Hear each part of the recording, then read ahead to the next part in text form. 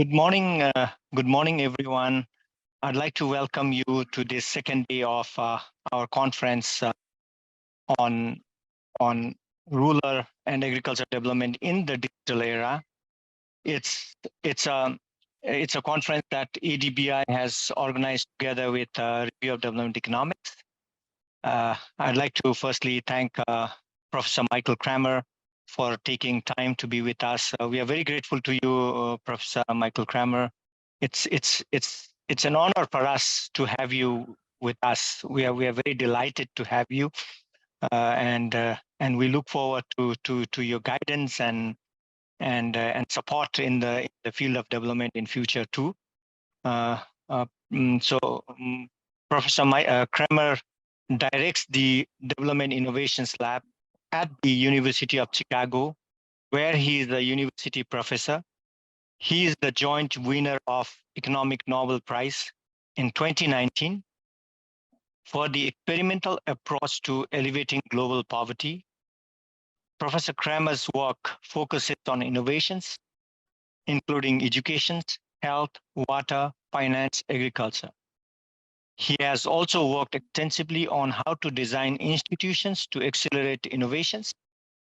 Professor Kramer actively translates his academic work into real-world programs. He helped to design an AMC for pneumococcal vaccine. Subsequently, 3 vaccines have been approved and rolled out in 60 countries, saving an estimated 700,000 lives. As part of Accelerating Health Technology Group, he conducted research and advised government and international organizations on how to accelerate vaccinations against COVID-19. His work on safe drinking water led to Dispenser for Safe Water programs, which reached 4 million people via the NGO Evidence Actions. He is co-founder of Precision Agriculture for Development, which leverages digital technology to improve productivity and income for smallholder farmers in developing countries. Professor Kramer is co-founder and served as a scientific director of USAID Development Innovations Venture, DIV, an open trade evidence-based fund that support innovations for development. Professor Kramer, I think, is known to everyone. So actually, I didn't have to introduce, everybody knows, but I thought that it's an opportunity for me to introduce. Professor Kramer, floor is yours. We look forward to hearing from you. Thank you so much for that kind introduction, and very pleased to be here. Let me see if I can share my screen. Let's see. Great. How is that working? Can people see that well? Yes. Wonderful. I'm happy to be here to talk today, at least virtually. And I wanted to note that a lot of what I'll discuss today comes from this article with Raisa Fabregas and Frank Schilbach, which we published in Science in 2019. So this is really reflects joint work, but I'll also be talking about a number of other papers.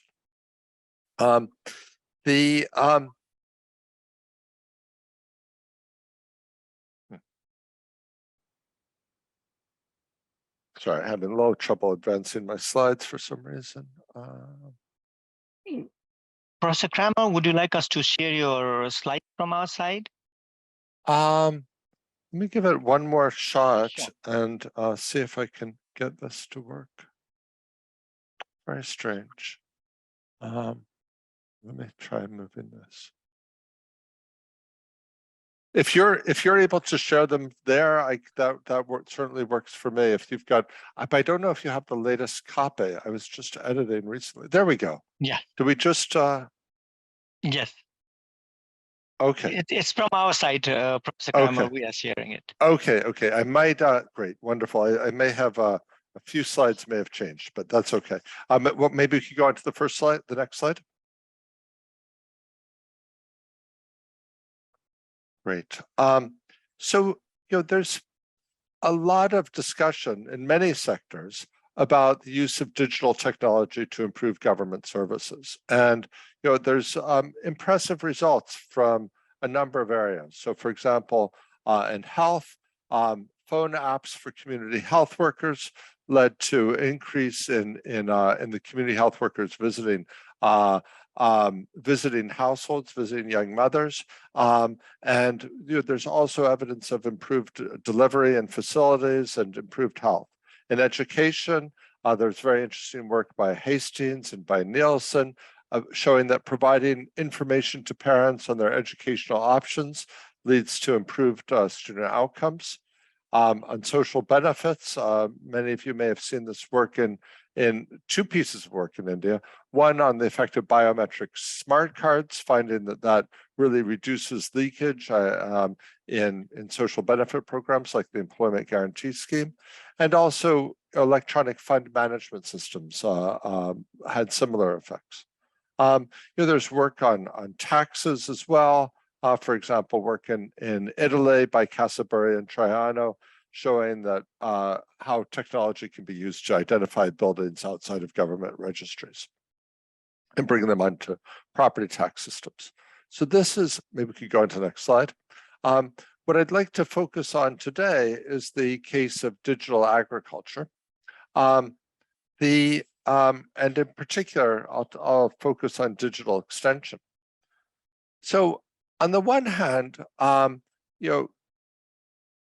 mobile phones create at least the potential for very low cost delivery of information to farmers that can be timely, so it can match the agricultural season, can match pest outbreaks or weather events, and that can be customized to farmers' settings, at least potentially. And this can be done very, very cheaply,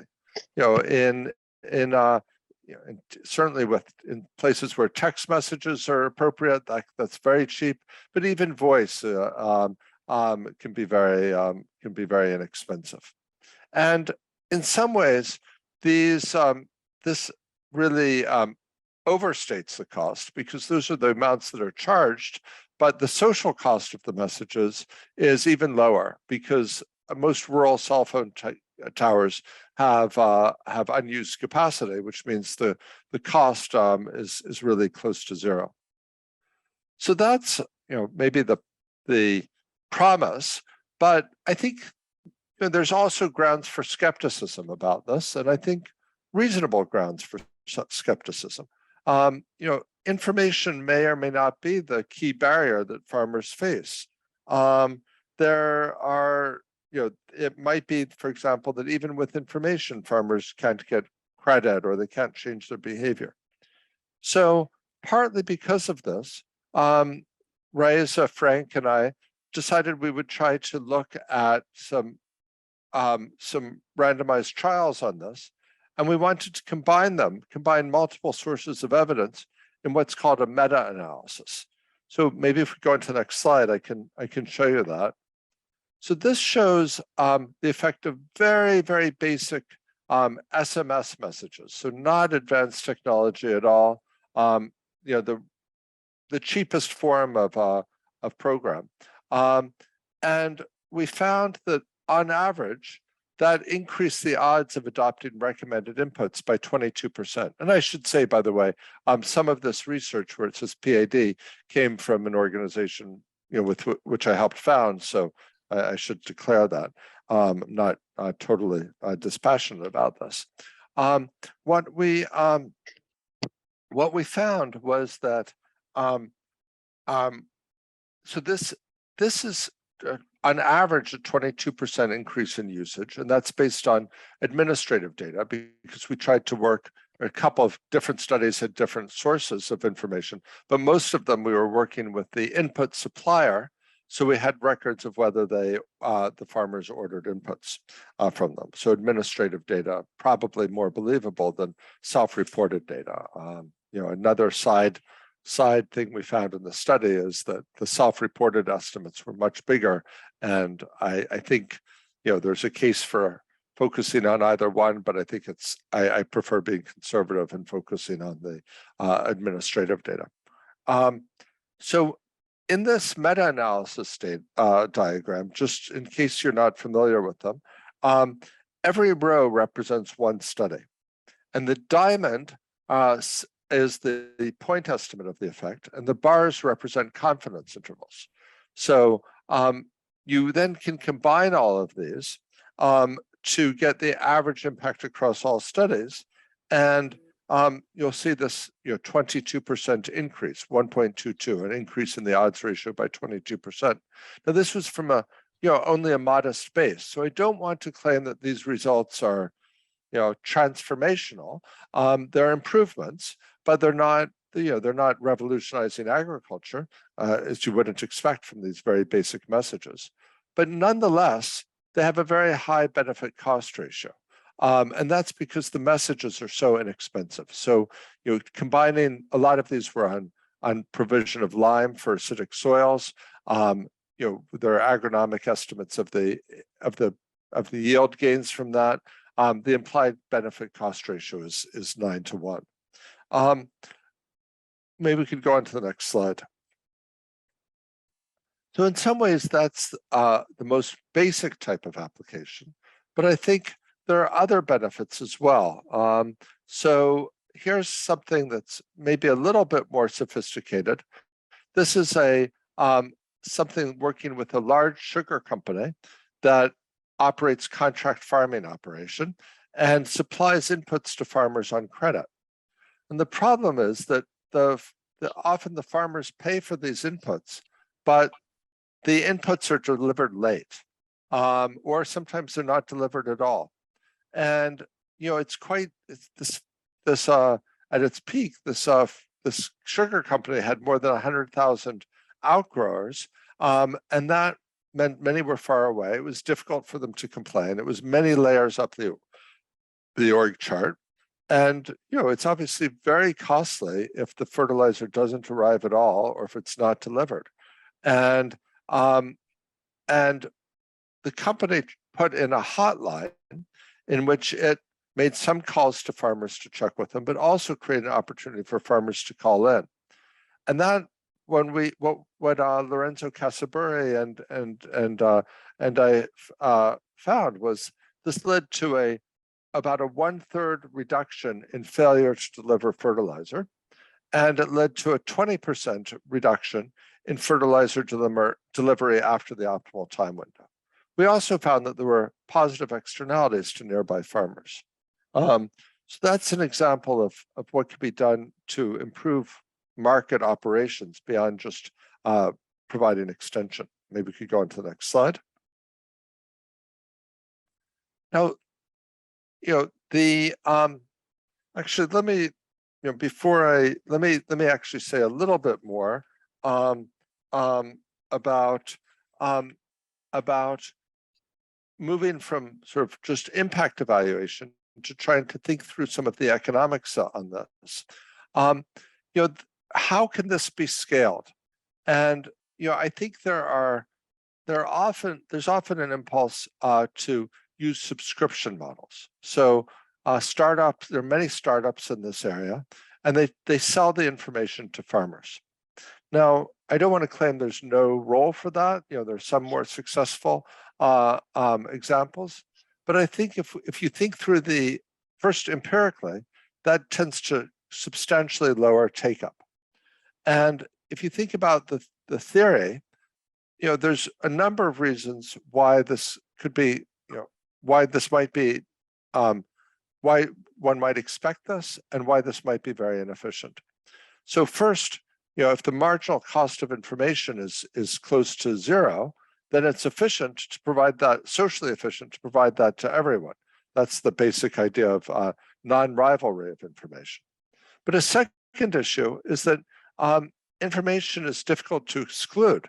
So a farmer who gets this information may pass through a mobile phone, through a subscription service, might pass that on to their neighbor, and then that's something that makes it hard for this to be an effective business model, because willingness to pay would be reduced by that, and obviously the number of customers would be reduced. So there may be a quite big gap between when it's profitable for a firm to come in to provide the service, and when it's socially desirable. And indeed, we see a fair amount of evidence of spillover of information, including to customers who didn't directly get or including to farmers who weren't directly receiving it on a mobile phone basis. There are also, in Kenya, we estimated the aggregate willingness to pay for a local soil test exceeded the cost of testing, but we found at least suggestive evidence of a lower willingness to pay in a public setting when people could get information from other farmers. There are also issues of asymmetric information. So how does a farmer know whether to trust the information? If it's a subscription service, they have incentives to oversell the value of information or to take advantage of confirmation bias by telling farmers what they already believe rather than other things. And if firms are taking advertising, then they may have information to say positive things about the advertisers.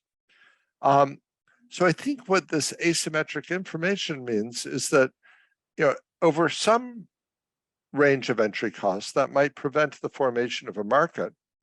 Now, the opposite concern will start to come in as entry costs fall, as more and more farmers get access to the internet. At that point, the cost of entry might be very low, but then you have to worry about a lot of firms entering with very low quality content that maybe are providing misleading information. So, I do think there are other approaches that that could be quite successful, that rely on just purely private sector approaches. There may be opportunities to sell services to contract farming organizations. There might be that buy on bulk on behalf of all their farmers.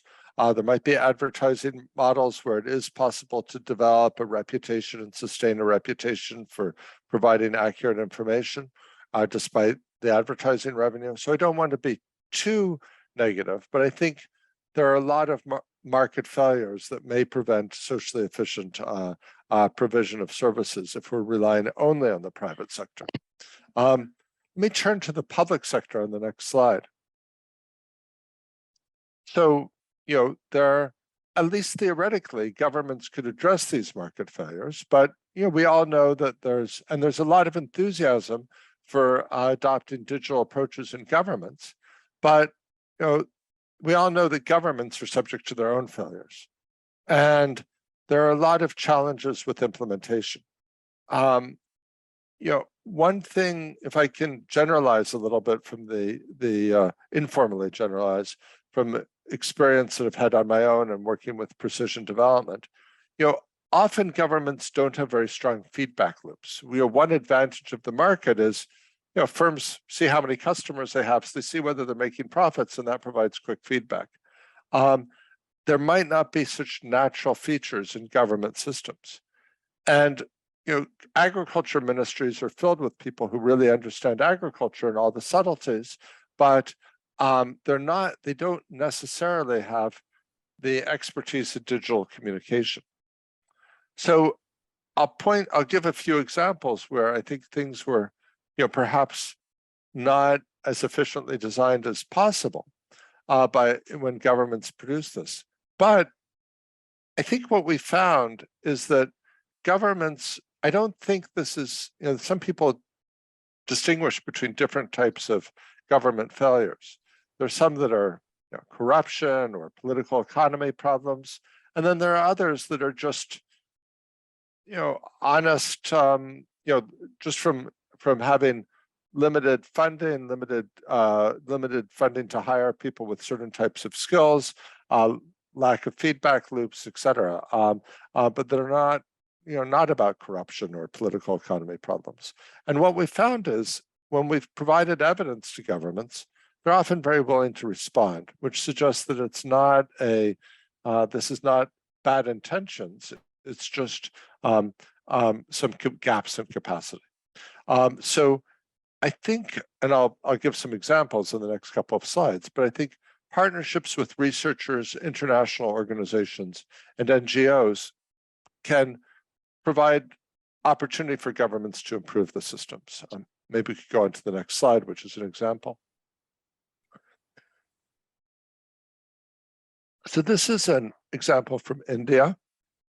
There's been a widespread effort in India to have soil health cards, to test soil chemistry and provide that information to farmers. And here you see an example of an initial design of soil health cards. And one can understand the impulse here.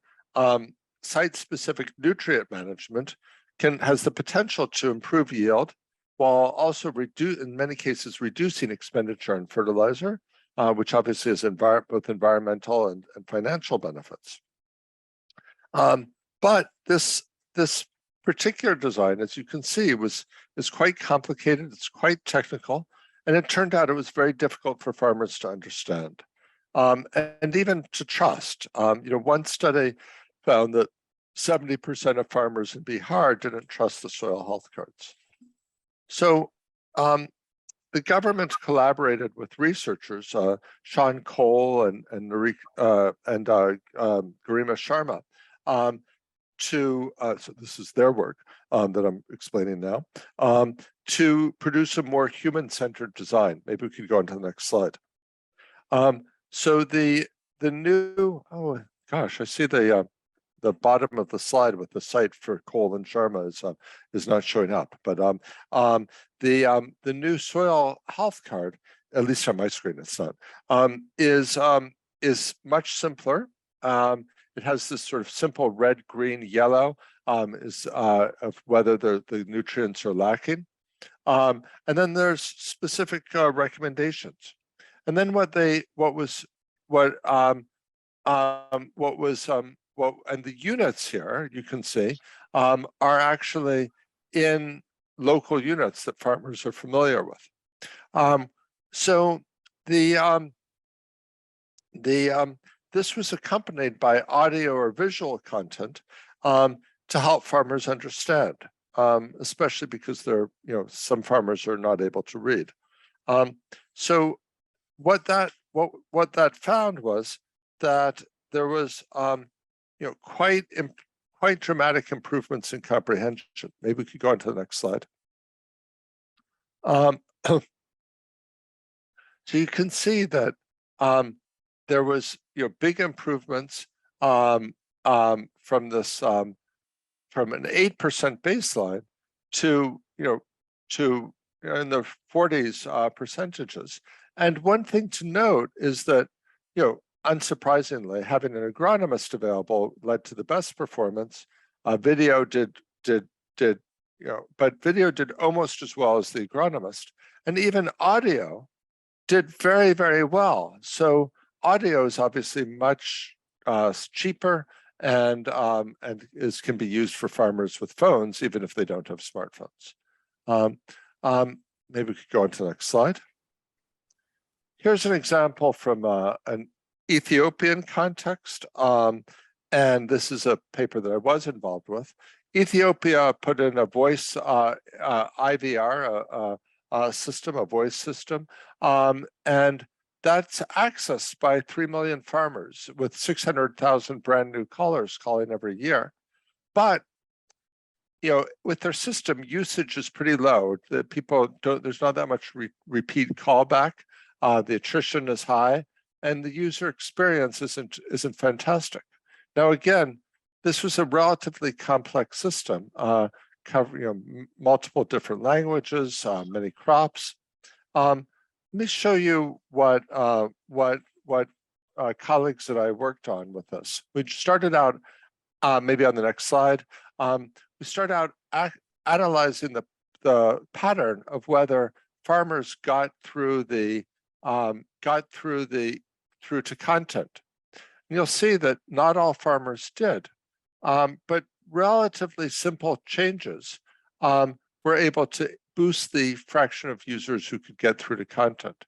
So maybe I should speed up a little bit, but just eliminating a unnecessarily complicated registration system increased the share of users accessing content from 52 to 63%, a roughly 20% increase in this. And again, just as in India and Pakistan for that matter, the government really changed when its procedures when it saw this evidence. I think there's a lot of other potential areas of improvement. So for example, adjusting the menu that farmers get depending on the season. Farmers are, during planting season, that the first option for farmers could be to get planting information. If it's harvest season, maybe it should be information on post-harvest storage, but just adjusting this by season could help. Okay, maybe we could go on to the next slide. I think I've covered some, relatively basic systems, and I think talked about how they can deliver, how they can already deliver impressive benefit-cost ratios, even with very basic, SMS-based systems that are just going to the farmer. But I think so I think the real potential will come with a number of steps that can be taken in the future as technology improves and as the sophistication of the systems improve. So one is integration with in-person agricultural extension and with supply chains. Agricultural extension agents could do a much better job if they can, they'll have smartphones, they can show videos to farmers, they could send messages to farmers in their area saying, well, I'm going to be doing an event in this particular farm on this particular day. So I gave some indication of how supply chains could be improved with the sugar company, but other things could be done. I think a lot of the work that I've shared today in the second part of the talk talked about how A/B testing could improve things. The messages that I showed were not highly customized. But as more and more farmers get smartphones with GPS systems, or as we learn to crowdsource location information, then there could be increased customization and provision of very local weather information, for example, or pest information, or market information about what inputs are available. I think there's opportunities as more people get smartphones for crowdsourcing. So, in Kenya, I've worked with a system where farmers can get information on pests that are coming in, but they can also share and they can input information on the condition of their field that's useful for giving them advice, but it's also useful, potentially useful for the agriculture ministry in understanding what regions of the country are worst affected and providing and knowing where to focus their resources for dealing with these pests. I think as time goes by, we'll see greater technological developments. For example, we could improve weather forecasting quite a bit. And that's very complementary with knowing farmers' location, because then information could be sent to farmers about what's going to happen in precisely their area. I think there's opportunities to involve farmers themselves as sources of information, so they can share their experience with various different techniques or inputs with other farmers, and that information can be aggregated. So I think there's really tremendous opportunities for the future. I think this is an investment that's worth it based on current returns. But I think the other big benefit of getting these systems going is once you can get enough farmers on this, you can start to do more A/B tests. You can start to experiment with some of these more advanced systems, and that opens up the potential for much bigger gains. So I think this is a very exciting area. I think it's one where there's a role for a lot of different experimentation, and a role for international organizations to be willing to support that experimentation in exchange for careful documentation of the results and sharing of information. And I think that could lead to a very virtuous cycle of improvement. Maybe we could just go on to the next slide. So, to summarize things, I think the benefits already far outweigh the costs. I think there's a lot of opportunities for much larger improvements in the future. I think this is a case, and I think this will be, the case for other digital things, where a purely the simplest private sector models of selling things on a subscription base, economic theory and data suggest that's not going to give the optimal solution. There can be a lot of problems with just pure public provision as well. But I think that with the additional technical support, capacity building, and integration with researchers and with NGOs, I think there's an opportunity to really improve the public models, and then for experimentation by the public models and sharing of that information, so there can be global learning in this area. So thank you very much, and if there's any time, happy to take questions. Thank you so much, Professor Kramer. It was indeed a great presentations, and your work on digital agriculture has been so much, and I'm sure we all will benefit from your research. I'd like to open floor. There are a few people who have actually put questions on Q&A box, but I'd like to give it to the participants who have raised their hand. Leslie, would you like to put on the mic and ask your question? Oh, could I just submit? Oh, thank you, sir. And my problem is the internet, especially e-commerce and social media, and has developed rapidly in China over the past 2 decades. And however, some studies have found that the total and factor productivity and its growth do not seem to have increased significantly. And based on publicly available data, I also calculated FP and national and provincial levels and found the convergence with the prevailing finding. And I want to ask Professor, and how to see the difference between the rapid growth of internet technology in China and the possible stagnation of TVP and the macro level, and what might other developing countries could learn from it? Thank you. Right. So just to make sure I understand your question, internet's grown very rapidly, but there's not been as much development as the economy that one might expect. Is that, am I understanding? Yeah. I think it's, let me go back to that 22% increase, and that was with very basic systems. I'm sure things in China with the widespread availability of smartphones are more advanced, but that 22% is both corresponds to a 9-to-1 benefit cost ratio.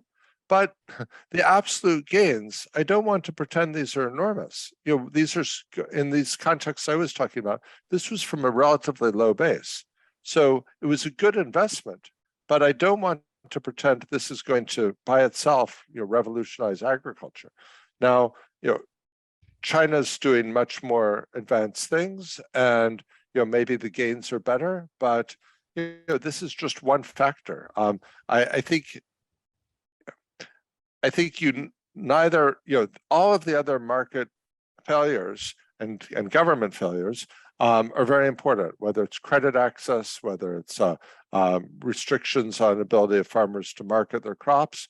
I'm just arguing that they're not so bad that it's impossible to see any gains, but I don't want to, I think we need to go well beyond digital.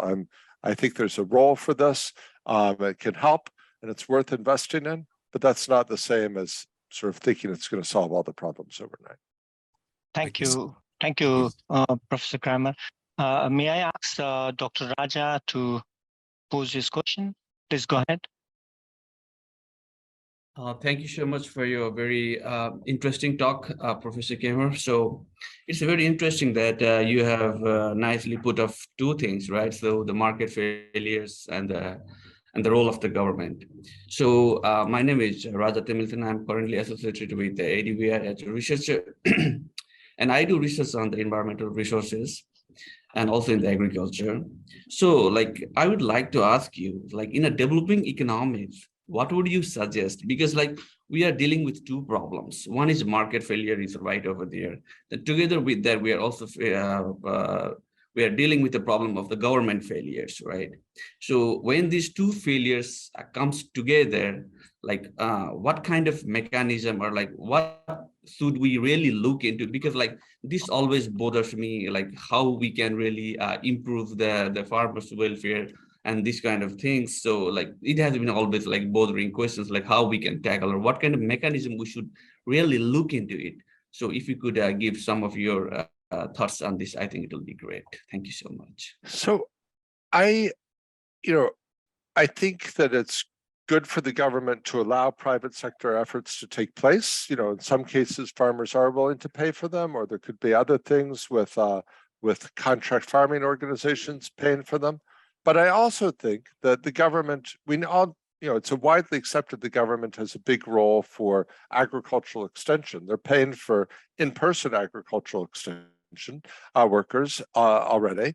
And I think in the modern age, it makes sense for the government to invest in digital agricultural extension as well. And the government can. So I think it's a good investment for governments to make. Now, I mentioned that the marginal cost of the cell phone sending the messages is actually lower than the price that's being charged by the telcos. One thing that governments might want to do is to seek cooperation with the telcos. And you can imagine, telcos might be very well, it's a highly regulated industry. They often are making quite good profits. There's no reason this needs to cut into those profits. So you can imagine it might even generate more business for them. So you can imagine telcos making efforts as well as part of corporate social responsibility, or just working with the government to do this. So we've seen in Kenya, there's the Ministry of Agriculture. There was a national emergency because of arrival of new pests from Latin America, and the telcos, volunteered to help work with the government to get messages out. And the regulators, normally there are restrictions on sending unsolicited messages. The regulators made an exception for this. So I think those types of efforts can be very promising. But I also think that governments will typically need some technical assistance in doing this most effectively. And that we all need to experiment and try new things. It's a new area. Thank you so much for your Professor Kramer, we have some questions on the Q&A box. One it's from Dr. Subhasis Bear, where he says, while big farmers are benefited from the use of digital technology, marginal farmer fails to do so. Therefore, there is a possibility of increasing the gap within the rural areas. How to improve this situation? Yeah. So, I think that addressing issues of equity is very important. In addition to the equity between farmers with more and less land, another area is gender, where in many societies men have much more access to cell phones than women. So I think it's very important to address this. But I also think that cell phones are now diffusing to more and more farmers. And really, in many countries, the majority of farmers have access to phones, and at least to the basic text or voice messages. And one aspect which I've emphasized earlier is probably making these available free of charge will improve access for lower income farmers. Another element is trying to make sure that this is available through basic phones rather than only through smartphones, and trying to make it accessible to illiterate farmers through adding voice. So those are some examples of things that can be done to help address the equity issue. Thank you, Mr. Kramer. We have, following up on what you have just said, we have a question from Sri Lanka. Damika has these questions, where Damika says, at least in Sri Lanka, where I live, most of the farmers are IT illiterate, and the take-up of such information systems are working very sluggishly. So how do you see the progress in the sectors? Also, agriculture, the default options for anyone if they find it difficult to find a better opportunity. So this mentality and true existence of norm or biggest hindrance to progress, how would you see this as an opportunity or a threat? Right. So, I think it makes sense to offer a range of different approaches for different types of farmers. So there'll be some farmers who, there's some farmers who will be relatively sophisticated, who will have smartphones, who can do things like take pictures of pests and then identification, perhaps machine learning identification. The pests could be provided and advice could be provided, and there'll be some sophisticated farmers with access to smartphones. There'll also be some farmers for whom you just have to rely on basic voice messages or basic text messages. And I think this varies by the society and the norms. Obviously, there are going to be many farmers. When I gave that 22% increase in adoption, that's presumably a mix of some farmers who never read the text message at all and had a zero effect, and other sets of farmers who are at least reading their text messages, and maybe there's double the effect on those. So I would say we should be experimenting with simplified messages, other ways of getting through, of combinations of in-person extension agents to maybe train farmers on use of the digital phone. So we should think about ways to expand this, but I don't see that as a reason to hold back in providing services. Thank you, Professor Kramer. I think, what you pointed out is very, very valuable. I think we cannot wait. We really need to move on. There is a question from our Asian Development Bank colleague, Michiko-san. Michiko-san, would you like to open your camera and pose your question? Thank you. Thank you for the insightful presentation, Professor Kramer. I have a question about upscaling.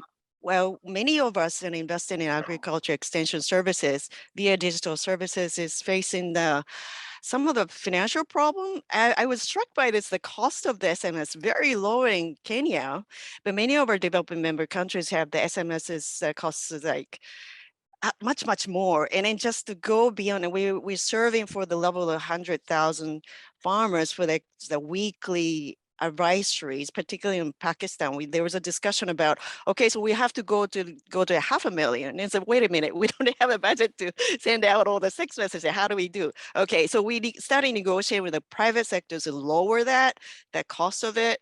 But then I think there was an interesting discussion of the lowering entry cost to the market could just you might compromise the quality of the services too.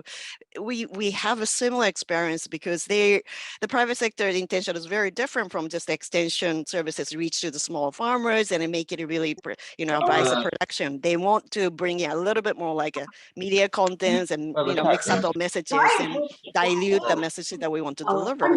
Another thing that we were talking about, let's bring in the advertising and then try to finance that upscaling. We were laughing about this, but we haven't seen any of the successful cases of upscaling introduced advertising. So if you have any good example that we can follow, we would like to listen. Thank you so much.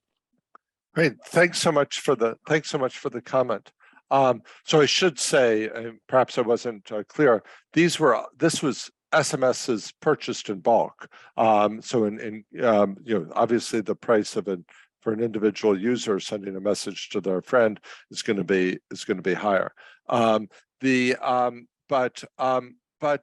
I think, let me throw out a few reactions. I think that there'll be a negotiation between the government and telcos. And I think personally it's reasonable for governments to say if there are certain things that bring disproportionate social benefits, whether that's messages on health emergencies like COVID, whether that's agricultural emergencies like fall armyworm in Kenya, or just basic services like digital practice homework problems that the children can do on phones. Asking telcos to provide this at marginal cost seems like a very reasonable thing, and I think marginal cost is often very low. And I think that's justified by the economic principles. This is if this is a monopoly or has the market power, the temptation will be to charge well above the marginal cost, and that's not efficient. But if I also think that it makes sense for the government to just allocate this money in its budget. Budgets are tight, obviously, but when you're talking about a 9-to-1 benefit cost ratio, and that's just the static benefits, that's not taking into account the potential improvements over time. That's a very good case for public expenditure. And the principle that governments provide extension information and is well established. The cost, if you just think about the cost per farmer reached, it's going to be very attractive with digital means compared to in person. I think we should try to integrate these two. I'm not suggesting that we eliminate the in-person, but I think paying the cost for bringing in digital is money well spent. Particularly if it's carefully evaluated and the A/B tests are done to improve it, and there's sufficient technical assistance to make it as effective as possible. Thank you, Professor Kramer. We have one question from our colleague from Asian Development Bank Institute using Yao. Her question is, great presentation. Thank you, Professor Kramer. Question is, what is your view on the cooperations between the Multilateral Development Bank, for example, World Bank, Asian Development Bank, and the developing member countries on improving the smart agriculture?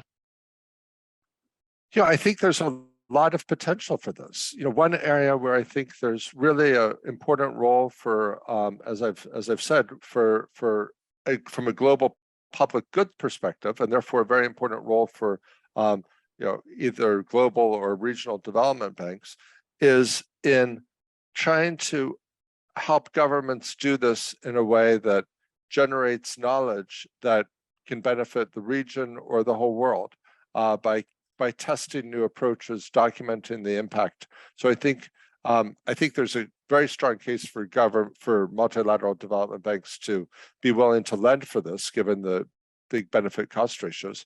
I think there's a case for providing technical assistance, since I think some of the slides I've shown suggest that can play a very important role. But I also think there's I know the World Bank has an aspiration to be a knowledge bank, and I think trying to structure things to generate learning is another area that development banks can be useful. If I can do a little bit of give a personal perspective on this. We're probably going to be organizing a commission on climate change, food security, and agriculture at Chicago, and we'll examine on innovation for climate change, food security, and agriculture. And I hope that digital agriculture is one of the areas that we'll be examining, and be happy to either in my in the University of Chicago role or with this commission, or also I'm obviously happy to make introductions to precision development as well, but to try to connect people who are interested in this field with some resources to learn more and examples of countries that have done this and what their experiences have been. Thank you, Professor Kramer. This is good news for does anyone have would like to ask a question to Professor Kramer directly? Yeah, Dean, yes, please go ahead. Yeah, thank you very much. Thank you very much, Professor Kramer, for the great presentation. I'm the Dean of ADBI. Thank you very much. So it was very encouraging when you said government often are willing to respond to evidence, and they are willing to have partnership with researchers, international organizations, and NGOs. But we often hear from the researchers that our government do not listen to us. So they have idea when the government is particularly, welcome the researchers' contribution. My guess is when the government officials, policy makers have some concrete idea about their policy, and they want to improve, they want someone to improve or refine their ideas, then they happy to listen to researchers. But when the NGOs or private sector person or research university researcher propose something, they may be very skeptical. So is there any good way to connect the both sides? Yeah, that's a great point. I was surprised to see such multiple governments, in India and Pakistan and Kenya and Ethiopia. We saw this, very encouraging receptiveness, and but at the same time, I'm not. I've been working in development long enough that I've certainly had the experience of governments that are not so receptive on certain issues. So why the difference, and why this sort of surprisingly positive reception? Well, one thing I think is these are not, there's some things that are inherently very politically controversial. I've been doing some work on education, on private sector firm. That's very politically controversial, and the data is and should be only one element in the equation. There are very deep philosophically held beliefs that people on both sides of the issue will have. But this is an area that, how do you best convey information? Well, this is an area where you can, the government might have views about which crops it wants to encourage production of, or which inputs or technologies are appropriate, but they do want to get whatever they decide they want to get across. They want that to be understood by the farmer, and so if you can bring evidence of here's better ways to do it, that helps. Now, I should say in India and Pakistan and Ethiopia, the government was already committed to providing this information. So it was really just as exactly as you said, this was a government goal, a government program already, and these were minor tweaks on technical issues to improve things, but they led to real improvements. In Kenya, this was a case where the government wasn't already doing this. They've done it, but there are challenges in terms of funding, and it's difficult to commit funding to a new initiative. So I don't want to paint the picture as entirely wholeheartedly rosy. But I think there are a lot of governments that want to use technology. They care about agriculture. There are a lot of voters who are farmers, and they want to use technology, and that's appealing to them. Okay, thank you very much. Thank you, Mr. Kramer, and thank you, Dean. And okay, there is one, I can see one hand raised from Dr. Jagdish Timchina. Please go ahead.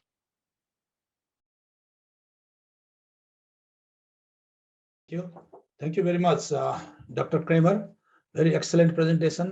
It's very informative and relevant and useful. I have just one question regarding your slide on the site-specific nutrient management in Gujarat, India. I in the past I have worked together with other colleagues on the the development and application of decision support system tools for fertilizer management, especially in Bangladesh and Nepal. So I have some experience on that.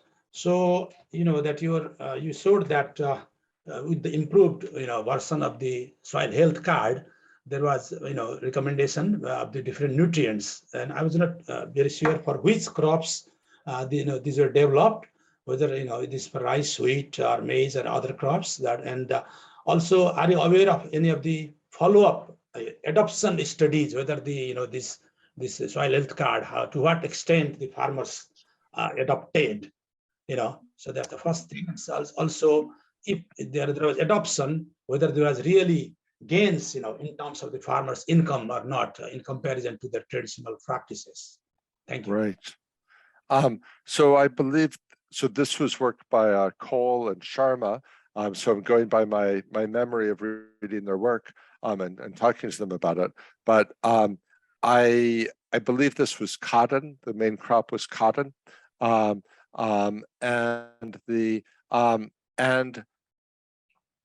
I think there's a need for more work to look at the factors that you mentioned. So we in the same review article that I mentioned, it's easier to do studies of adoption because, particularly if you can work with an input supplier who has records of who's ordered and who hasn't, then you need very large sample sizes for these studies because we're not talking about overwhelmingly large effects. We're talking about modest effects, and so there were a number of studies we could do a meta-analysis. It was a much smaller sample where we could actually look at measures of profit or yield. The point estimate that we had was around 4% from a similar meta-analysis of increases in yields. So again, in terms of a benefit-cost ratio, that's fantastic. In terms of, are we totally changing agriculture? No, we're not. Again, these were very basic systems. But the soil health cards in particular, I don't think we've got great evidence on this. In this case, both in India and Pakistan, the government was already decided it wanted to do this, and it was relatively inexpensive to do a study to look at does changing the layout of the soil health card lead to better comprehension. But that leaves a lot of open questions, and I also think, and I'd be curious about your experience, that there are important questions about the quality of the data that's available through the soil health cards as well. And in general, I think it's very important to put, we know as researchers that if you need to do a lot of checking on data quality. And my guess is that it would be helpful for these programs are in many states in India. They would be very helpful to improve just the internal systems for checking on the quality of the soil chemistry data. Thank you, Dr. Kramer. We have a question from Dr. Sitaram. I don't know if Dr. Sitaram would like to directly pose the question, or should I pose on his behalf? Dr. Sitaram, would you?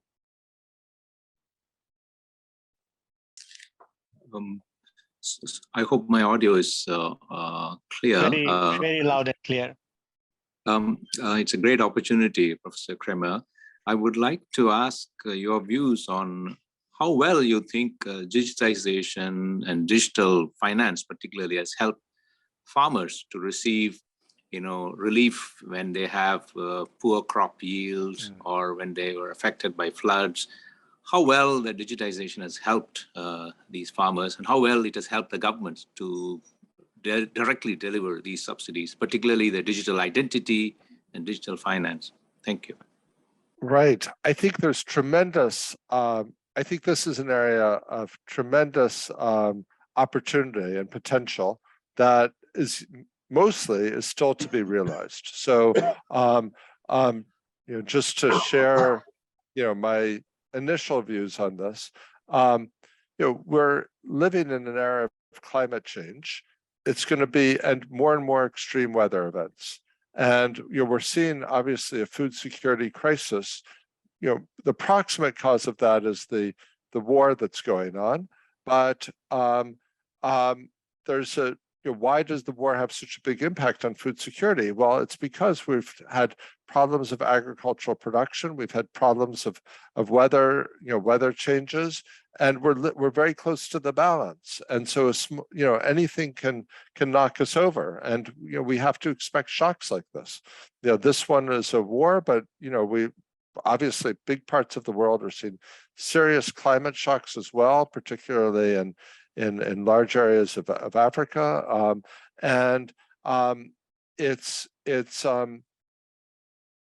we need to set up systems now. This actually reminds me of COVID in a way. Early expenditures to set up systems can provide some insurance against crises. And if we now have all of the elements we need to put together, it's possible to do digital identity systems. Obviously, India's Aadhaar project has made a tremendous difference. It's possible to get location data, either directly from smartphones in the countries where those smartphones are widely diffused, or I think we can work out other ways. Even if only a small fraction of people have smartphones, there could be crowdsourcing of location data. Then we could also have improved both weather forecasting and weather monitoring. And then we could both advise farmers, there's a crisis, we're gonna, you might think it's time to plant, but actually it's not going to rain for a while, or might not, and you need to hold off for a while, or whatever the issue is. But then there'll be crises that there'll be a drought and crops will be destroyed.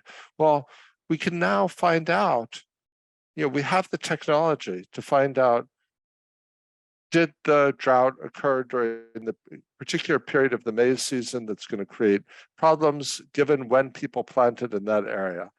We can identify which farmers with satellites, we can even identify which farmers are particularly suffering or which regions.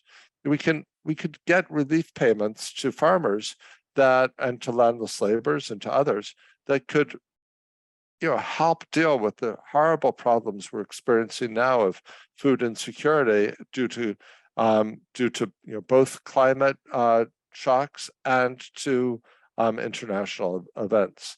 And as we go into a world with more and more extreme climate, and there have been lots of pledges by high-income countries to deliver funds for mitigation. What better source? I mean, I feel like I'm giving a political speech now, but who are the farmers? Are some of the most vulnerable people in the world, and agriculture is an industry that's very vulnerable to climate. So if we're going to provide funds for mitigation, let's do weather and climate shock responsive cash transfers, so that we can get resource, we can try to prevent this with better digital extension, better weather information. But if sometimes it's going to occur, just no matter what we can do. And then let's do the climate and weather responsive cash transfers. But let's act now to build the systems to enable it. So I think that's a very important priority for the future. Thank you. Thank you so much, Professor Kramer. I really appreciate your views on that. Being a son of a farmer myself, I know what it is for farmers when we have this catastrophic climate and weather conditions. Thank you very much, Professor Kramer. Actually, I think there are many questions. People don't want to let you go. They really want to hold on to you, but then we have to. In case there is some last minute question, anyone, I'd like to, because we don't want to miss an opportunity to ask you. If there is any, please. Raise your hands, put your questions. If not, then we'll have to go for there's one last questions I can see. This is the last questions. Yeah, please go ahead. Thank you for giving the last chance to me, and thank you very much, Professor Kramer. So I have a question regarding the digital agriculture extension. So I was wondering, what's your opinion on the roles that digital agriculture extension can play in promoting the farmers' use of digital technologies? Because digital technologies in technical more complex than traditional ones. So that for farmers, it's more difficult to understand the rationale, let's say, and as a result, they're slow to accept and use. So digital extensions, for example, they like using videos or even VR facilitated training may help them to reduce the kind of the burden of understanding technologies. So what's your opinion on that? You think that's a potential? I mean, I think all of us who have access to YouTube, there's sometimes when we need to learn how to do something. You can read a cookbook or an instruction manual, but it's much easier if you watch a YouTube video that gives you instructions. And there's no reason that this similar things couldn't be delivered to farmers so that they can learn new techniques. And I think there's a potential, a lot of synergies between digital extension and adoption of new technologies, particularly as when we can go beyond just text messages or even voice to video. Okay, thank you. Thank you, Professor Kramer. We all are looking forward to taking a picture with you. So I'd like to request everyone to open their camera, give a big smile. Please, all of us, put on your camera. Dr. Sitaran, Ram, and everyone. Let's have this great opportunity to be with Professor Kramer in this picture. All of us, please. Can you please join us? Dr. Sitaran, Milan, everyone.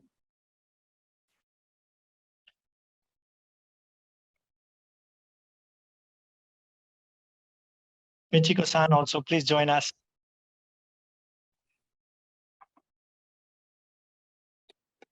Okay, may I start counting now? Yes. Okay, so I'll start now. Let me count from 1 to 3. Okay, 1, 2, 3. Once more. Okay, again. 1, 2, 3. Thank you. Thank you All of very us, much. can we put on the mic and give a big applause to Dr. Kramer, Professor Kramer? Thank you so much. Wow. We really appreciate and we look for many opportunities to be with you, Professor Kramer. Thank you. It's been a pleasure. It's a great discussion, and happy to follow up afterwards. So, thank you so much, Professor Kramer. Thanks a lot. Bye. Now we'll move on to another session. So yes, so our next session will start with series of presentations, and our chair is Dr. Ria Hiroaka. Dr. Ria is Director of Social Sector Division, Central and West Asia Department, ADB Philippines. Thank you so much, Dr. Ria, for accepting our request to chair the sessions. We greatly appreciate and would like to express our thanks and gratitude for being with us. Dr. Ria joined Asian Development Bank in 2001. She is the first and currently the Director of Social Sector Division for Central and West Asia Department since it was established in 2016. From 2011 to 2016, she was the Country Director in Kyrgyz Resident Mission. Dr. Hiroaka holds PhD in Development, Faculty of Economics and Regional Science from Cornell University, and a bachelor degree in Earth and Planetary Science from Tokyo University. She has over 25 years of experience in international development, in strategies and evidence-based policy development, public sector management, public finance, service delivery. She has also worked with the World Bank and the UNICEF. Thank you so much, Dr. Rie, and the floor is yours now. Yeah, thank you very much, Dale. And so thank you. So good morning, good afternoon, and good evening to everybody in the session. It's my pleasure to have this opportunity to listen to the great presentations. And also, I'm really excited about learning something from this session. So first, I hope everybody knows that we give every discussant will have a 15, every presentator will have a 15 minutes, discussant will have 10 minutes, and ADBI team will remind everybody if the time seems to be exceeding. And it's, then we follow with the Q&A sessions. And please post your questions and the Q&A box, or you can raise your hand. So if I miss any of your questions, and just remind me. And I don't want to be in the between you and great presentators. So let me move on to the first, the presenter. If I don't pronounce anybody's name correctly, please bear with me. Okay.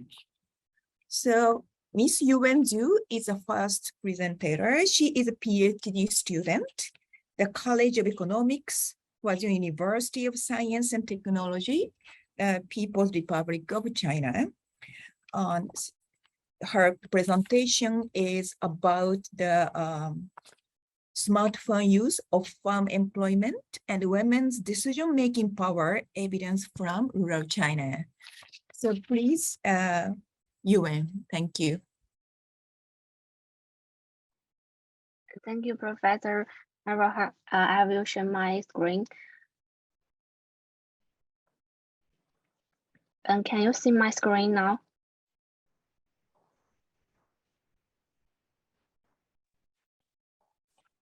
Yes. Okay. Thank you to the organizers for hosting this conference and giving me this opportunity to share this paper titled "Smartphone Use of Farm Employment and Women's Decision-Making Power: Evidence from China Rural China." This paper co-authored with Hong Yunzhen from Agricultural University and Professor Dilbo Hadurahat from ADB Institute. First, let me introduce the background of this paper. As we know, empowering women and promoting gender inequity is an important focus for the world. However, rural women still face different types of inequality. So we try to explore strategy and pathways that empower women. ICTs, especially a smartphone, enable users to acquire information on a global scale easily and efficiently. So our research question is whether smartphone use promotes women's decision-making power, and if so, what are the mechanisms? The finding of the study on the relationship between ICT use and women's decision-making power are mixed. One point we need to know is that there may be endogeneity issue, mainly self-selection bias. Two types of factors may influence the decision on whether to use a smartphone. One is observed factors like age, education. The other is unobserved factors like innate abilities. The main approach is already studied to solve the selection bias are IPW estimator, AIPW estimator, and PSM estimators. A common shortage of these estimators is that they can only address the endogeneity issue associated with observed factors. We are aware of any research in this area accounts for the selection bias of arising from observed and unobserved heterogeneity. Accordingly, this study extends existing literature from two aspects. To address the selection bias associated with observed and unobserved factors, we examine whether smartphone use with multiple smart applications use increases women's decision-making power using the ETR model. Our second objective is to explore whether smartphone use empowers women through additional women's offer employment in the perspective of extensive and intensive margins. Let's look at the part of method and the materials. We employed the ETR model, which used 2 steps to address the selection bias. Stage 1 constructs a latent variable equation to portray the decision on whether to use a smartphone. We calculate the ratio of smartphone users to the number of respondents within the village because of the information sharing and behavior imitation among households, rural households. Stage 2 models the impact of smartphone use on women's decision-making power. We also investigate the underlying mechanism, paying particular attention to women's offer employment, because women's decision on offer employment are not randomly assigned. So we use the control function approach to address the endogeneity problem and select the average offer worker ratio as the second instrument variable. In step 2, we include the observed value and the predicted residues from equation 3 in equation 5.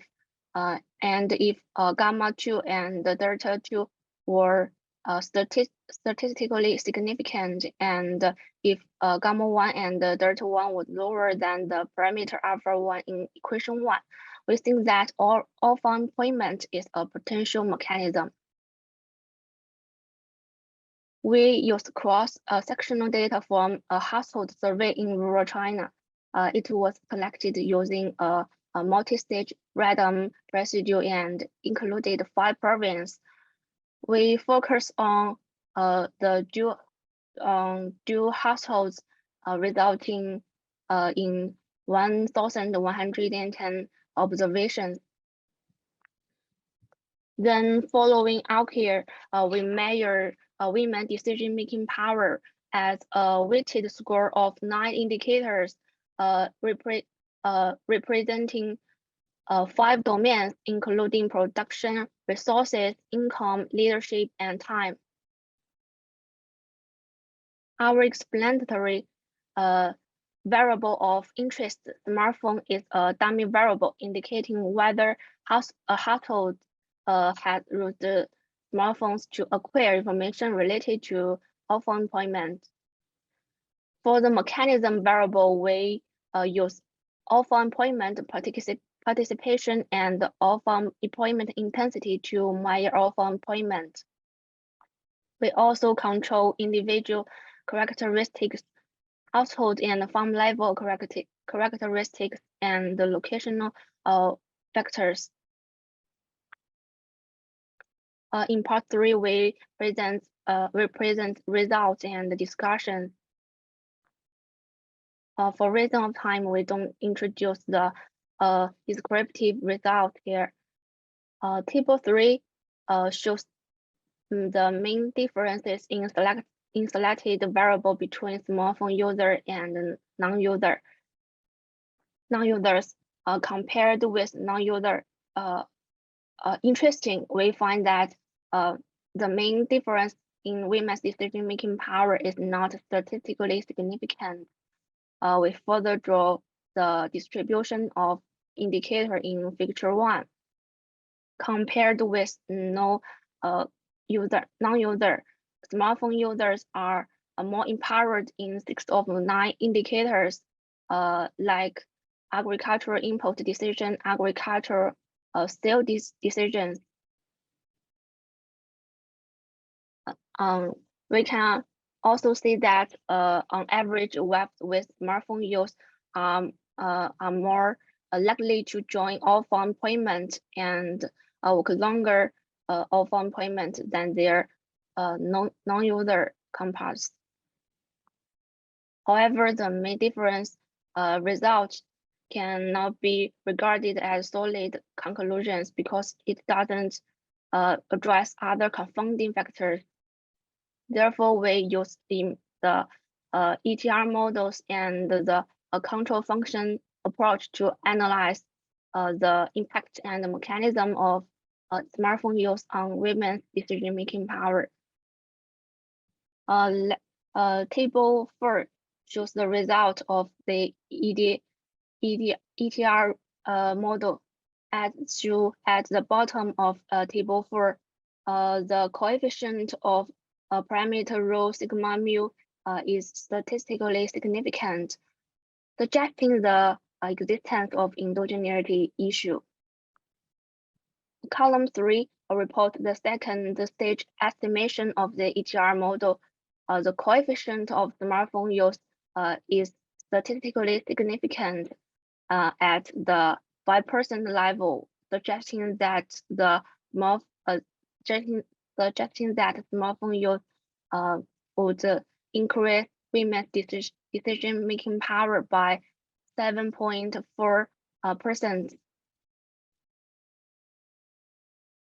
We also analyzed the potential role of off-farm employment in the relationship between smartphone use and women's decision-making power. Table 5 shows the results. We can see that engaging in off-farm employment increases women's decision-making power by 5.9%.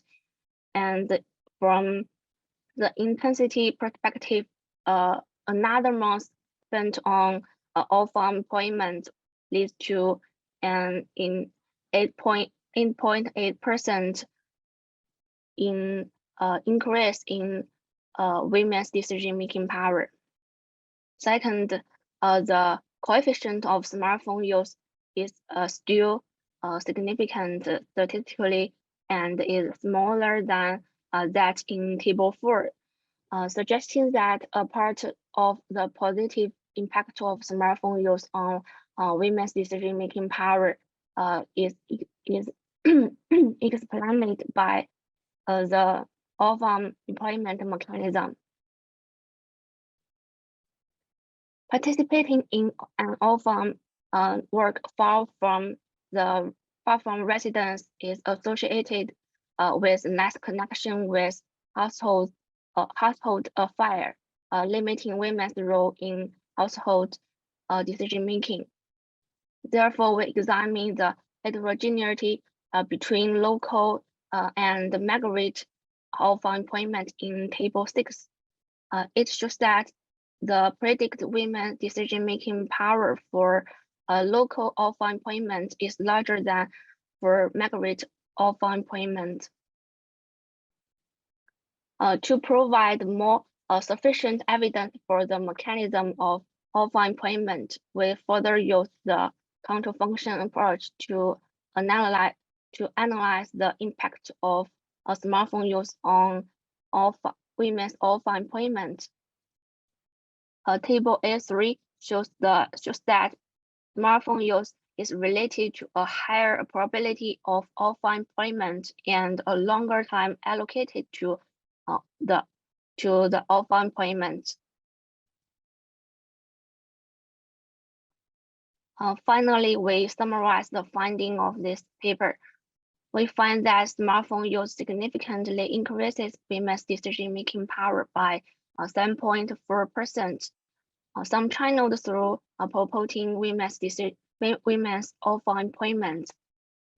Finally, participation in local off-farm employment rather than migrant off-farm employment has a stronger association with women's decision-making power. Two policy implications can be drawn from this paper. One is the government and the stakeholders should provide female suitable job information through the smartphone platform. The other is that more efforts are needed to invest in rural education and vocational education. That's all for my presentation. Look forward to your comments. Thank you. Yeah, thank you very much, Ms. Yuan, and for the very interesting and very extensive, based on extensive data analysis. Yeah, so I would like to call the discussant, Professor Chen Ji. She's Associate Professor, China Academy for Rural China, Department of Agriculture, Economics and Management, Zhejiang University, People's Republic of China. Professor Chen Ji received her PhD degree in European doctorate from Department of Agriculture, Economics and Management in Universidad Politécnica de Madrid in 2012.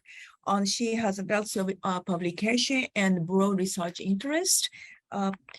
Those who, I think participants do have access to the bios, so please take a look at it and for further information. So Professor Chen Ji, please. Yeah, thank you. Okay, thank you, Professor Hiroka, and thank you, Yuan, for your nice presentation. It's my pleasure to give some comments on your study on this ADBI and RD Special Issue Conference. And I think the topic is very interesting, right, which is about the women's decision-making power in rural China, as we have the Chinese old saying, 妇女能顶半边天, right? China, the women can hold a half sky in China. So as a matter of fact, I myself am not an expert in gender equality or women's studies. So the comments I will give are just based on my own understanding. So please feel free to discuss or communicate when I finish my comments. Firstly, I will give a brief overview of your study. So the study analyzes the impacts of smartphone use on women's decision-making power. And it explores whether it is potentially through women's off-farm employment mechanism.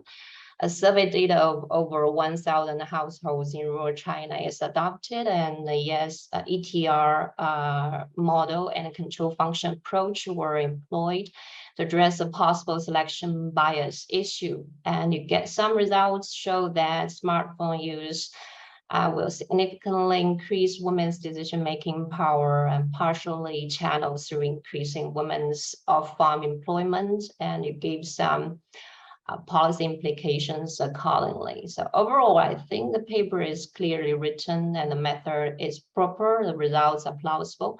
So I have several detailed comments below. First comment I have here, sorry, is in the introduction part. I think it would be nice for the readers to see a description on the overall decision-making power situation of women in rural China, especially relatively to men. I think this will help to enhance the overall significance of your research. For example, if women in rural China has a very low decision power relative to men, then the research on this issue is going to be very important to gender equality issue in rural China. So I would recommend to add this part, maybe provide some background information numbers on here. The second comment I have here still regarding the introduction, mentioned that the current studies have some mixed findings. And a majority of the literature support the ICT or innovative practices help empower women, where you list a series of literature here, and only two literature here I highlighted, which also in your study, and they show some different findings. I think I'm a little bit concerned on this point because, as you can see, the vast majority of the existing studies, they find they have consistent conclusions, except these two. And actually, I went for these two articles, and I found that these two articles did not have any identification strategy, used only multi-regressional model. So the results were not so robust. So maybe you want to provide more evidence on this point that the findings are really mixed to make the readers more convinced on this point. So the next comment I have is regarding the methodology. It's very nice to see that you have chosen the IV in your study as IV of the household decision of smartphone use, and you calculate the ratio of smartphone users to the number of respondents within the village.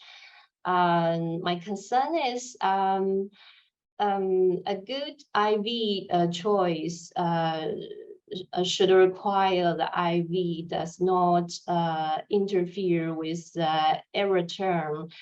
And I think the ratio of smartphone users might still influence the unobservables, which lie in the error term, probably.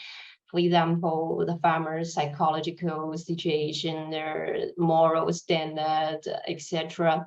So this might not directly influence the household decision on smartphone use, but might still influence the decision on smartphone use indirectly, which may reduce the quality of the IV choice. Regarding the data source, you mentioned that you focus on dual households and the unmarried, divorced, or widowed respondents are excluded. So my question here is, how were the women in the study defined? You know, it's very common in the rural China, 2 or more generations of rural households live together. And there might be more than one adult woman live at home. And so which woman or which women is or are included in the sample, I think you might want to specify this point. And another little point here is, what does dual households mean here? I think maybe you refer to dual income households.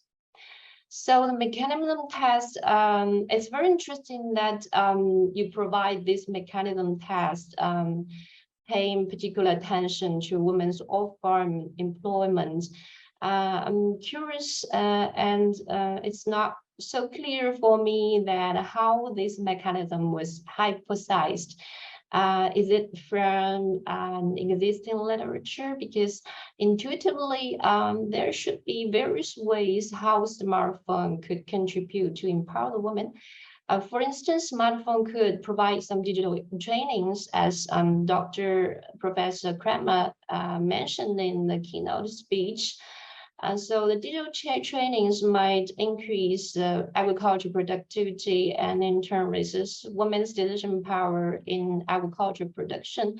So you may want to provide more justification on why you chose women's off-farm employment as a mechanism test.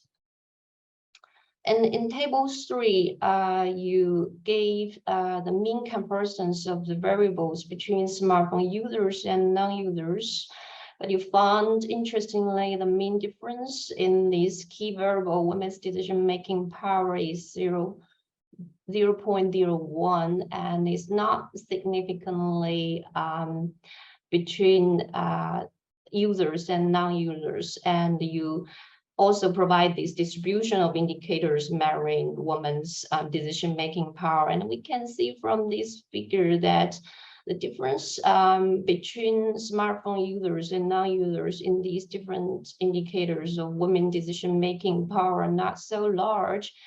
And so maybe you want to provide more explanations on this point.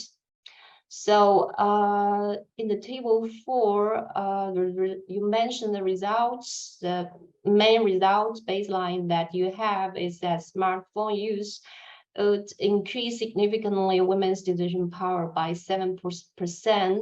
So I think it would be nice to see if you can give some economic meanings explained by these women's decision power increase by 7%.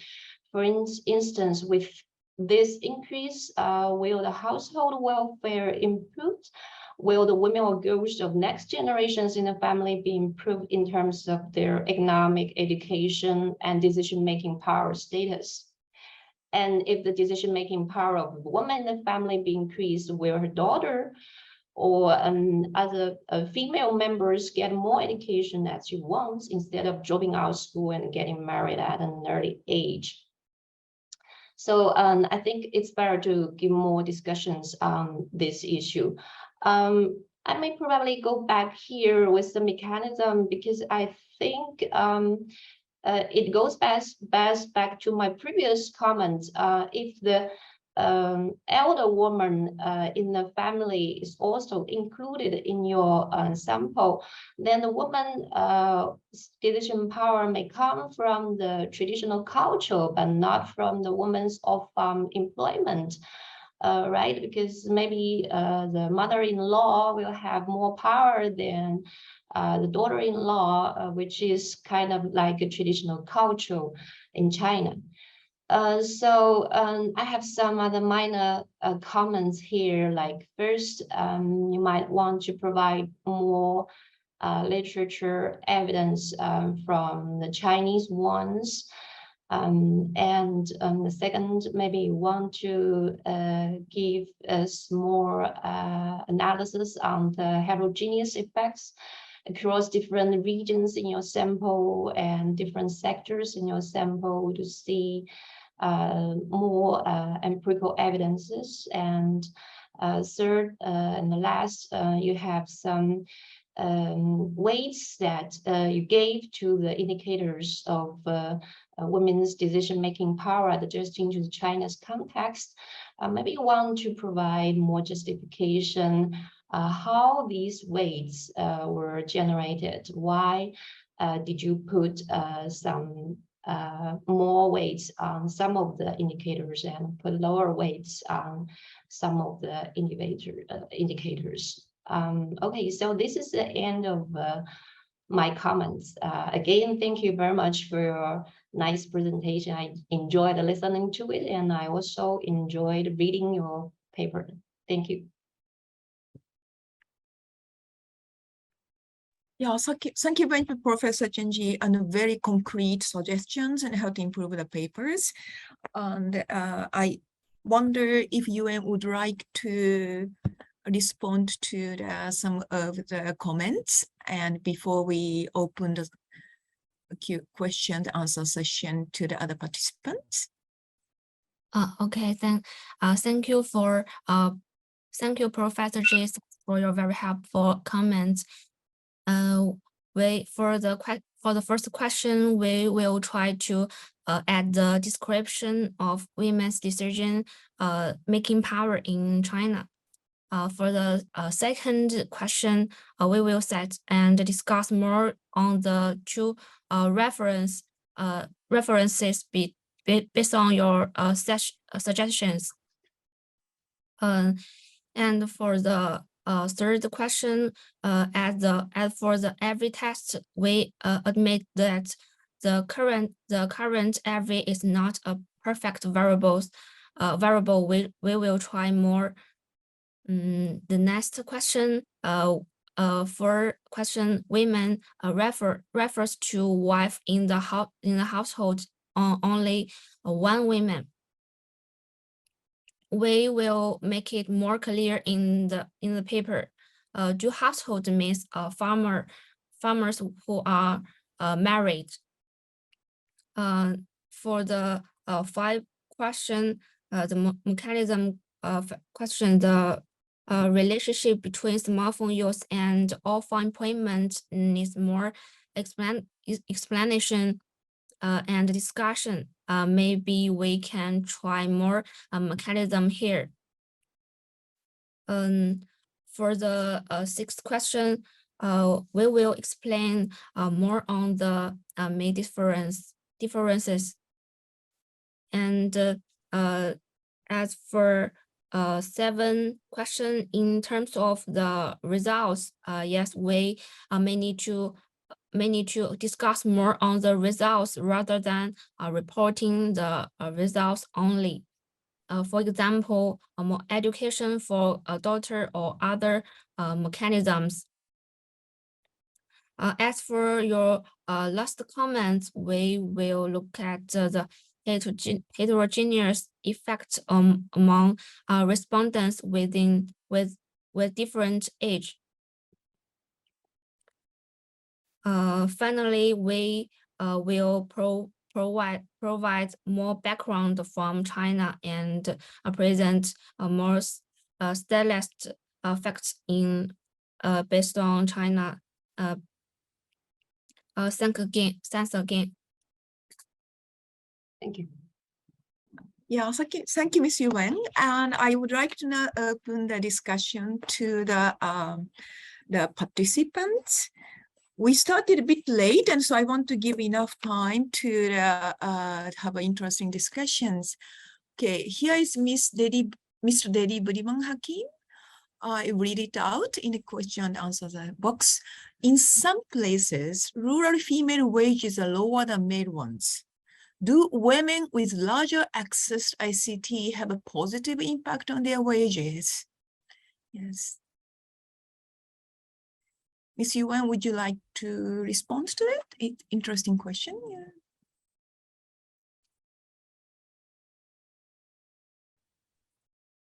Okay, sorry, can I help answer this question? Because I'm also one author of this manuscript. Yes, please. Yes. Oh, okay, thank you. So actually, in this study, we try to define the smartphone use not only related to women, because the information acquisition of other household members will also increase the often employment decisions of women in the household. So women may have less access to the ICT because they may need to allocate more time on household works. But I think it doesn't matter who uses the ICT, but the behaviors and the acquire the information is a key that affects the household's women's decision-making power and also their often employment decisions. Okay, so that's my answer. Thank you.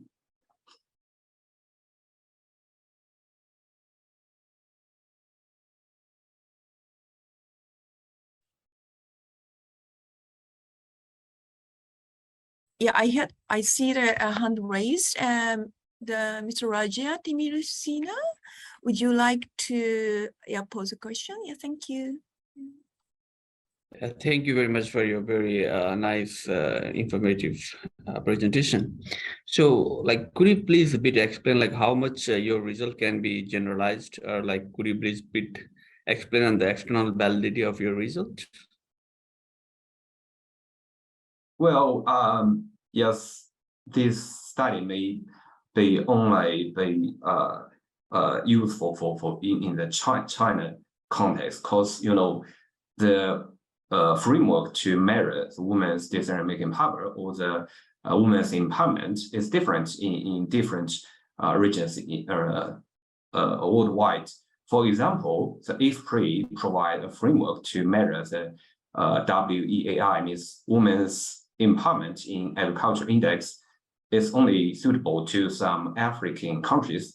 So that's why in this study, we only cite the original framework, but we adjust the indicators and ways to make it suitable for the Chinese context. For example, one indicator in the original framework is results, the ownership of assets. So like I just said, in China, for example, women may don't have enough time to use the ICT, but they may share this information within the household. So it doesn't matter who owns the ICT device, but it is the information acquisition behavior of the household members.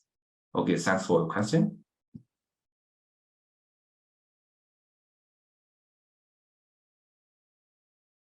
Okay, yeah, thank you very much. And Raja, I hope he answered the question. Yes. Yeah, thank you very much for your answer. Hi, any other questions? Yeah. Okay. If I may, just to thank Professor Chenji. I think your comments were very valuable. You read our paper in detail, and some of the points that you have highlighted are really valuable. And it really made us reflect on what we have done.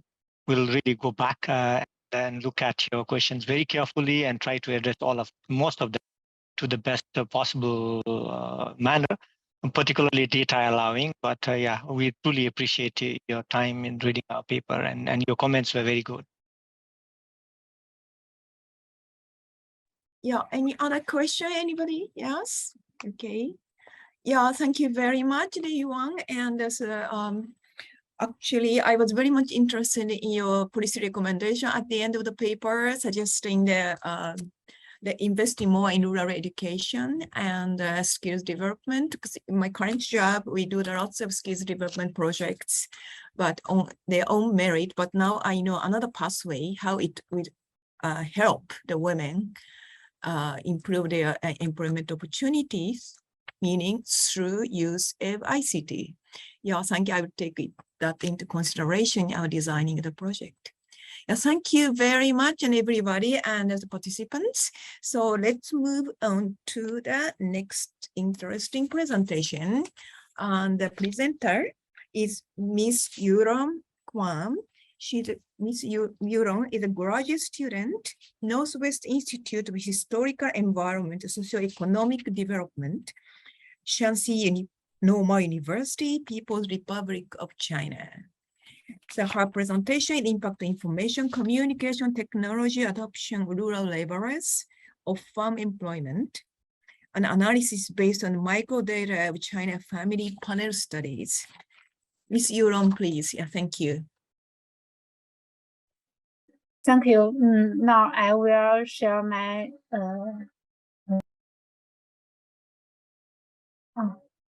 I will share my screen. Can you see my screen?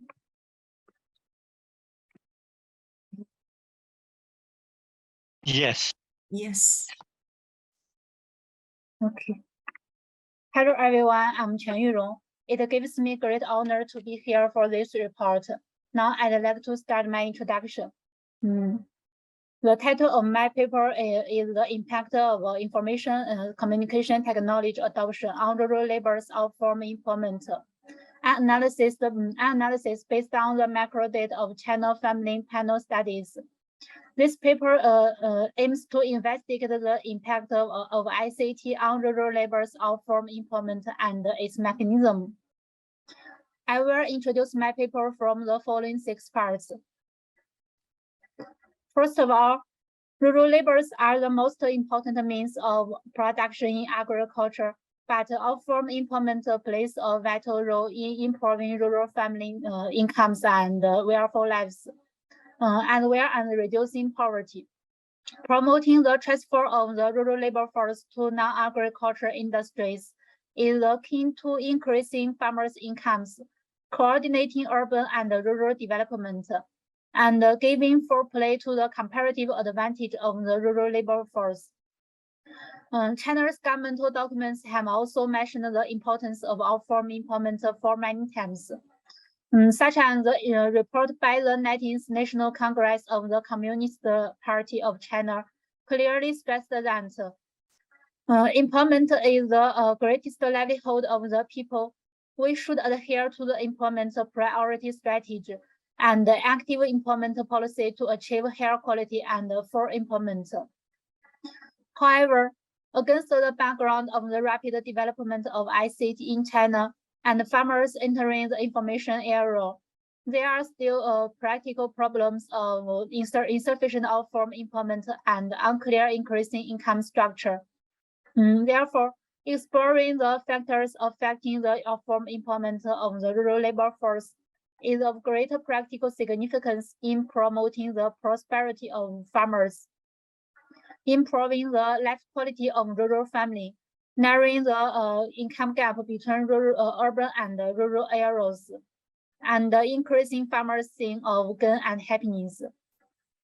At present, academia mostly discusses the influencing factors of outform employment of the rural labor force from the aspects of human capital, social capital, policy environment, and economic environment. However, the research on the impact of ICT on the outform employment of rural labor force in China is still relatively rare. Especially, existing studies have not paid much attention to the mechanism of ICT's promotion to rural labor force outform employment by improving its risk preference.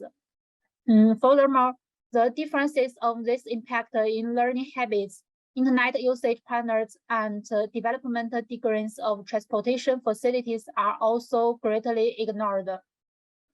Therefore, this paper examines whether ICT has a positive impact on the outform employment of rural labor force. If so, will this positive impact vary due to different learning habits and ability, frequency of using the internet and socializing, development level of transportation facilities, and different areas? Certainly, this paper also has the following contributions. First, this study supplements existing evidence on the determinants of outform employment among the rural labor force. Second, in the mechanism analysis, this paper verifies that ICT has a significant impact on the outform employment of the rural labor force by improving its population segment's degree of risk preference. In addition, this paper also discusses the heterogeneity of the impact of ICT on the rural labor's outform employment in detail. So, how does ICT affect farmers' outform employment? In this paper, we consider there are three main ways. To begin with, ICT can broaden information dissemination channels, reduce transaction and search costs, and alleviate information asymmetry. Especially where the current popularity of various job search websites and apps, it helps the rural labor force obtain employment information in time, so and to improve the possibility of outform employment. Furthermore, the emergence of new forms of employment, such as online stores and micro businesses, has created more job opportunities for rural laborers. In addition, diversified working methods such as online part-time work and telecommuting has reduced the regional and time constraints hindering the outform employment of the rural labor force. Secondly, ICT promotes outform employment of the rural labor force by improving human capital. To start, the application of ICT not only changes the ways of acquiring knowledge and learning, but also provides implicit support for various forms of informal learning. It reduces the learning cost, helps the rural labor force to acquire new knowledge and skills more conveniently, and improves the overall quality of the rural labor force. In addition, with the use of ICT, the emergence of remote classes, video recordings, and other teaching methods are conducive to alleviating the inequality of educational resources. The improvement of human capital helps to promote the competitive advantage of the rural labor force and promote its outform employment. In addition, ICT promotes the possibility of outform employment of rural labor force by promoting the accumulation of social capital. For instance, ICT makes it possible to communicate by means of video calls and instant messaging, which reduces time and communication costs and is conducive to stressing social ties. Besides, the application of ICT is conducive to allowing the rural labor force to broaden its social networks and enrich its interpersonal network. Studies have shown that people who are not comfortable during face-to-face communication and people with low self-esteem and low satisfaction are more inclined to using the internet for social activities. For a typical human society in rural China, the enrichment of social capital can directly affect the outform employment of the rural labor force and significantly improve its efficiency and possibility of success. What's more, ICT promotes outform employment by improving the risk preference of the rural labor force. On the one hand, the popularity of ICT has brought rich information, such as information on economic environments and governmental policies, which helps the rural labor force overcome the problem of information asymmetry, reduces the cost of information search, improves the information acquisition ability of the rural labor force, and broaden its information channels so as to improve the rural labor's risk preference. On the other hand, risk preference affects the rural labor force outform employment decision making. Compared with agricultural production, there are various types of outform employment. If engaged in high-risk occupations, a labor will face potential safety hazards, which are not conducive to personal health. More importantly, poor job performance will lead to the threat of dismissal. Once you lose your job, you will directly lose your income source. In conclusion, ICT can enhance the role of risk preference in promoting outform employment of the rural labor force to a certain extent. Based on this paper proposes the following two hypotheses. Next, let's take a look at how this study was conducted. First of all, we use the survey data of CIPS. It combines and sorted out 3 years relevant data of 2014, 2016, and 2018, with about 36,000 effective symbols obtained. This is the descriptive statistical table of variables used by our people. This is the dependent variables, independent variables, country variables, and other variables. The empirical models are as follows. The first is the baseline regression model. The second is the AVA model. And the third is the intermediary effect model. From the baseline regression table, we can see that ICT has a significant positive effect on the outform employment of the rural labor force, and it has a significant positive effect on their wage income level and work stability. However, due to missing variables, reverse causality, mutual causality, and other reasons, there will be endogenous problems in the study of the causal relationship between ICT use and outform employment, which makes the conclusion biased by endogenous influence. In order to overcome the potential endogenous problem, we use the utilization rate of mobile phone and the computer in the outform labor's village to deal with these endogenous problems. Theoretically, the IV variable will directly affect the ICT, and the main hardware tools for people to use the internet, the mobile phone and the computer utilization rate in their areas. The higher evaluation for the out-form labor force on the importance of ICT, where the mobile phone and computer utilization rate in these areas don't directly affect its out-form employment, meeting the relevance and exogenous exceptions.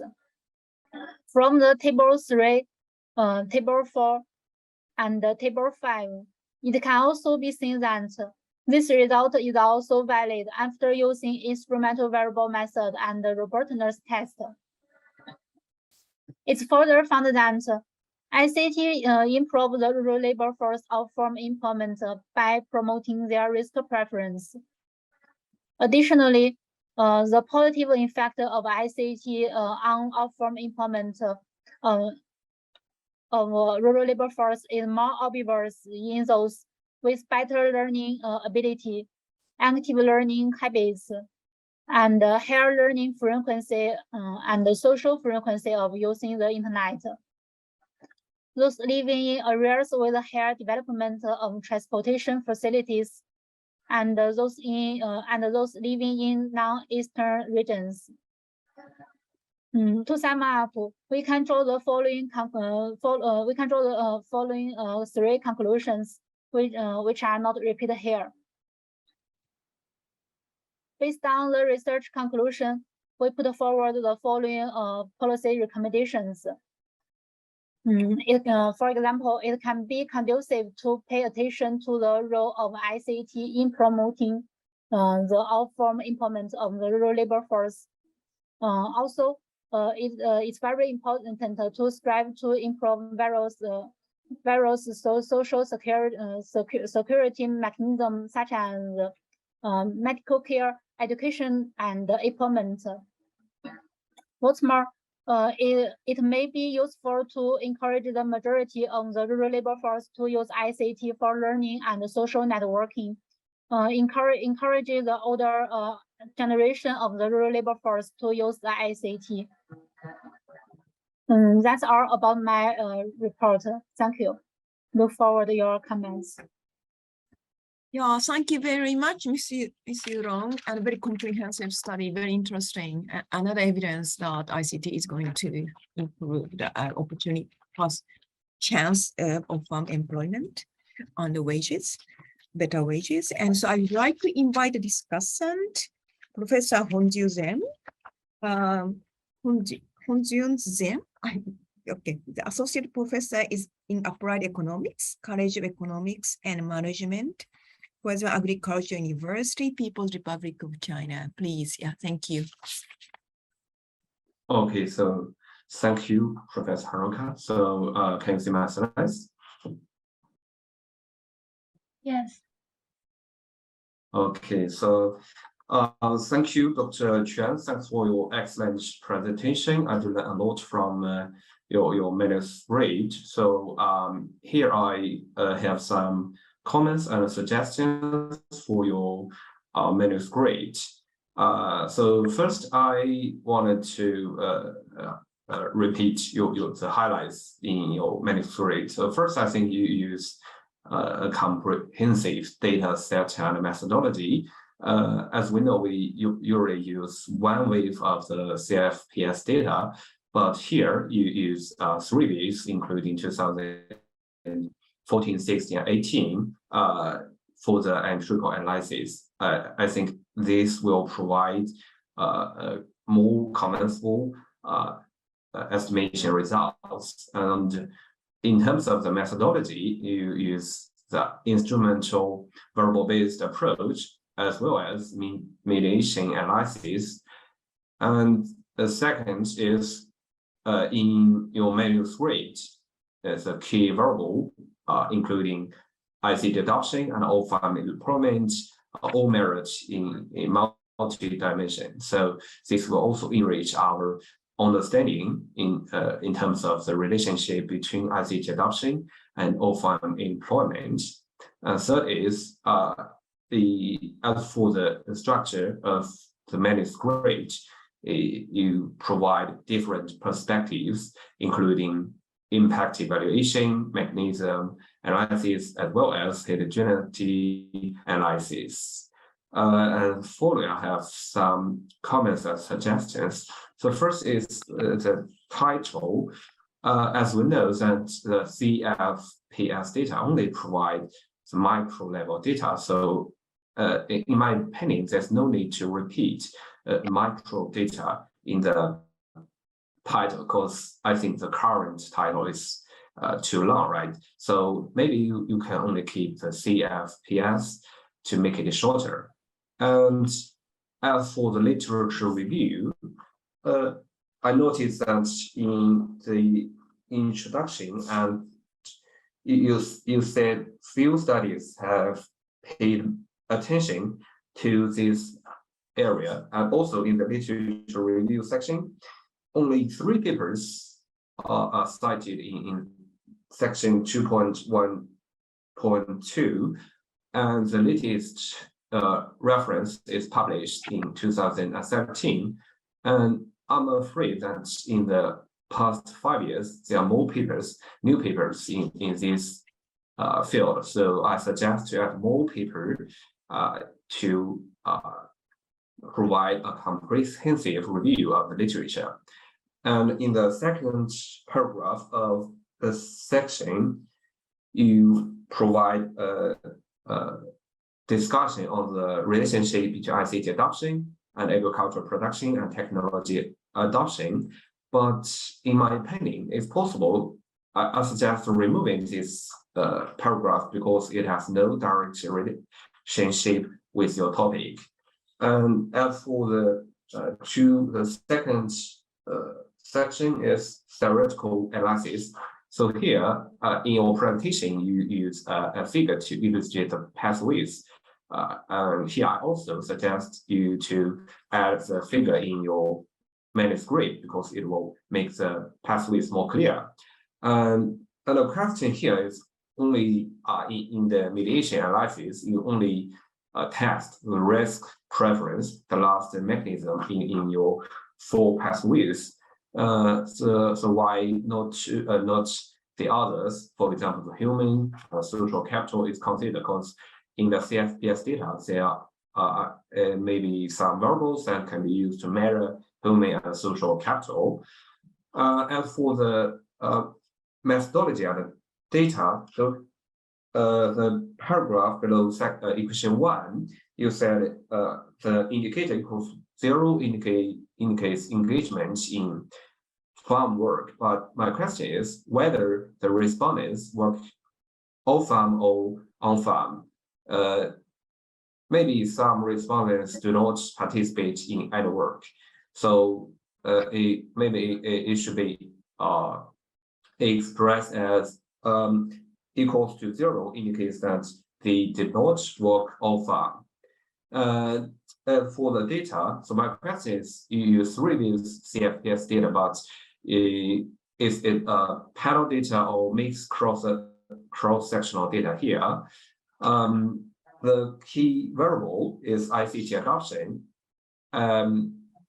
You use the importance of internet to access information, but one question here is for those without internet use, they also may be less censored at why, right? For those who do not use the internet to access information, the internet is not important at all for them to access information. So if the in the robustness test, you use a binary variable indicating ICT adoption. If it is possible, I suggest you to change another measurement of the key variable. And in the end results part, you provide some methods and equations. I think you can move these methods to methodology parts and keep only the results in this section. Here you conducted 6 heterogeneous analysis. And if possible, I also suggest you to reduce the number of heterogeneous analyses here because it's too many. And finally, some minor comments. For example, in the first sentence in the abstract, it should be rural families' income, right? And also in the first sentence of the instruction, we may say is production inputs or production factors. It's better to use another words to replace the means here. And also in the data set, you need to pay attention to the special administrative regions in China, because for Chinese researchers, you need more explanations here. So in general, I think this is an excellent manuscript, and I do learn a lot. So that's all my suggestions and comments. Okay, thank you. Thank you for your comments. It's very useful to improve quality of my to improve the quality of my paper. Also, the comments deserve more consideration. I also will communication it with my tutor. Very thank you. Also, about the theoretical analysis, we only use the risk preference, but not human and social capital. That is, we have tried the human capital and the social capital, but we have not found the suitable variables. So my result is not very well. And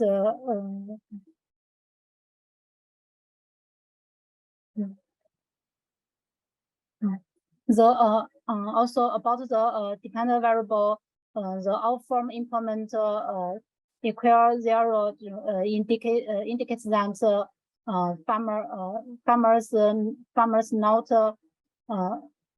not work in the non-agricultural industries.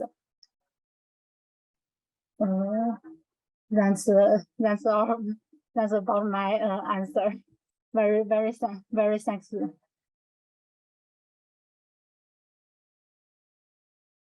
Yeah, thank you very much, Ms. Yurong and Professor Hongjun. I would like to now open to the discussion to the floor. Okay, so I see the hand raised. The Raja, please. Thank you. Thank you very much for your nice presentation. Yeah, so could you please briefly explain what is the social capital that you are measuring in your research, and also could you please also tell us on the human capitals, right? And together with that, I have this one question in my mind. Okay, so off-farm activities is a quite important part for the rural welfare, right? So what if 90% of the rural people start doing off-farming activities?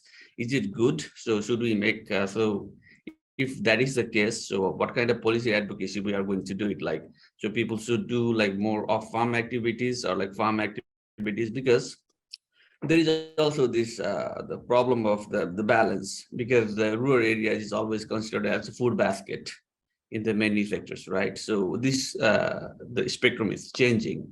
So how do you explain on this aspect?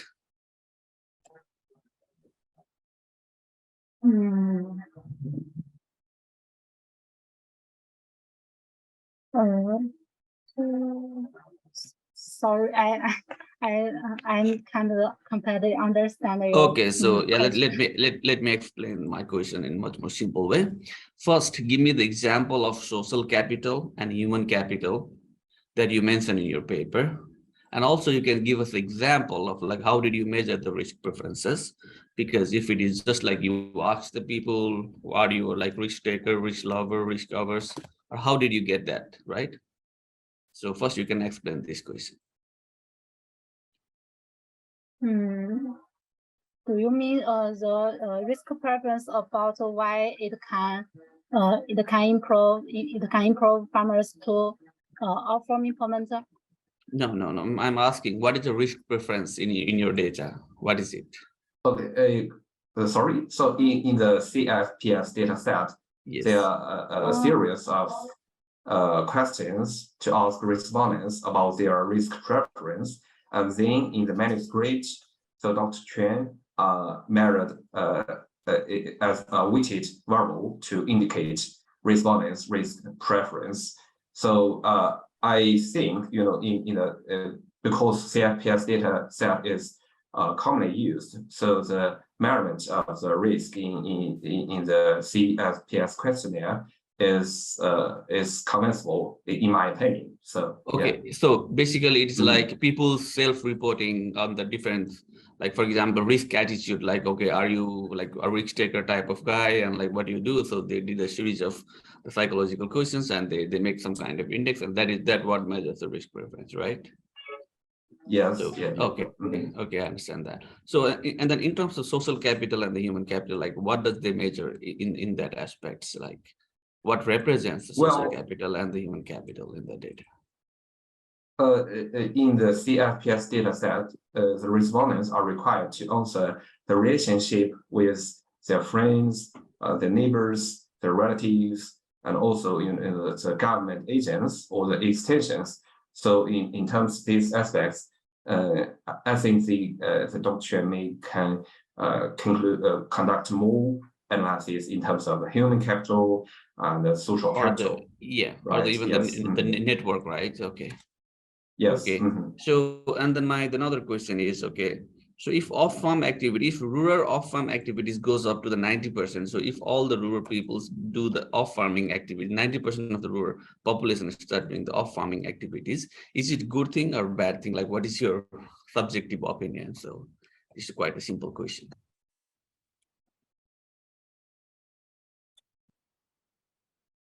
Well, in my opinion, you know, currently in China, the proportion of off-farm workers is around 60%. If it's correct, you know, so there are still many rural residents left as rural regions. Currently, in the current stage in China, we still need to promote the migration from rural regions to the off-farm regions. So maybe when it reaches 9%, we need to think about another question is that how to you know, to move more high quality rural laborers back to rural regions, you know, to work on farm, right? Thank you so much. Okay. Yeah, thank you very much. Okay, I think Ms. Yuron, do you want to answer add any response?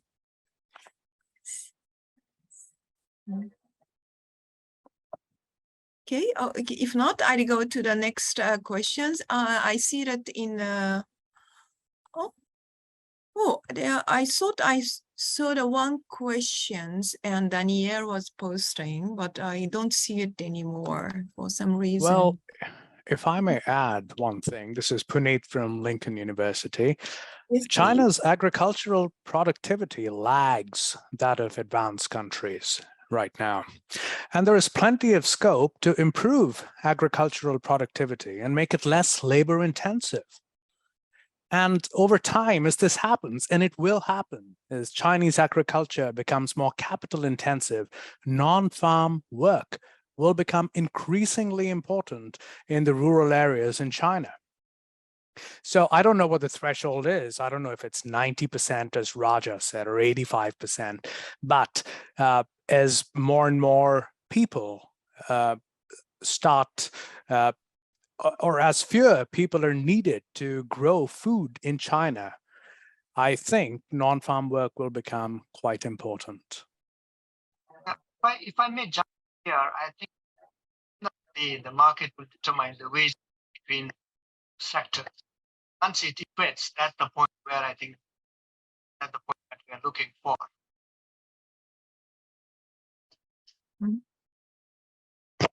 Sorry, it was a little bit choppy, so we may not have got. Sorry, all. no, I was saying that that at the end of the day, as more and more people move from farm to non-farm, then the wages in the non-farm will increase because there will be less labor, and a point will come where the wages in both the sectors will be equal. I mean, like not 100% equal. That's the point, I think, where we'll see equilibrium and less movement between the two sectors. I think people are rational. They will make a decision on the basis of return to their labor. As long as the return to their labor is higher in the non-farm sector, people will continue to move to non-farm sectors. So that's what I guess the market will determine when it stops or what is the threshold. But my one suggestion to Jurang is it's a very good work, but like let's say like ICT will help people to move into non-farm sector. That's very good. But then to which kind of non-farm activity? Non-farm activities are also ranging from a very low skill to high skills.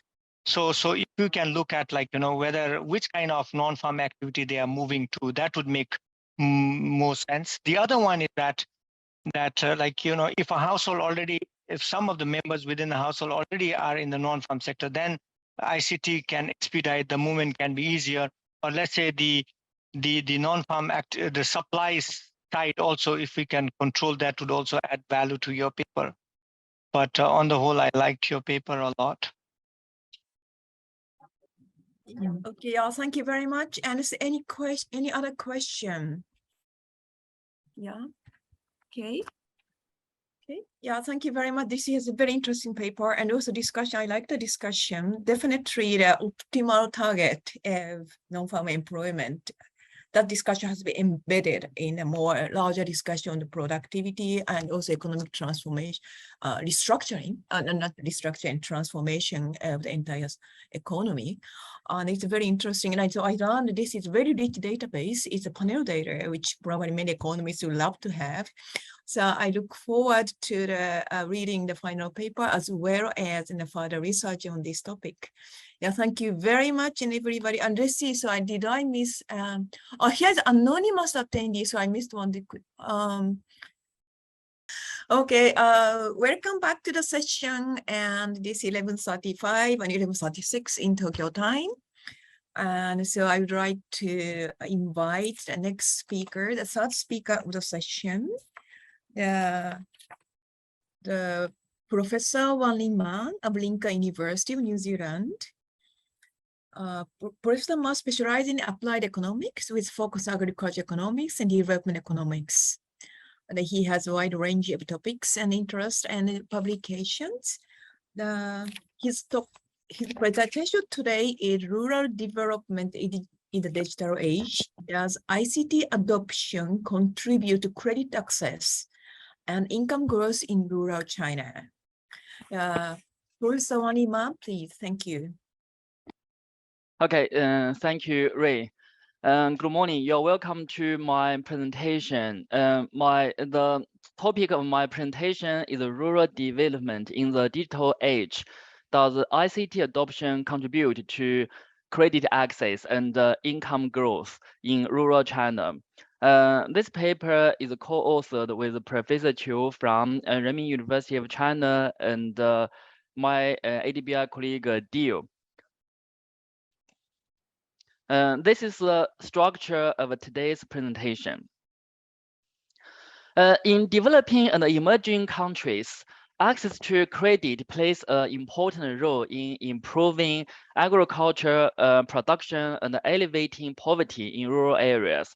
This is because that credit can help rural households to purchase productivity enhancing inputs such as fertilizers, pesticides, and improved seeds, invest in farm and off-farm businesses, smooth household consumption, and empower rural women. For example, credit enables the purchase of women-oriented durable goods and services, such as sewing machines and washers, and farm machinery and relevant services to maintain farm production, especially when men migrate to other places for better salary opportunities.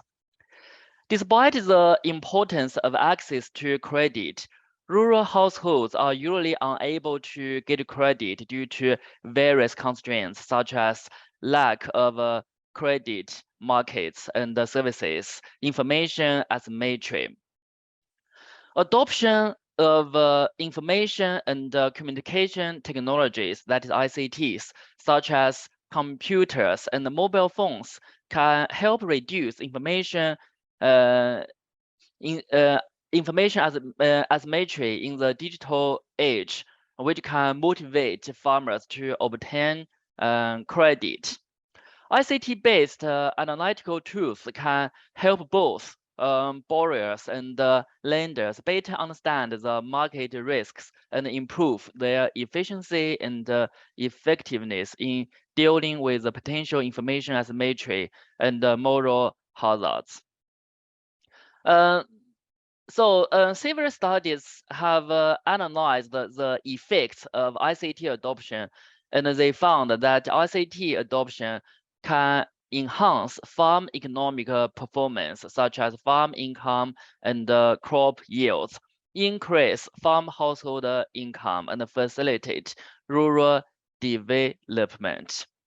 To date, very few studies have explored the relationship between ICT adoption and rural households' financial accessibility. Moreover, farmers may simultaneously make decisions on ICT adoption and credit access to maximize their expected household welfare. However, no previous studies have explored the joint effects of ICT adoption and access to credit.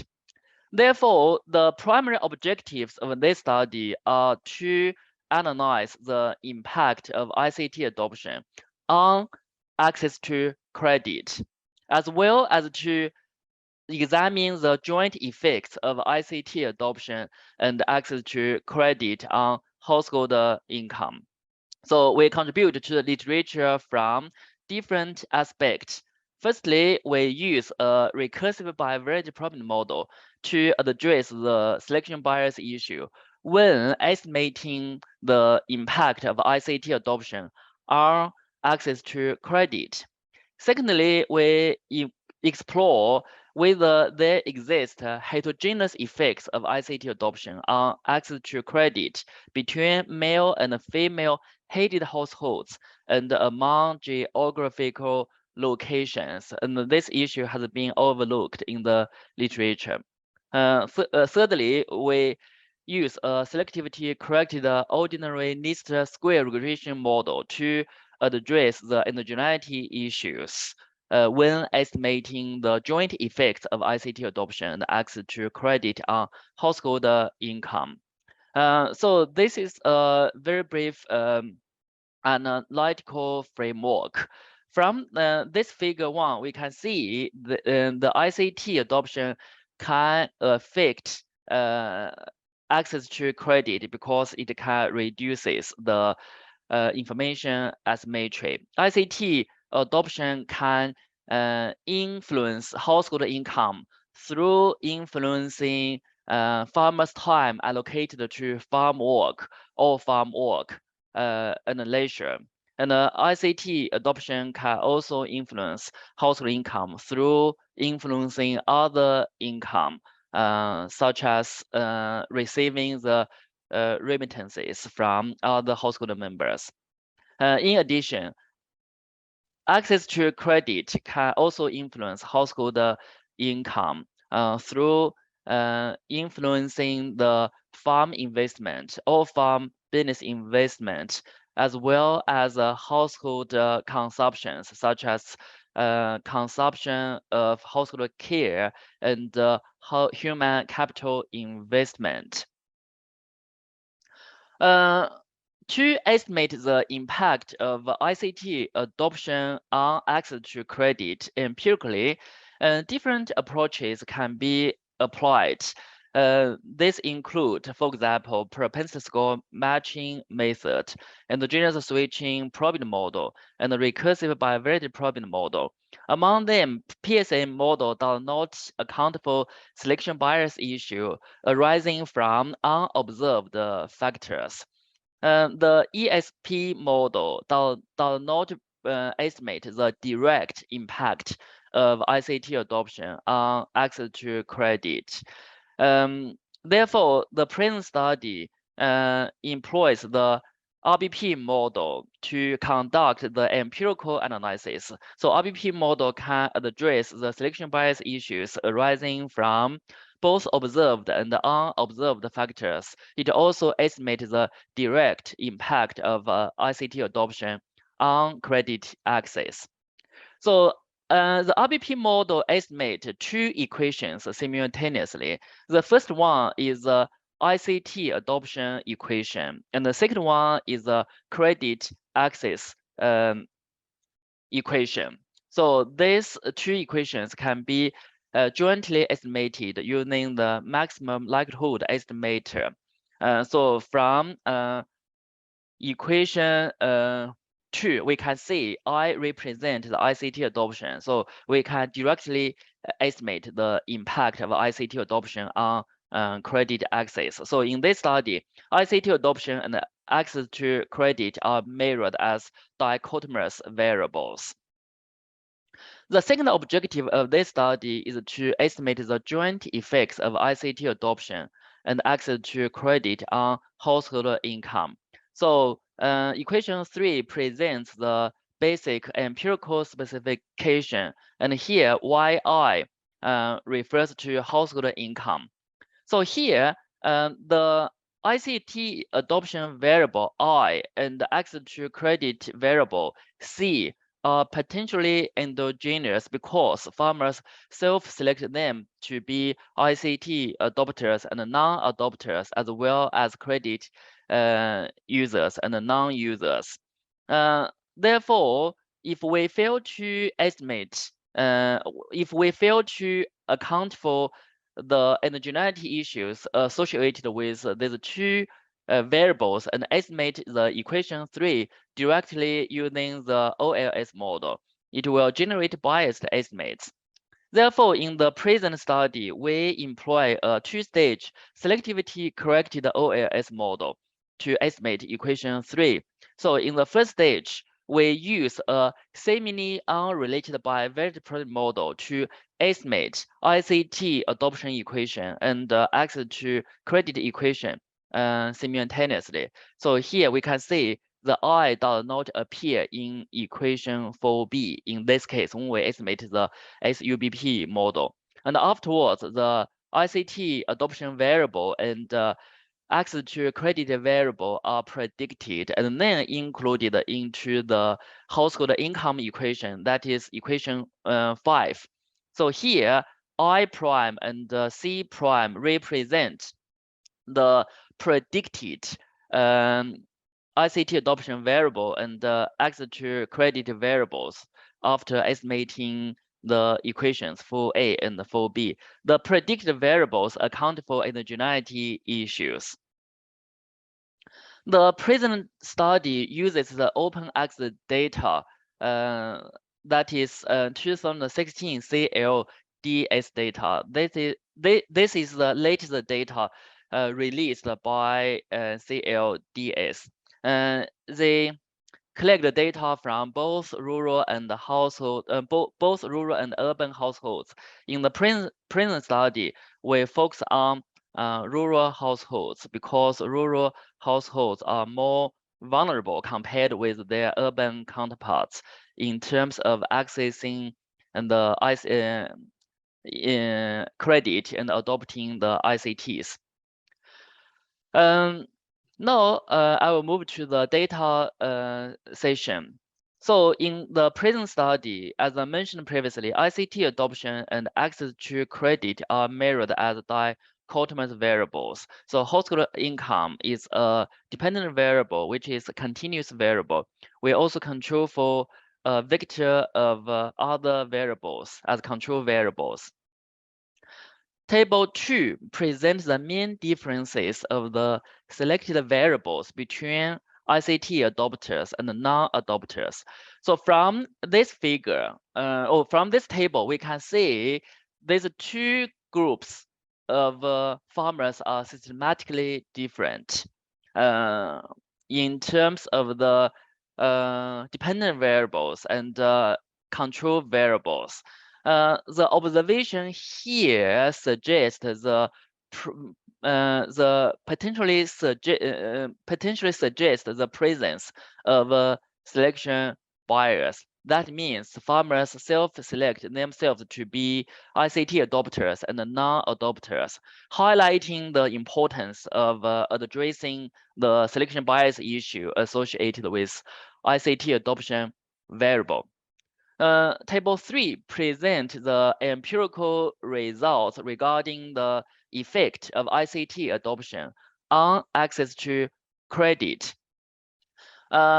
Because the coefficients estimate cannot be interpreted directly, we report the marginal effects. So here we can see that ICT adoption increases the probability of access to credit by 13% because ICT adoption reduces the information asymmetry and facilitate the communication between farmers and credit lenders, enabling them to access credit. For comparison, we also provide the results estimated by simple probit model. We can say that ICT adoption increases the probability of access to credit by 3.3%. The findings suggest that if we fail to address the selection bias issues, the estimated effects will be underestimated. Table 4 presents the disaggregated results by gender and geographic locations. So from these results, we can see that ICT adoption has a larger impact on access to credit of women compared with their male counterparts. The findings suggest that ICT enable to empower rural women to obtain credit. I also present the results regarding the geographical locations.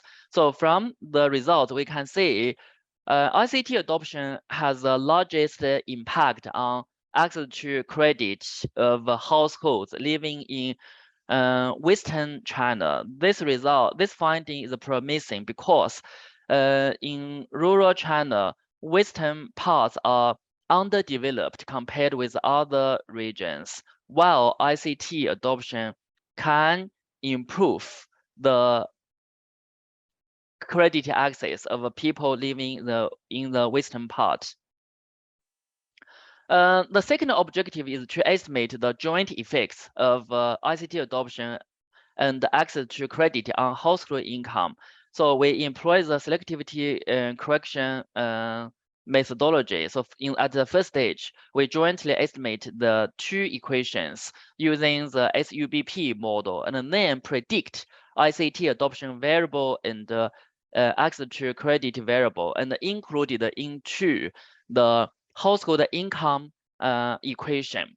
So the results show that ICT adoption increases household income, while access to credit does not increase household income. Actually, it decreases the household income. To further understand the effects of ICT adoption and access to credit, we estimated the joint effects of these two variables on farm income and business income based on the data availability. We can see that ICT adoption increases business income. However, access to credit decreases the farm income and business income.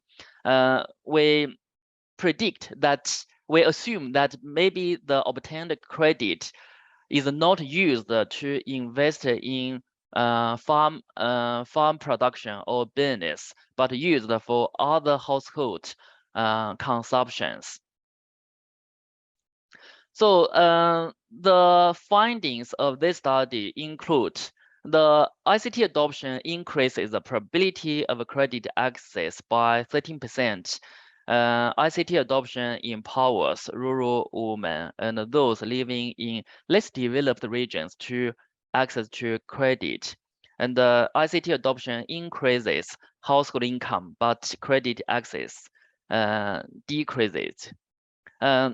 Based on the findings, we recommend that the government should make further efforts to improve the rural ICT infrastructure, especially in the western part of China, to help improve poor's access to credit.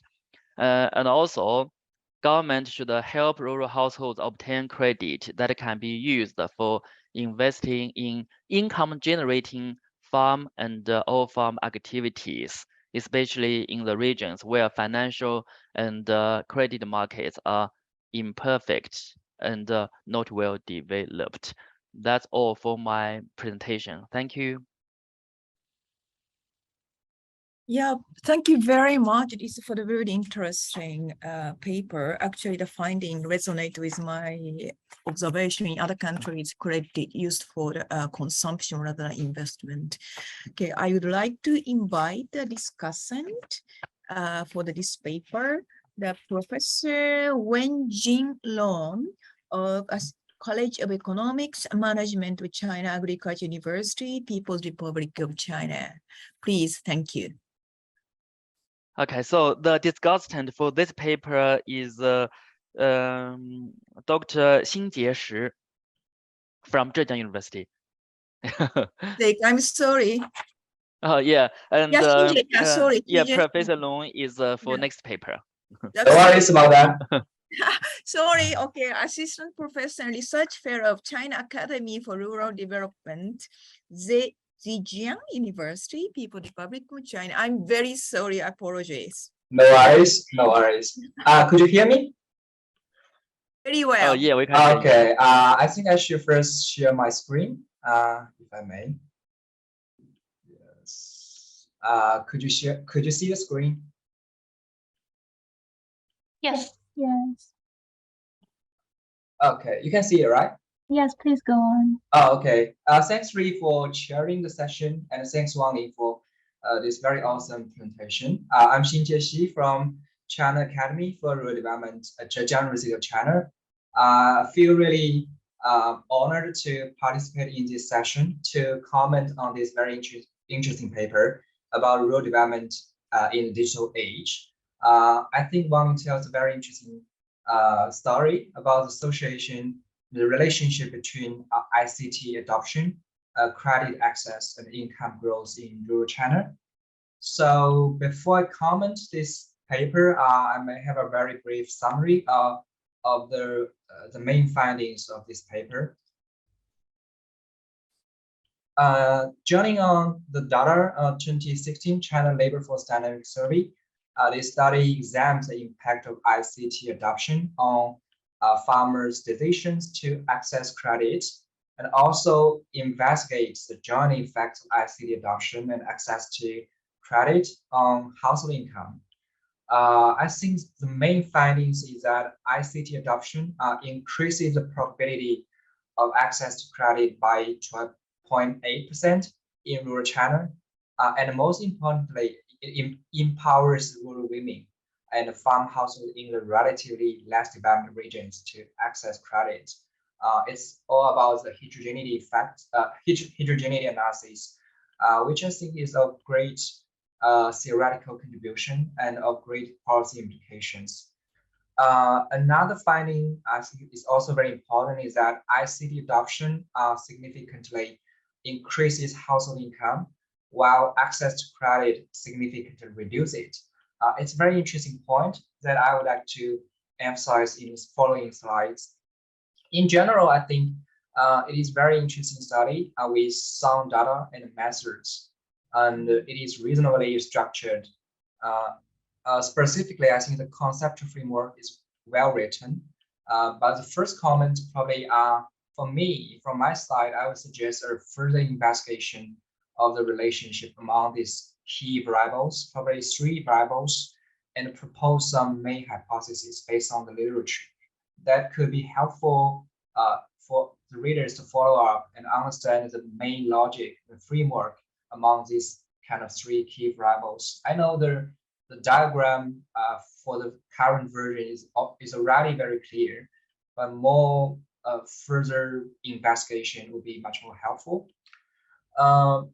The second, I think the major comment is about the methodology, because Wang Ling and the co-authors use a synthesized IV as the average number of other adopters within the county. I know this type of IV has been widely used, but also there is a rapidly growing criticism on this type of IV, because it could be likely problematic in some contexts. In this context, I think that the main rationale is that probably the adopters within the county will impact on their household level decisions to adopt ICT and further impact on the access to credit. But there could be also some other potential ways or channels by which this IV may affect credit access. One example here is I think more adopters ICT within the county may be associated with economic conditions within the county. So if that is the case, there could be some other channels through which IV affect credit access. And another example is probably more adopters of ICT within the county may help stimulate the improvement of credit system. In this case, probably the household don't have to adopt their ICT to get a better access to the credit. So I think that we need more discussions about the exclusion restriction in terms of the IV. That's the second comment. The third one I think is also very important, because as far as I know, CLDS is a panel. So I'm wondering why the orders only use the 2016 data, just only 1 year data rather than a panel, which is definitely more powerful in addressing some indigeneity issues by controlling for the fixed effects. So I'm not sure whether it is about the variable limitation, just because some of the information are only available in this year rather than in other years. So that's the third one. The following question is, I'm wondering whether is it possible to distinguish the formal credit and informal credit, because the story could be entirely different. Informal credit is all about the social connections with the relatives and the friends. The formal credit is probably about the credit system as I proposed before. So I think this kind of distinguishment will help us to better understand the channels about why the adoption of ICT would impact on the credit access to credit. Another one is a minor comment, because it's shown in table 2.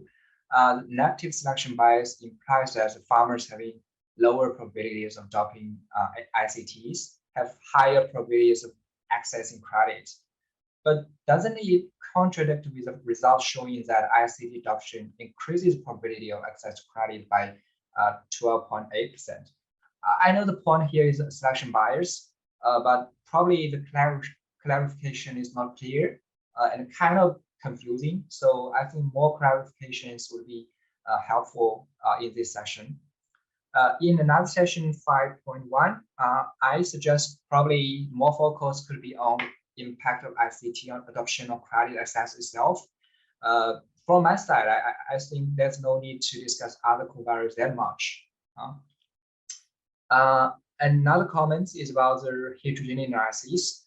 I would suggest a further investigation of how the main effects differ along the human capital dimension, which may contribute extensively to the adoption of ICT, because we know the adoption of ICT probably has some thresholds. As for some less educated individuals, probably they even don't know how to use the equipment and appliances.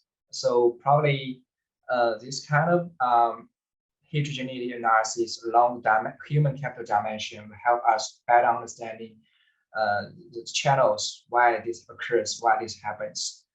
Another one is about the session 514. There's as it is shown that there's no significant impact of credit access on ICT adoption, and as authors explain that it is mainly because the credit should be only used for necessaries of life rather than the luxury goods. But I'm curious about that. If this is the case, how do we expect that the impact stemming from ICT adoption? Because they're so poor that they cannot afford the equipment for ICT adoption. Then how this impact could occur? So I would suggest probably a further look into whether it differs between the rich and the poor households, because probably the story would be entirely different here. Another one is about the negative impact of access to credit on the income. So authors explain that it is because the credit could be used in healthcare, consumption, and education rather than in investment. However, I think this may suggest a no impact effect, but it is limited to correspond to a negative effect. So probably I would suggest more clarifications here in terms of this negative impact. And the last comment is about, I think probably we could explain more on the results of the UQR model estimation. I'm curious about why a largest effect is at 90th quintile for the ICT adoption. You know, it is almost 10 times relative to the 10th quintile, while we identify a largest and also the only significant effect as the 10th quintile for credit access. So the results are kind of different among these two variables. So I think I'm curious about why it differs and how it occurs. I think that's all the comments from my side. Thank you again, Bonnie, for this very awesome paper. I learned a lot from going through the whole paper, but probably some of my understandings could be biased because some of the techniques probably are beyond my imagination and ability. So please correct me if I have some mistakes, and feel free to discuss and communicate with each other. And thank you, ADB, for providing this very fantastic opportunity for us to discuss on these topics on ICT. Thank you very much. Yeah, thank you very much, Professor Sinjay. I would like to invite presenter Dr. Wang Iman if he would like to respond to some of the comments. Yeah, thank you.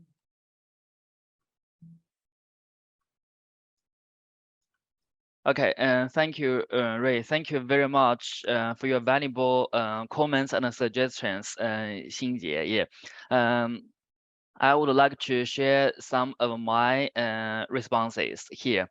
Yeah, firstly, I think it is important to include the hypothesis, and then we record the results based on the hypothesis raised. Because personally, when I write journal articles, I hardly use the hypothesis. For some papers, I clearly raised the hypothesis and then discuss it. But for most of the papers, I did not purposefully discuss the hypothesis. Yeah, definitely this can be included in the paper. Regarding the CV, previously we used another CV that is with there exists a library in the village to serve as a IV. And when that paper was submitted to 2 journals, and the reviewer commented that the paper was well written. However, they doubt about the validity and the effectiveness of the IV. And finally, we have to use a synthesized IV, that is the average number of other ICT adopters within the county, because it's always very challenging to find a valid IV. The IV should be theoretically and statistically meets the exclusion restriction requirement. Yeah, and currently this is the best IV we can identify. Because for open access data, we have very limited choices. If we do the field survey, collect the first-hand data, we can purposely design some IV questions that will be easier. But when we use the second-hand data, it's always challenging for everyone. Regarding the data set, yes, that's true. CLDS is panel data. For this paper, we used the cross-sectional data collected in 2016, which referred to the information in 2015. Because previously, all my papers are based on the data set collected from field work. And this is my first time to use the open access data. At that time, yes, I just used the 1 year data. But for my other papers, which use open access data, and definitely I use the panel data set.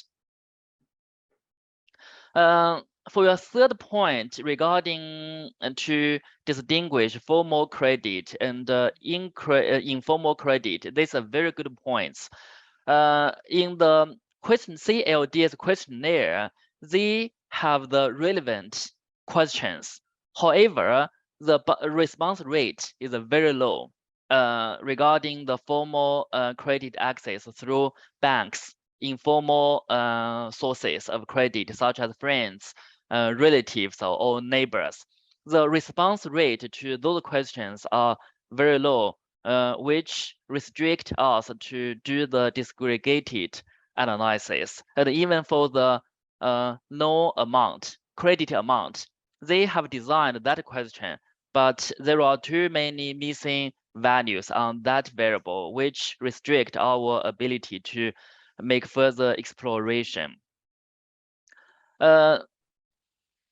Yeah, and for the following question is selection bias. Yeah, and the negative selection bias suggests that farmers having lower probability of adopting ICTs have higher probabilities of accessing credit. However, our results show that ICT adoption increases the probability of access to credit. Because of a selection bias, the finding does not reflect the true effect. So after we correct the selection bias, the results show that ICT adoption actually increase the probability of credit access. So I think the results there are not contradicting. Another one is related to do some further exploration regarding the human capital. Yes, and also to do the exploration by distinguishing the poor households and rich households. I think these are very good points. Yeah, definitely for farmers with different levels of human capital, such as educational levels, they have different internal abilities to adopt ICTs and access to credit. Yes, and we can consider to further explore the results by considering the educational differences among farmers. Yeah, that's a very good point. And also for poor households and rich households, the ICT adoption may differently have different impacts on their ICT or on their credit access, and we can do further explorations. The last point is about the results. Yeah, our results show that ICT, credit access has a negative impact on household income. When we have the results, we also find it's very strange. Yeah, and still I have no solid idea why credit access has a negative impact on household income. So my explanation is for farmers who obtain credit, they didn't use the credit to invest in income generating activities. That means they didn't use the income to invest in farm. They didn't use the credit to invest in all farm businesses. Probably they use the credit for some basic household necessities, for example, for disease treatment, healthcare, and for basic consumption, and even for children's education, which means the access obtained credit does not actually generate income for households because they did not allocate the credit to income generating activities.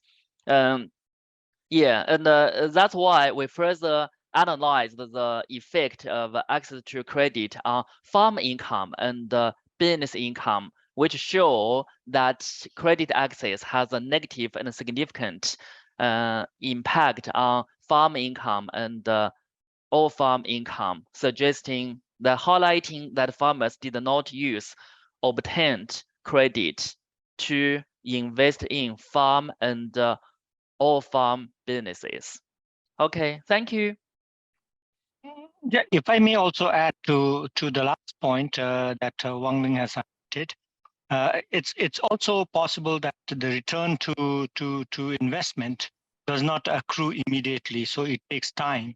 So that could also be one reason why we don't see impact on income. The other thing that, taking into your point, we will do more heterogeneous analysis as Wang Ling suggested, and in the heterogeneous analysis, we may find that the effect on the income could be positive for lower people in the lower quintile, or maybe so we would definitely like to see that. But your point is well taken, and we'll do more disaggregated analysis to see if we can find some different signs on the income side. Yeah, that's true. Very much for the comprehensive response to the questions, comments, and also that I want to open the discussion to the other participants. I saw for a while Rajab raised a hand, but now I don't see it. And anybody who has the questions. Okay. I just have a very quick question then. Does your data set, Professor, does it allow to identify where the credit is invested in or used? Could be as you suggested, can be education of kids, then it's a long-term investment in the human capital and or the healthcare need, or yeah. No, unfortunately, the open access data set does not provide those information, which restrict our ability to understand it in that way. I see. Okay. Yeah. Thank you.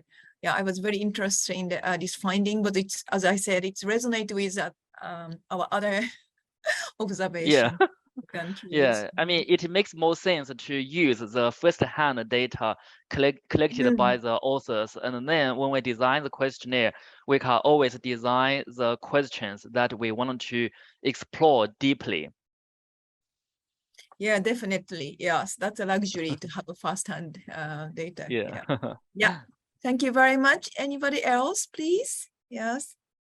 Okay, then thank you very much. This is a very, very interesting paper, and thank you very much, and the presenter, and also the discussant, and also participants for enriching the discussions. Thank you. And so next, I would like to invite the last but not the least, and a paper of Mr. The Bakshi Niladri Shekhar Bakshi, and PhD research scholar, Department of Humanities and Social Science, Indian Institute of Technology, and Kharagpur, India.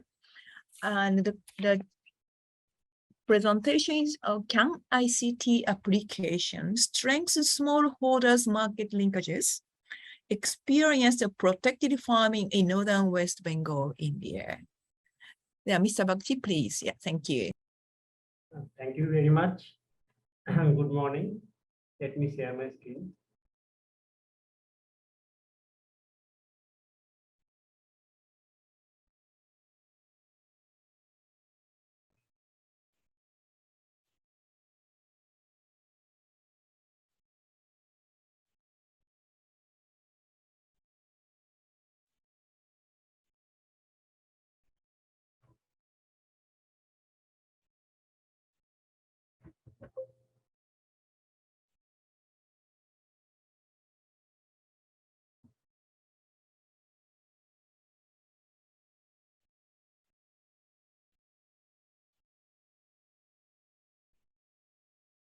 Okay, is my screen visible? Yes, please go on.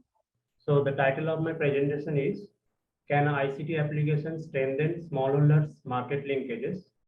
The experience of protected farming in northern West Bengal in India.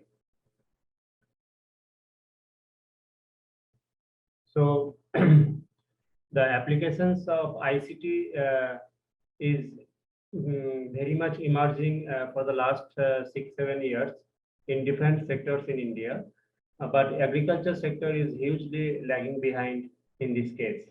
And some reasons of this is that the smallholder farmers, they lack the tech savviness of using smartphones. Also, they mostly they don't own smartphones, although their children own in a lot of cases. And then the lack of institutional support and limited ICT infrastructure in rural areas.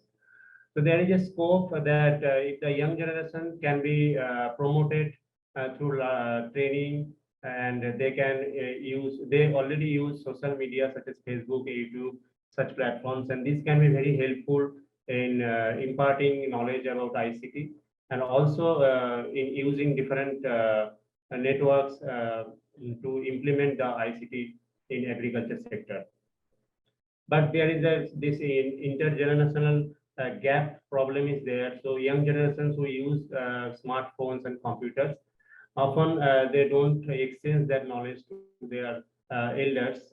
So it doesn't spread in the household, and the farmers remain in the same place we see. So in the recently COVID-19 lockdown era, we see that the need for online payments and online marketing was very high due to restrictions on movement of human as well as other type of restrictions. So access to ICT use may not lead to expected outcome always. It needs some other technologies with it.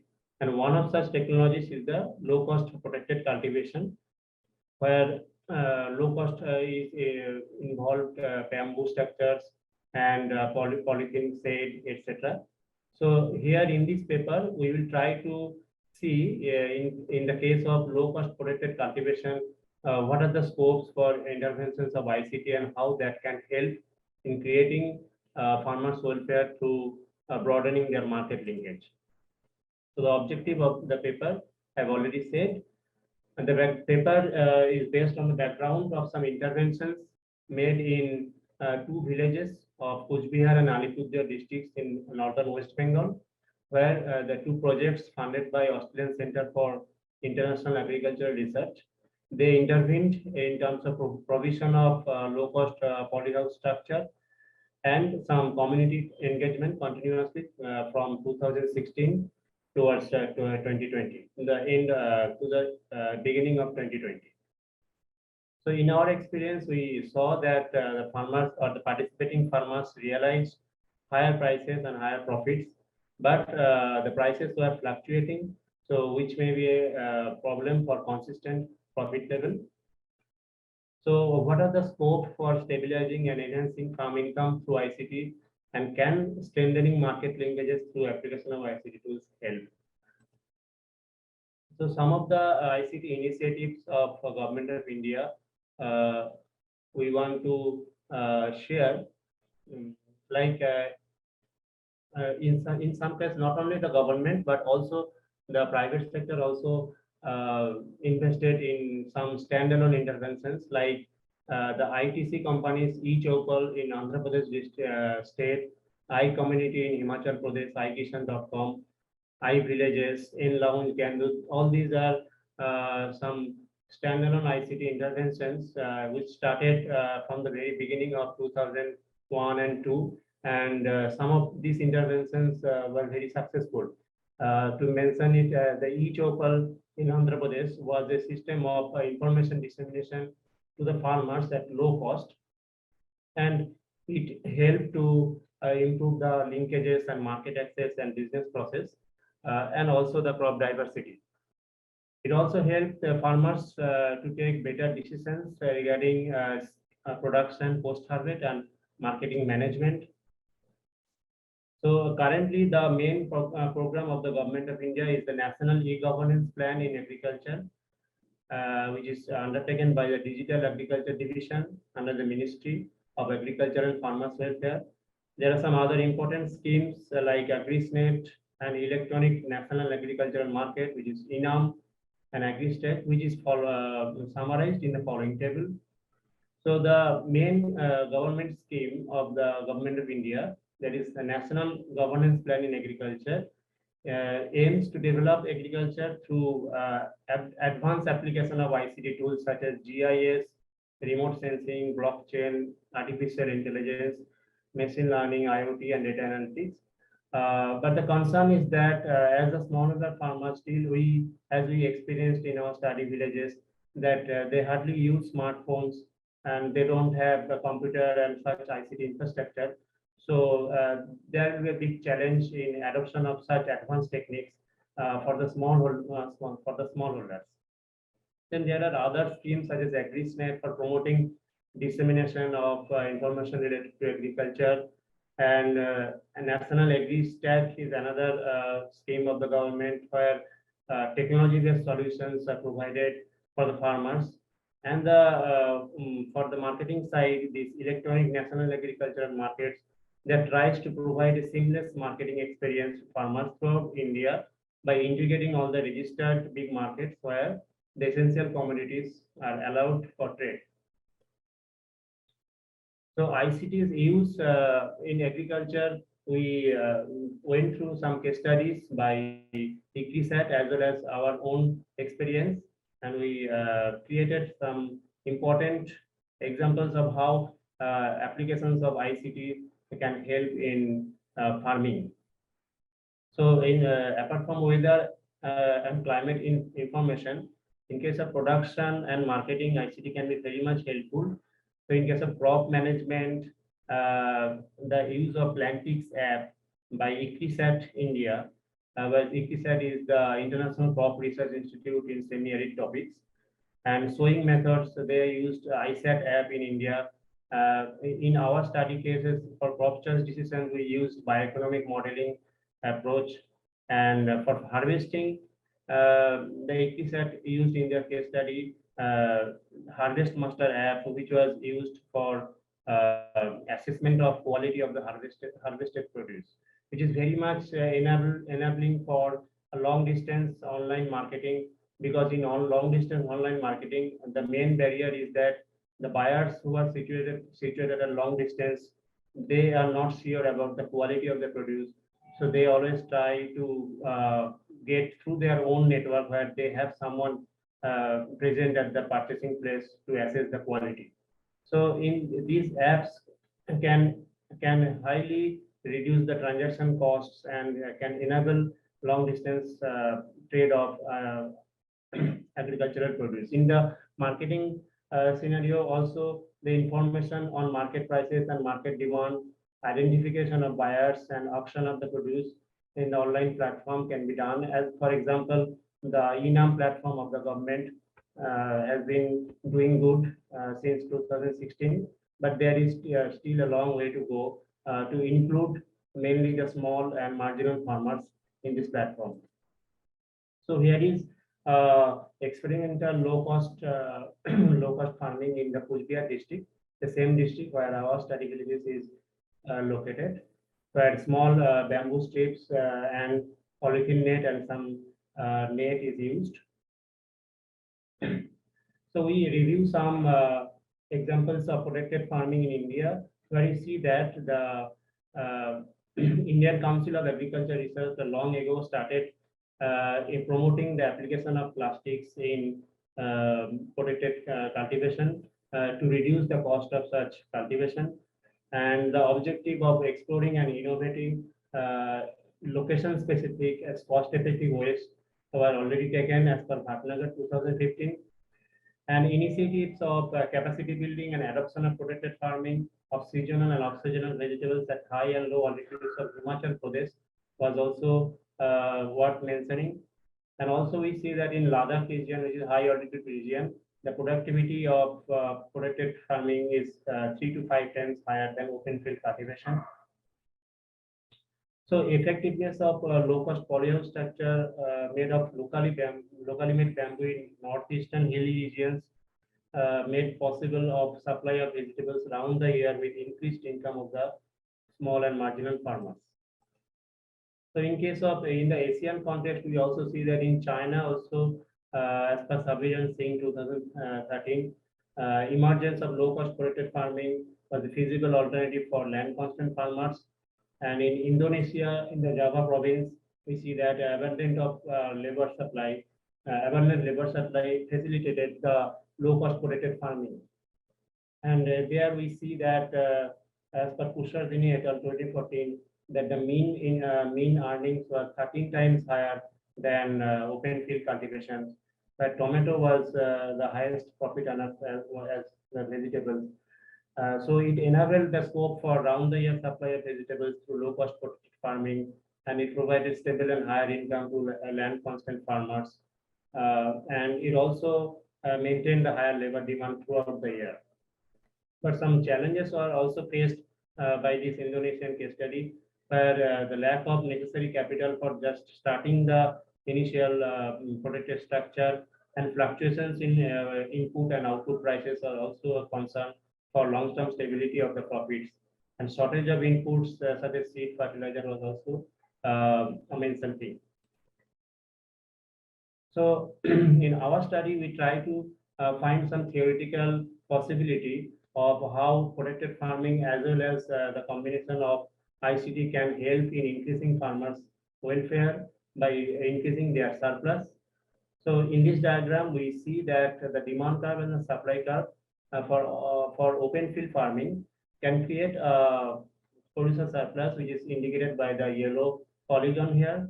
But then if we move to off-season cultivations, the demand for off-season cultivations remains higher. So the demand curve will shift rightward, and but the protected structure will induce more costs into the farming. So the supply curve will also move to the left. So in that situation, there is possibility of higher Mr. income. Baguchi, you have 2 minutes remaining. So there is possibility of higher income, but it cannot be said that only protected farming, shifting to protected farming can give better surplus. As you see here in the diagram, the green and orange mark, which mark the surplus for under protected farming for off-season crops. This may not be higher than the initial open field cost because the higher cost of included in the protected structure building. But if we can introduce ICT applications as we saw in different case studies, and if we can reduce the cost of especially the transaction cost, and if we increase the marketing network for the farmers, then both the demand and demand curve can be more higher, and the supply curve can the cost can be reduced and the supply curve can come down. So in that scenario, some external help, the policy and institutional support in building the protected structure can help. And in such a scenario, we see that the new surplus may be higher than the initial one. Also, the price stability is another concern here, because although the oxygen cultivation fetch higher price, but it is not same each year. the price fluctuates. So here we see that the demand fluctuations of price depends on the slope of the demand and supply curve, as well as the speed of adjustment of these excess demands or excess supply situations. So I'm not going into the equations here due to shortage of time. So here we see that the speed of adjustment of this excess demand scenario can be influenced by ICT interventions, which can improve the information flow, and the speed of adjustment in the excess demand can be improved, and thus there is possibility of better price stability in the market through ICT interventions. But Mr. Baguchi, time is up. Please wrap up. So here we have just used qualitative as well as quantitative analysis. In case of quantitative analysis, we have used simple statistics, simple descriptive statistics, and cost-benefit analysis. And for qualitative analysis, we have used focus group discussions, personal interviews, and field observations, and conversation with other stakeholders such as the academia, the market agents, and the government officials. The primary and as well as secondary data is used. The study area is situated in mostly the northern West Bengal, and one experience is also taken from the southern West Bengal. So in the description of the study areas, we see that a very high amount of people are engaged in agriculture for their livelihood, and the literacy rate is quite high, but still the adoption of ICT is very low because of the reasons I have already mentioned in my introduction slide. So some interventions that are done are in the study villages are building the protective structure, and also the continuous engagement with the farmers, and trying to link them with different input and output markets. So here the cost benefit analysis is done among the open field cultivation as well as the protected cultivation. Here we see that for actual, we have considered the actual cost and not considered the initial cost of building the protected structure. The maintenance cost of protected structure is included here. So we see that nearly 500 to 1000% higher. Mr. Baguchi. Yes, just I'm trying to wrap up. Yes. So compared to the open field farming, Mr. Baguchi, please wrap up in 1 minute, please. Yes. So in terms of experience of ICT tools in both the villages, the farmers only use basic mobile phones. Although some interventions were done from the study side regarding the bioeconomic modeling, but it was the farmers could not adopt it themselves because they didn't have that ICT infrastructure. And we also saw from other experiences that when the transaction cost is higher, then only ICT tools can be useful. So the challenges and scope for ICT use is that how to manage the initial cost of building the protected structure, which can be overcome through different ways of providing institutional and policy support. Choice of crop is and crop sequence over the all seasons of the year is always also another challenge.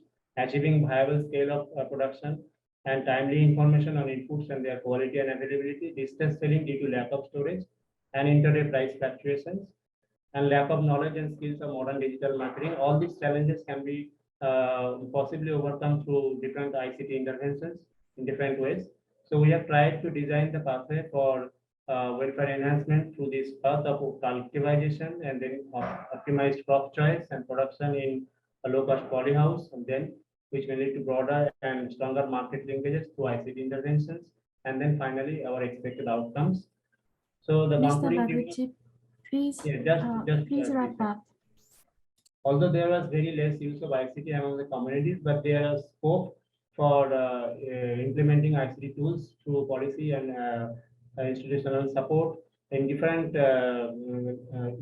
ways, like pest and fertilizer management, disease control, harvest management, and post-harvest crop management, and also the marketing management. We also see that engagement of women SHG members in the protected farming was very successful in terms of generating profits and adoption of technologies. Although ICT plays a positive role in marketing horticulture, its effect is lower due to intraday price fluctuation, distress selling due to lack of storing capacity, a weak institutional structure, and lack of policy and institutional interventions. So the integration of ICT infrastructure along with training for capacity building has the potential to create broader and stronger market linkage for smallholders. So the study has some limitations in terms of lack of comparative assessment between collectives and non-collective members and small number of study areas. Therefore, further research on this aspect is necessary for substantiating the study. The study is a part of a larger project funded by the Australian Centre for International Agricultural Research. We are thankful to them. And these are some pictures of the polyhouse farming in our study areas. Thank you very much. Okay, thank you very much, Mr. Bakshi. And in the interest of time, I just straight move to the discussants comments. Professor Wenjin Long, Assistant Professor at the College of Economics and Management, China, Agriculture University, People's Republic of China. Please, thank you. Thank you. It's my great honor to be here. Thanks, Neeraj, for his presentation. Can you see my slides? Yes, we can. Okay, I'm Wenjin Long from China Agricultural University. So first, let's summarize the paper. The introduction part of the paper mentioned there are two research questions. The first one is whether low-cost polyhousing farming by smallholder farmers collectives can compensate the loss of benefit from the lack of ICT infrastructures and its use. Then how the provision of ICT infrastructure by external agents like government or NGOs to these collectives can enhance the potential welfare of small farmers. So the paper also mentions three aims. First is to identify the challenges in adopting protecting farming by small and marginal farmers collectives. Then to examine how those challenges can be overcome by the application of ICT tools. And finally, to design a framework towards effective integration of market technology and policies and the institutions and to see the role of ICTs. And the paper found that the protecting farmers has the potential to raise farmers' supplies because it can enable them to grow off-season vegetables and fruits and get a high price. And then the second finding is that the high initial cost of the setting up protecting structure and the lack of market leakage of the high-value crops grows the limit of the use of this kind of technology for the small farmers.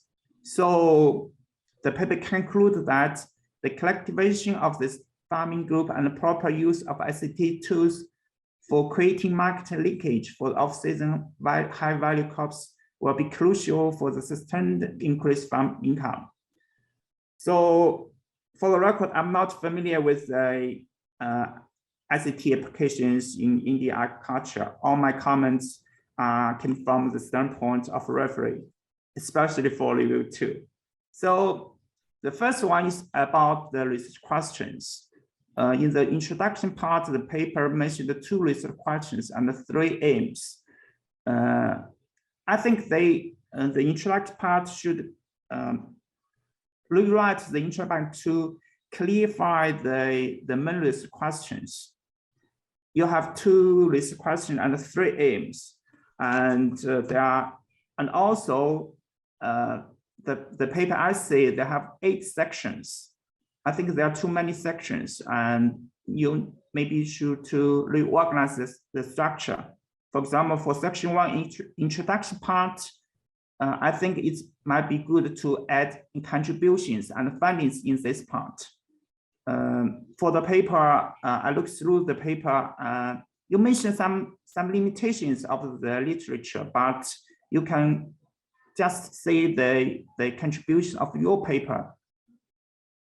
Then for the section 2 and 3, it's about the ICTs in agriculture and in the agriculture context.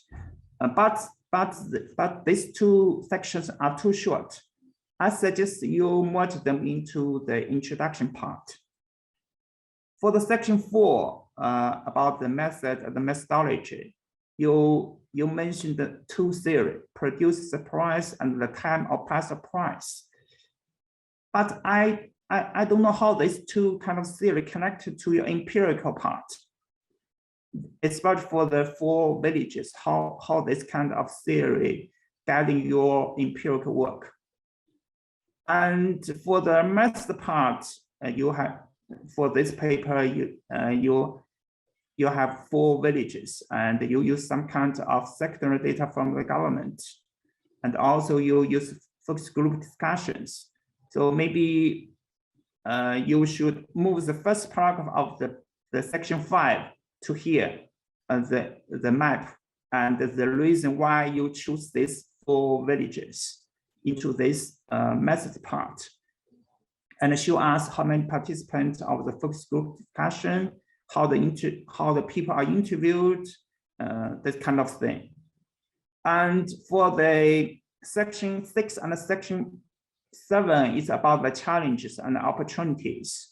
Maybe you can talk less about this these 2 parts and merge them together. And for the method, I think this is the most challenging part.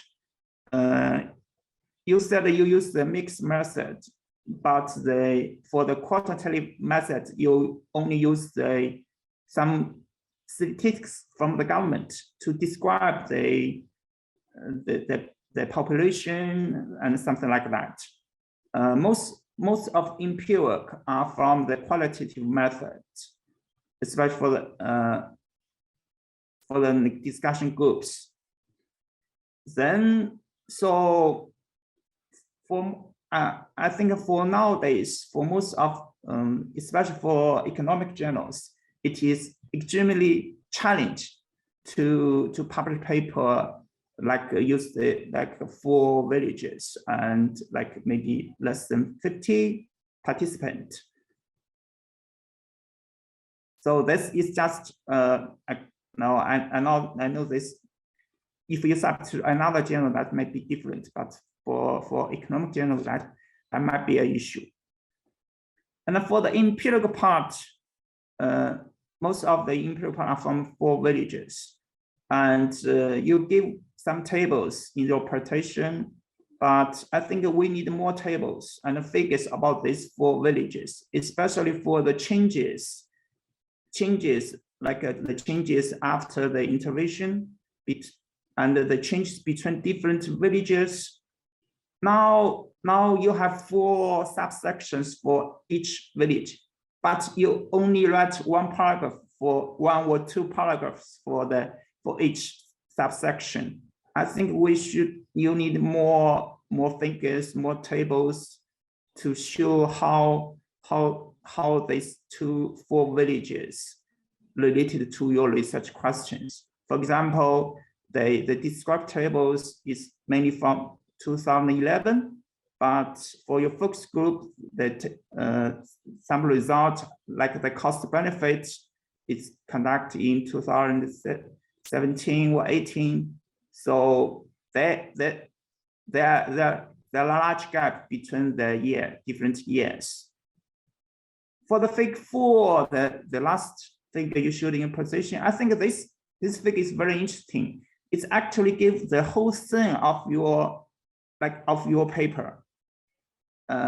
Maybe you should address this figure more and link this figure to the theoretical part. And the last, for the reference, I suggest you cite more papers outside China, outside India, like China. You mentioned China, but I say the paper is a review paper. Maybe you can cite a paper directly linked to China or other Asian countries or other world. So I will stop here and leave more time for other participants. Oh, sorry. That's some minor comments. One is maybe 2 8-page numbers in the paper, and also some of the part where you use the current chapter or previous chapter. Maybe your paper is more like a report or a chapter of thesis. That's why I suggest you to reorganize the paper to like a journal paper, and also should pay attention to the space between paragraphs. That's all. Thank you. Yeah, thank you very much, Professor Wenjin Long. And the organizer, can we spend 2 more minutes to respond to some question posted? I know we already. Yes, of course. I mean, Chair, it's up to you. Yeah, thank you.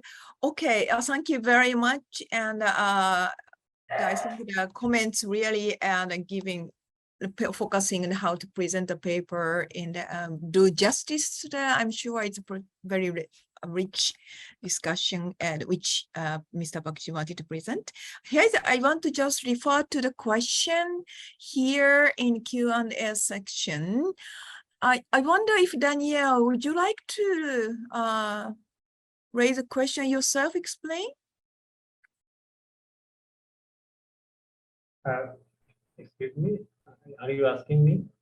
Yeah, Daniel Augustine, Mr. Daniel Augustine. Yes. Would you like to raise your explain your question on the question and answer box? Yeah, like Daniel, I don't see Daniel. Okay, and so then I just read out. Okay, the question was excellent, Mr. Bakshi. What are your policy recommendations to address the ICT lagging behind West Bengal and India? It's a rather macro question beyond this paper, but if you want to say a few words about it. For that, the main policy recommendation is at the macro level, the government should try to provide more training facilities and try to provide ICT infrastructure in rural areas, and mainly promote the low cost or mostly freely available alternatives like the social media. Even marketing can be done through Facebook, and a lot of learnings can be done YouTube. So if the government can provide YouTube portals and where they can provide suitable trainings in local languages, so these can be easily absorbed by the smallholder farmers. And after that, then gradually we can move to higher costly infrastructure and ICT adoption. Yeah, thank you very much. Yeah, it's a very pragmatic suggestion. Yeah, thank you. So I wonder if anybody has more questions. Sorry, we didn't have enough time to go into the paper, and so yes, is there anybody no? Okay, I don't see any other question. Okay, so I will wrap it up, and I think Mr. Bakshi, you would have okay, here, Dale. Yes, please. I'd like to thank the discussion of time that he has given this paper. He has really made a very good point. I'm sure help Niladri to read the paper. So I just wanted to thank the discussion. Those comments has not been addressed, so just wanted to thank the discussion for the valuable comment that he has provided to this paper.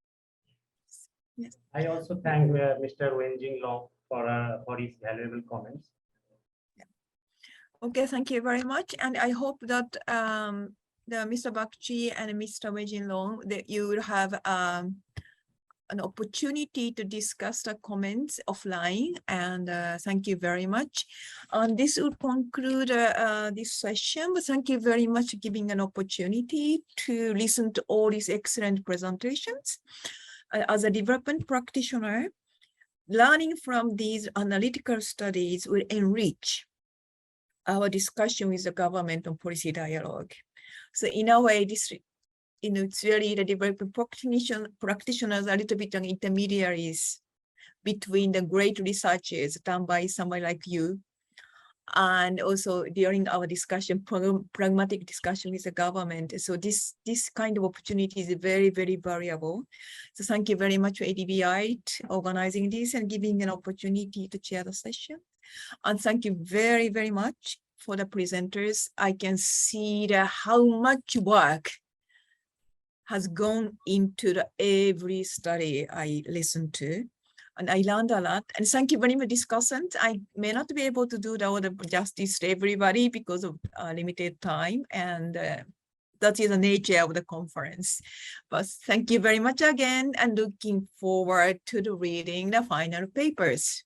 Thank you. Thank you so much, Dr. Rie. Thank you very much. Thank you. So enjoy the break now. Thanks. Thank you. Thank you. I welcome to you to this sessions in the afternoon. Now we have presentations by Dr. Bilal. Dr. Bilal Mahmood. Dr. Bilal is the associate professor.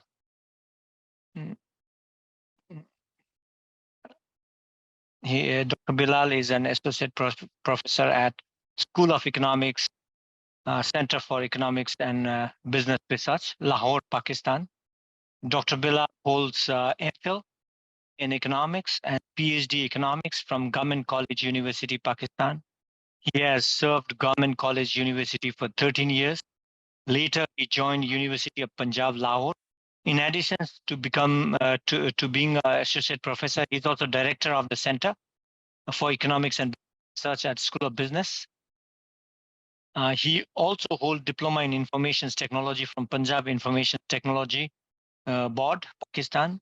He's an awardee of the gold standard of International Award for Young People, the Duke of Edinburgh Award. He's participants of International Growth Center, Pakistan, a policy consortium set up by London Schools of Economics and Oxford University. He has conducted and edited a survey project with Pakistan Small Industries Corporations under government of Pakistan.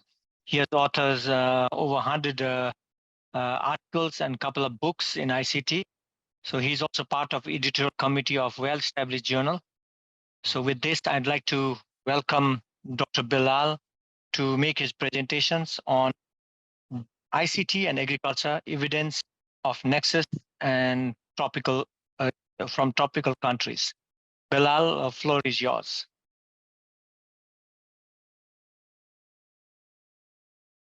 Thank you. Thank you, Dil Rahat. Dr. Bilal, we can't see your picture. We would appreciate if you can put on the camera, if possible. We'd also like to have a glance of you. I have no issues with that, but I think my camera is having a trouble with that. Okay, no problem. Please go ahead. So I thank all of you, and especially ADBI, for giving me this opportunity to share my work with you. Actually, I have two co-authors with me who have significantly contributed in this work, and I would like to thank them. One is Mohsin Raza, and other is Sadia Sabir. They are not here right now. One of them, that is Sadia Sabir, but Mohsin Raza is also included in this conference. So the main focus of this work is about ICT and agriculture, and we are going to analyze the top agricultural countries in this regard. How this idea came in our mind, it's basically going back to quadratic waves. This is a concept that guides us about how the past is connected with the present. Sorry, Bilal, can you please put it on full screen? Okay. Is it better now? No, you can share your slides in the full screen at the lower part of the right side. Yes. Just wait for a moment. I have clicked the button. And is it okay now? It's not coming yet. No, it's not coming yet. Okay, please try it again. Is it now okay? Sorry, we'll share from this side, Bilal. We'll share from ADBI side. Yeah. Can you make full screen? Yes. So Dr. Bilal, please continue. We'll move the slide when you tell next. Okay. So next slide, please. Now, this is the past and the present, and the future that we are trying to connect. Basically, the comparative waves is about how the world economy gets affected by significant changes by inventions in our history. We have seen approximately 6 waves till now, out of which 5 are mentioned here. The 6th one is not here right now. It's about the healthcare innovations, but that was not related to our work, so that's why I didn't include that sort of diagram. It's an idea given by Kondrativ, and this is the source of this work. We talk about past, that is the agriculture. Here you can see it's agriculture and steam engine, but right now we are concerned with agriculture, one of the major crops out of which is cotton. And the 5th wave is information technology that we are currently living. So how the past can be affected by our present and future, that is how information technology can affect the agricultural sector and hence improve our lives.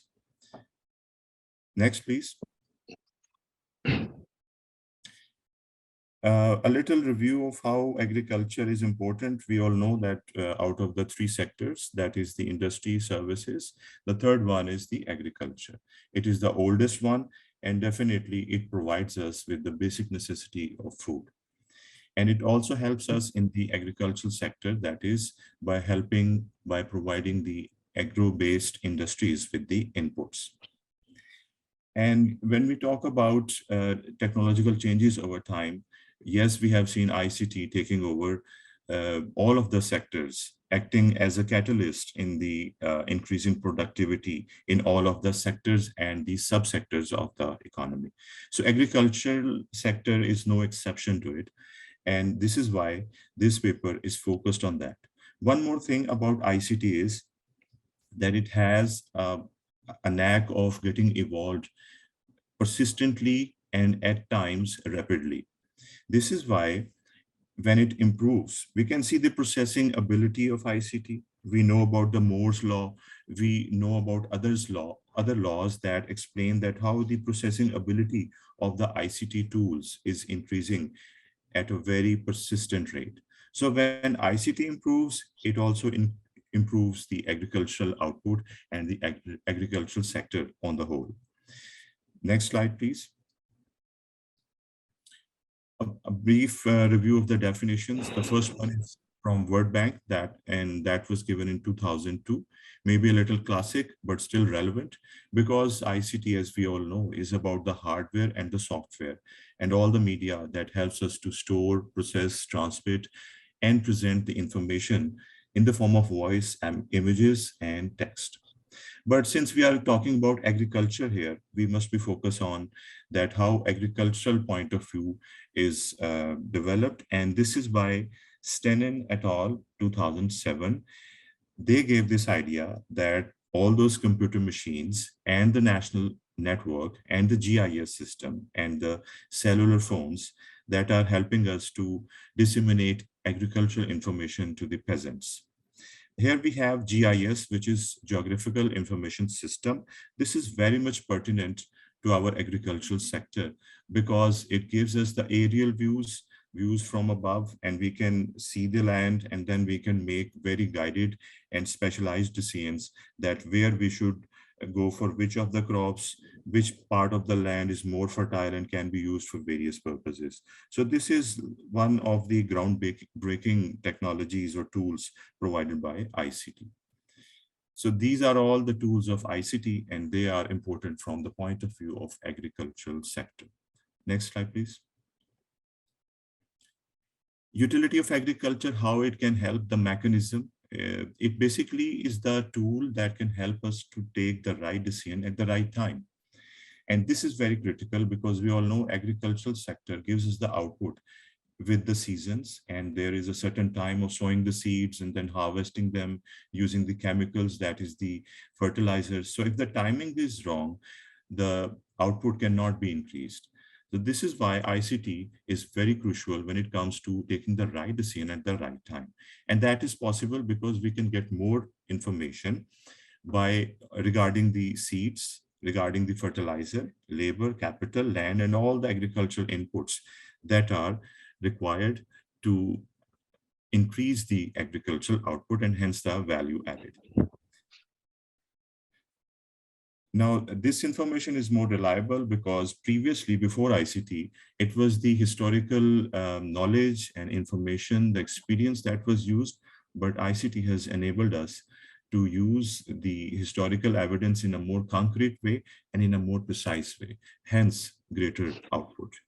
Next, please.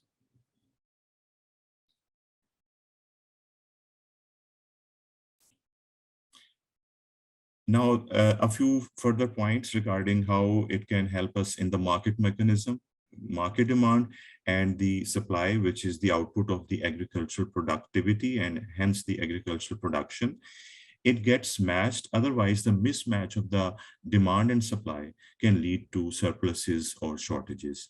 So when both of the parties, that is the producer and the consumer, they are well informed, the market asymmetry of having the asymmetric information can be mitigated.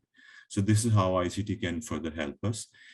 It can also help us to increase the low value addition in the agricultural sector because of having more information regarding the higher value goods from the agricultural sector. That is a slightly more processed food and such products that are based on the agricultural raw material.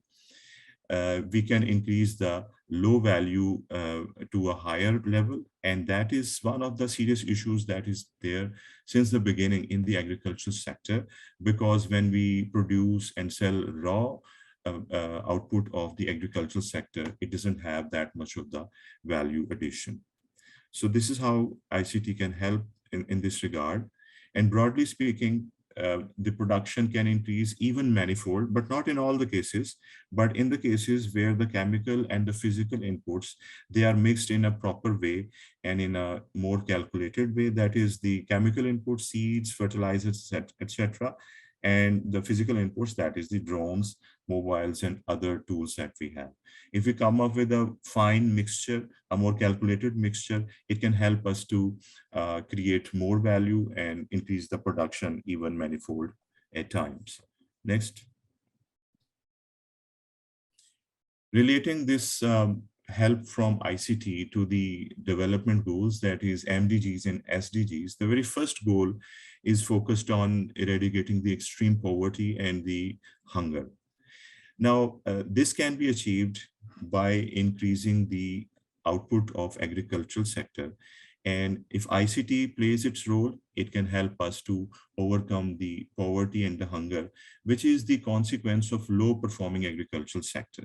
Because we know the agricultural sector is employing those people who are already living at margins and their incomes are already low. So if we want to bring them to a higher level of income that is above the poverty line, all those farmers or people living in subsistence levels, we have to invest in ICT so that it could increase the output of the agricultural sector. And definitely by providing the food to the masses, all of them at lower prices, it can also overcome the problem of hunger. That is also a trouble and a challenge for us as a globe. International institutions and societies, they talk about it. For example, World Summit on Information Society, WSIS, it sheds light that how information can be critical, that is the ICT, in achieving the development goals, and definitely the first one is there. And then we have DFID, and DFID you is have also 5 minutes left. Okay, I have to expedite. DFID also highlights this, the critical role of ICTs. Now, next slide, please. Now, this is the mechanism that we must understand before we delve into the empirical analysis.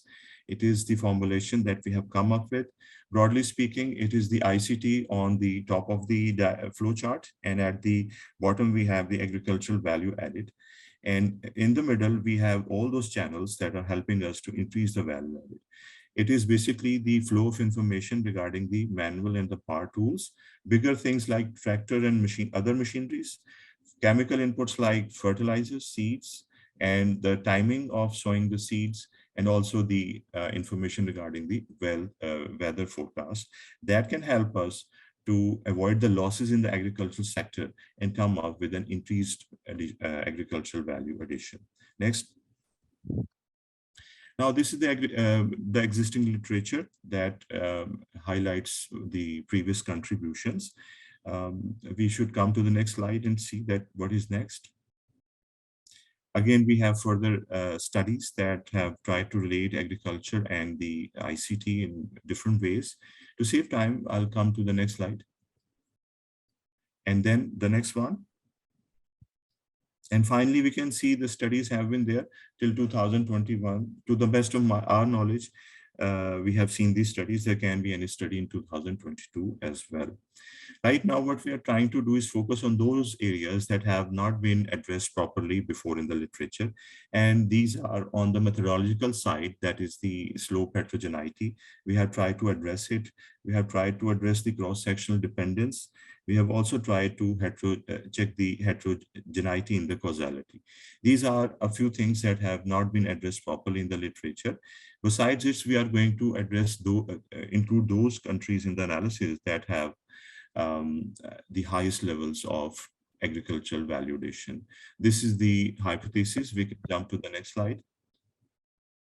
These are the sources and the variables that we have used. I just want to shed light on the ICT Development Index, which is on the fifth last row. And it is basically an amalgam of the 4 indexes that variables that we have chosen from ITU. And then we have used the principal component analysis to come up with a single index that will help us to relate ICT with the agricultural value addition. This is not also done before in this way. Next slide, please. Now, these are the 6 countries that we chose on the basis of highest agricultural value addition. And the time span that we have chosen is from 2000 and 2019. We ranked the countries on the basis of this data. And then we came up with these 6 top agricultural countries. Next slide. This is the model that we are going to estimate. These are the variables. Agricultural value addition depends upon ICT, depends upon the agricultural land and the agricultural machinery, the fertilizer, and EM. The next slide, please. EM stands for the employment, that is the labor in the agricultural sector. Next. These are the descriptive statistics. We can delve deeper into these, but the most important thing in these is evident in the next slide. Can you show? That we can observe digital divide because the standard deviation is quite substantial in this regard. So yes, it can be there because we're dealing with a set of countries that are developed and underdeveloped. We are talking about Nigeria, we're talking about US, we're talking about China. So there is a disparity of the economic achievement level of these countries. This is why we can expect digital divide among these selected countries. Next, please. Now, here comes the inferential part in which we are trying to address the same thing that we promised to do, that is the heterogeneity of the slopes. These are some technical things, some scary equations. So we should come to the next slide and see the results. Still contains the same thing. Next slide, please. These are the results. Broadly speaking, when these statistics, they are statistically significant, they show that there is slope heterogeneity in the estimates that we are going to have. The bottom 2 are more robust because they address the issues of heteroscedasticity and autocorrelation. Next slide, please. After ascertaining that we have slope heterogeneity in the expected results, we are going to talk about a phenomenon which is very common in the panel data set, that is the cross-sectional dependence. And in that, we have the phenomenon like oil crisis, pandemics, and transnational phenomena that cause the cross-sectional dependence. Next, please. The results show that we have heterogeneous cross-sectional dependence. Then we come to the next. This is about the variables that we have cross-sectional dependence in the variables. And then we have the next slide.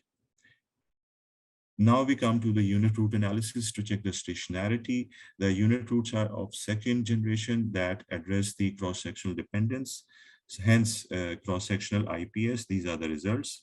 They show that we have a mixed order of integration. The first one is integrated at first difference, and the last and the second last variables also. So we have a mixed order of integration calling for the ARDL approach.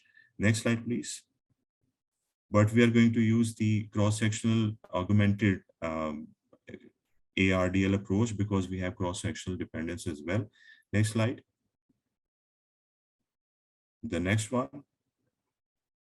So these are some equations highlighting the background of CS ARDL. The next slide, result slide, please. These are the results, and as we get the results in ARDL, Bilal, I think we have to go to the closing, maybe conclusion part. We're already running out of time. Okay. So this is the long run result, the set of long run and short run results. The results are as per the expectations. And we can come to the next slide. Next. Again, next. Next. Next. Now, previous one. This one. So we have this one. So we have the results for the causality, and the causality runs from the information development to agricultural value addition, not the other way. And this is also intuitive because when the ICT improves, it can help us to increase the value addition in agricultural sector. However, the other way around is not logical. So our results also verify this thing. Come to the next slides, the resulting slides. Next, conclusion. Come to the policy recommendation. Yes. So the policy recommendations on the basis of these results is that priority should be given to ICT. It should not be overlooked. And we should also target the people in the agriculture sector for their lower levels of digital literacy. They should be given proper training programs so that they become more digitally literate and hence better users, and they could benefit from the agricultural technologies that they have. And next slide, please. Future studies can be conducted while keeping the SDGs inside because this is the current situation since 2016. We have to focus on SDGs, and we can also focus on which one of these tools is helping more as compared to the other as a contributor to the agricultural value added. These are the future recommendations. I thank you. Thank you so much, Dr. Bilal. Now, let me quickly introduce our chair. She has managed to join.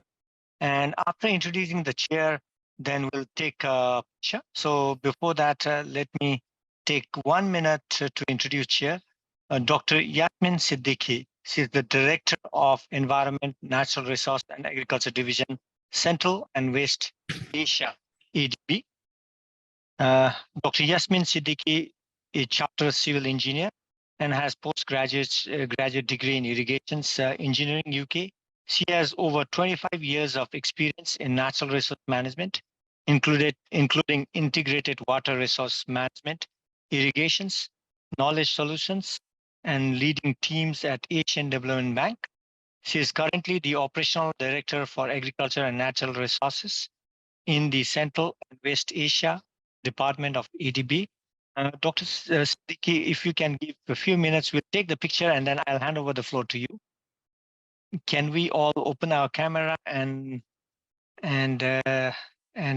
give a big smile so that we can take our picture with our chair?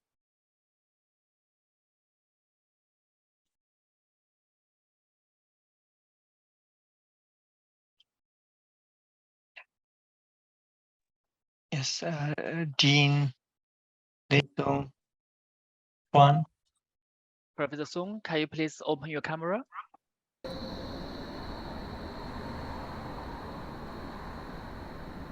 Okay. Okay, so let me count from 1 to 3.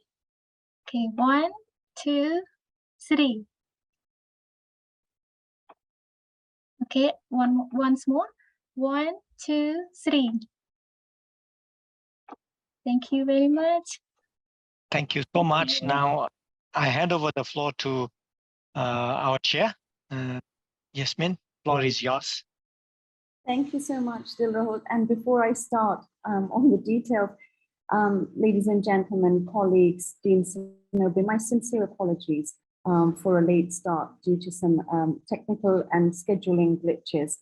So thank you very much to ADBI colleagues for holding the fort.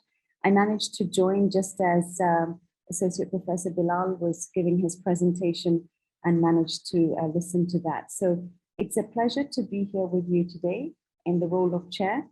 A topic that we're discussing, which is very timely, particularly with regards to what we are seeing globally as the food security challenges.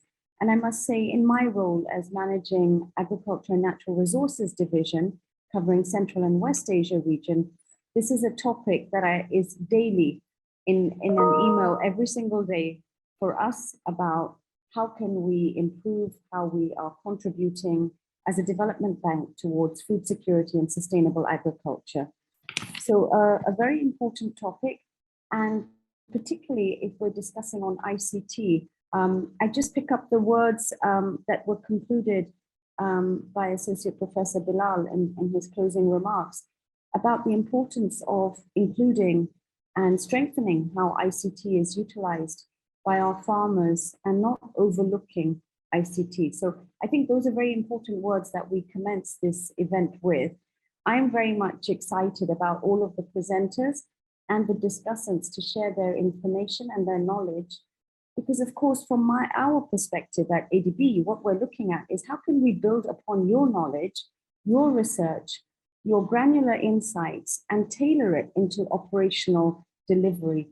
What we are looking to do is inform our governments on some of these new ideas, innovative approaches, and importantly, the details that you bring to us with your research. I'm going to stop there with my few introductory remarks, just to say to all of you that we're extremely thankful for you bringing your knowledge to us, for you bringing your evidence basis to us. It is essential to build operations on knowledge, and that's where you can provide those insights to us. So I'd like to now turn to our discussant, who will be discussing on the presentation of Associate Professor Bilal. And this is our Associate Professor, Pradyot Ranjan Jaina, from the School of Management, National Institute of Technology, Karnataka. So welcome, Mr. Jaina, and we're very much looking forward to hearing some of your points and insights on that presentation. We'll be also managing the time, so look forward to your timeliness. Thank you. Thank you very much, Chair, and thank you, the organizers, ADBI, giving me an opportunity to be here. I'm really honored. Let me share my screen, just 1 second.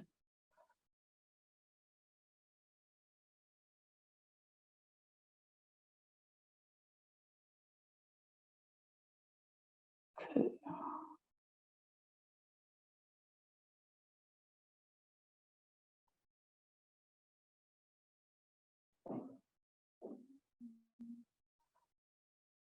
Yeah, I hope it is full screen. Yeah, yeah, a very nice presentation by Dr. Bilal. His topic, ICT and agriculture, evidence of nexus from top agricultural countries. Very well prepared. And the introduction he gave is really detailed and really, he made a strong pitch for ICT in agriculture.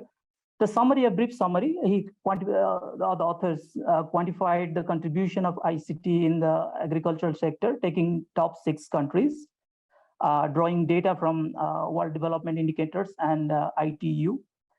So the time frame is 2000 to 2019, and they have used several very relevant econometric techniques and concluded that there is strong role of ICT, or there is a positive role of ICT increasing agricultural production.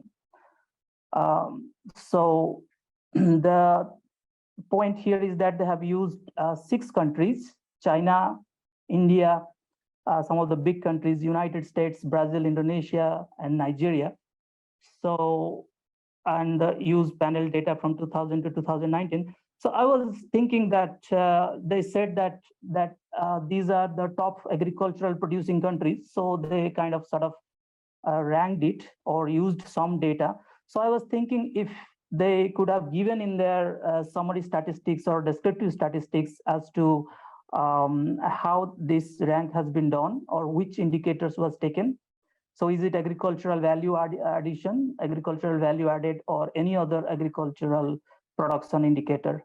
So which indicator was used to draw or to select these 6 countries? And the period of 2000 to 2019 also, that needs, at least in the paper, there is no justification as to why this time frame is taken. And so, of course, in the presentation, he has detailed a bit more. What I was wondering is really about the units. So what are the units used for these variables? Agricultural land, is it in hectare? Agricultural machinery, fertilizer consumption, employment in agriculture, and ICT development index. So all these 1, 2, 3, 4, 5, these 5 are used as kind of independent variables, whereas agricultural value added is the dependent variable. So, and their main motto is to see the impact of ID on the ICT development index on agricultural value added. The rest 4 are sort of control variables.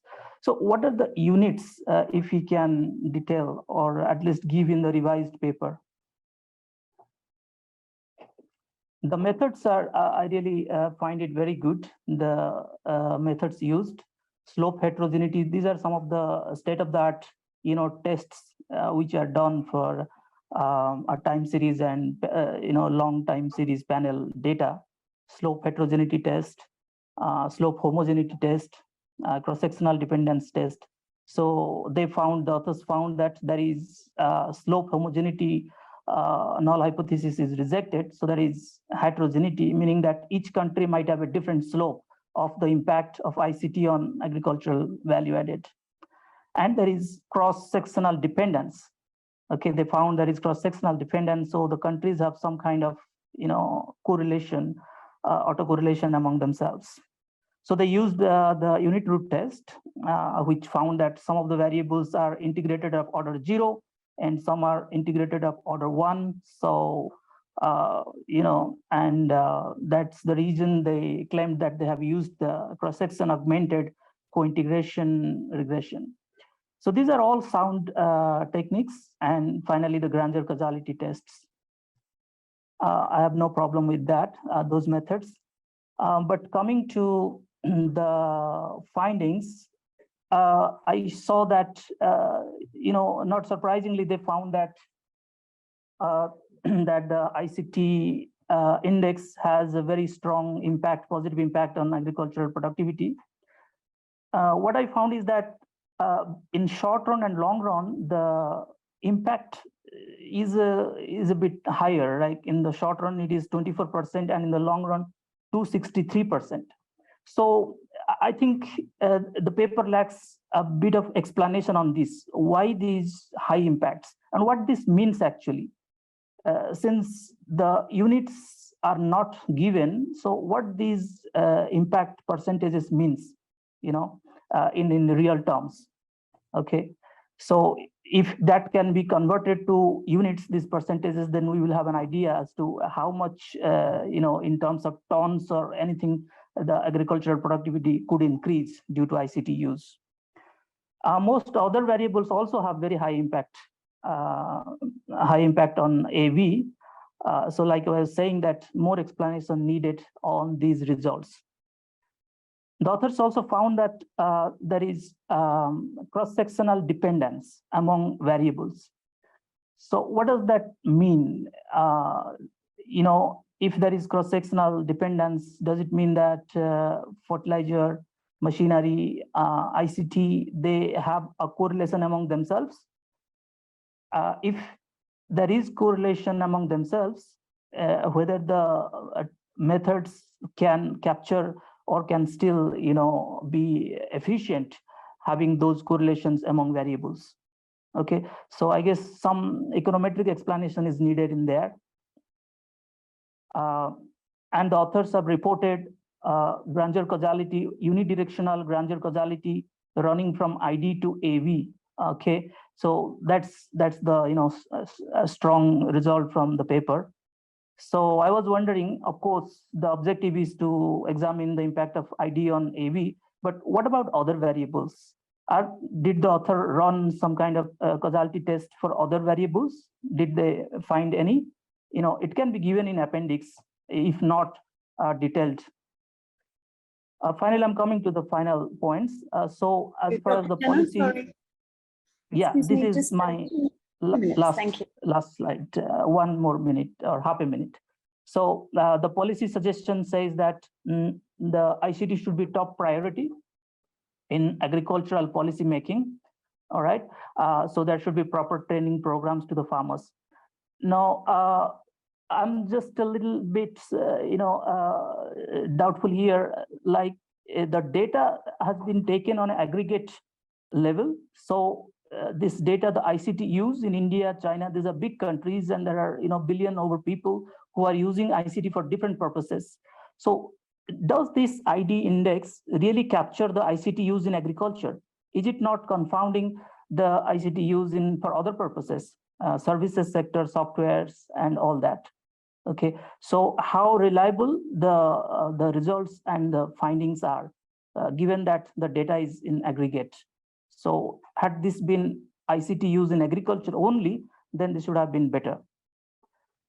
Okay, I think, but the paper is definitely has many strong points, especially the econometric models and the robustness checks, and a very strong analytical framework in the beginning, giving those literature reviews and so on. So thank you very much, Dr. Bilal and the chair. So I look forward to your response. Thank you. Thank you very much, Dr. Jenna, and thanks for sharing those very insightful points. And you raised a number of key areas there as suggestions for strengthening on the paper and where you'd like some more feedback. So I believe we have a few minutes for Q&A. Dr. Bilal, would you like to respond? And if there are any other questions from participants, you can use the chat box there that we have to add your questions. But perhaps, Dr. Bilal, maybe we give you the first go of responding to some of these points. I will step in so that we keep it brief and not too detailed. Thank you.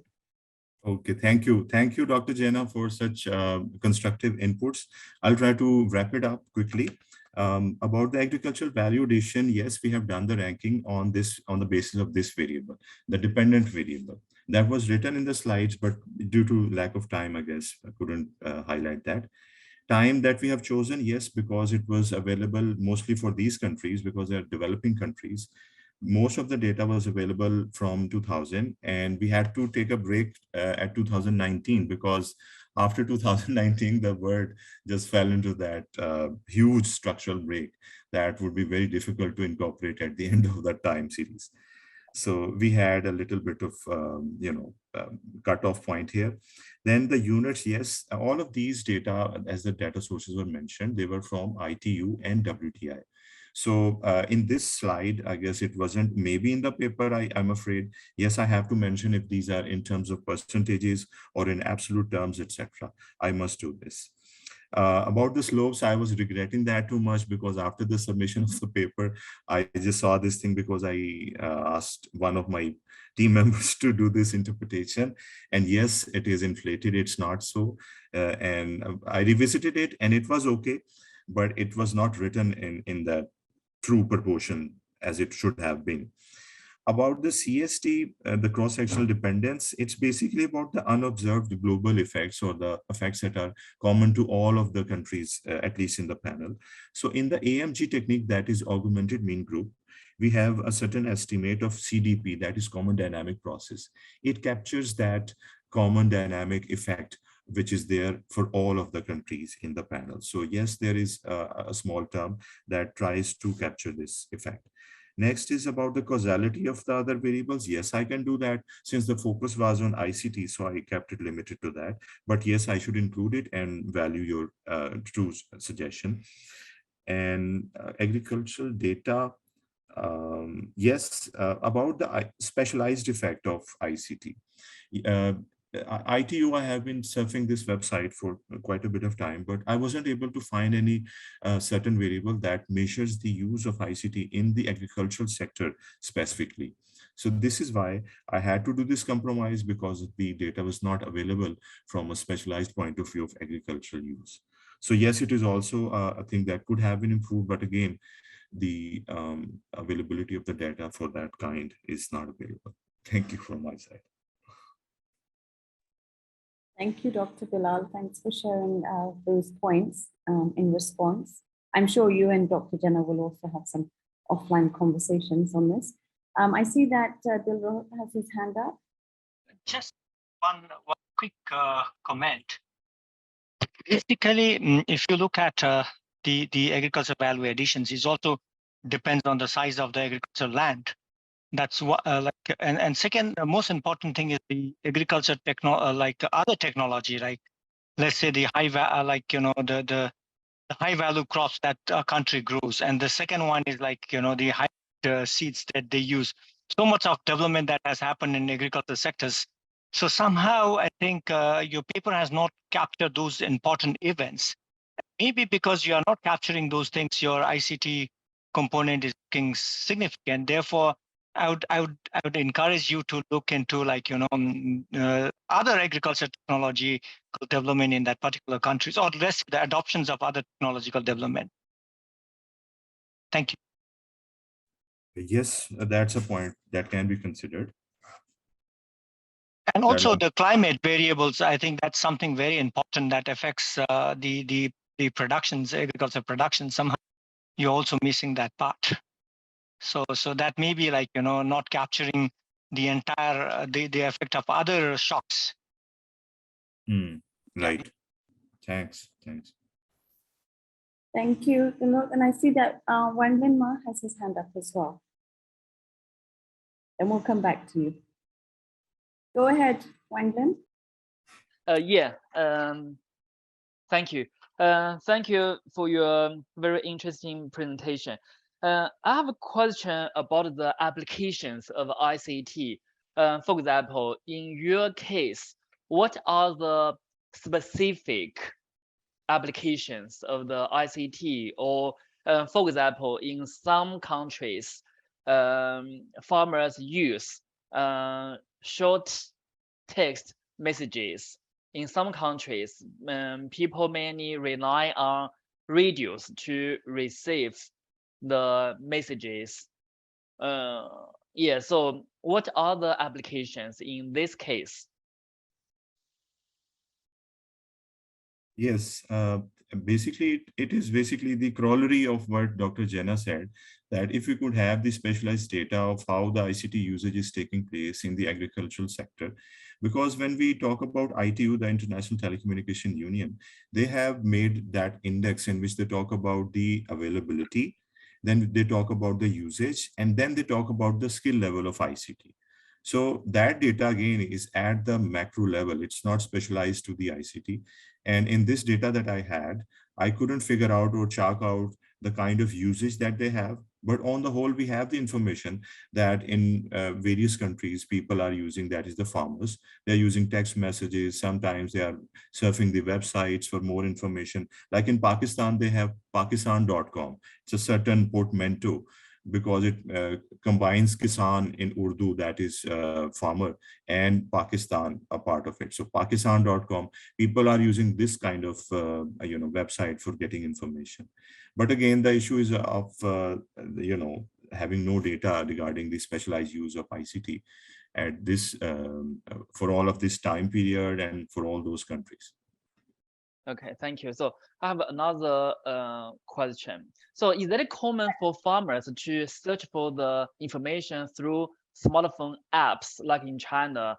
It's very common for farmers, especially younger ones, to use smartphone apps to search for the agriculture related information.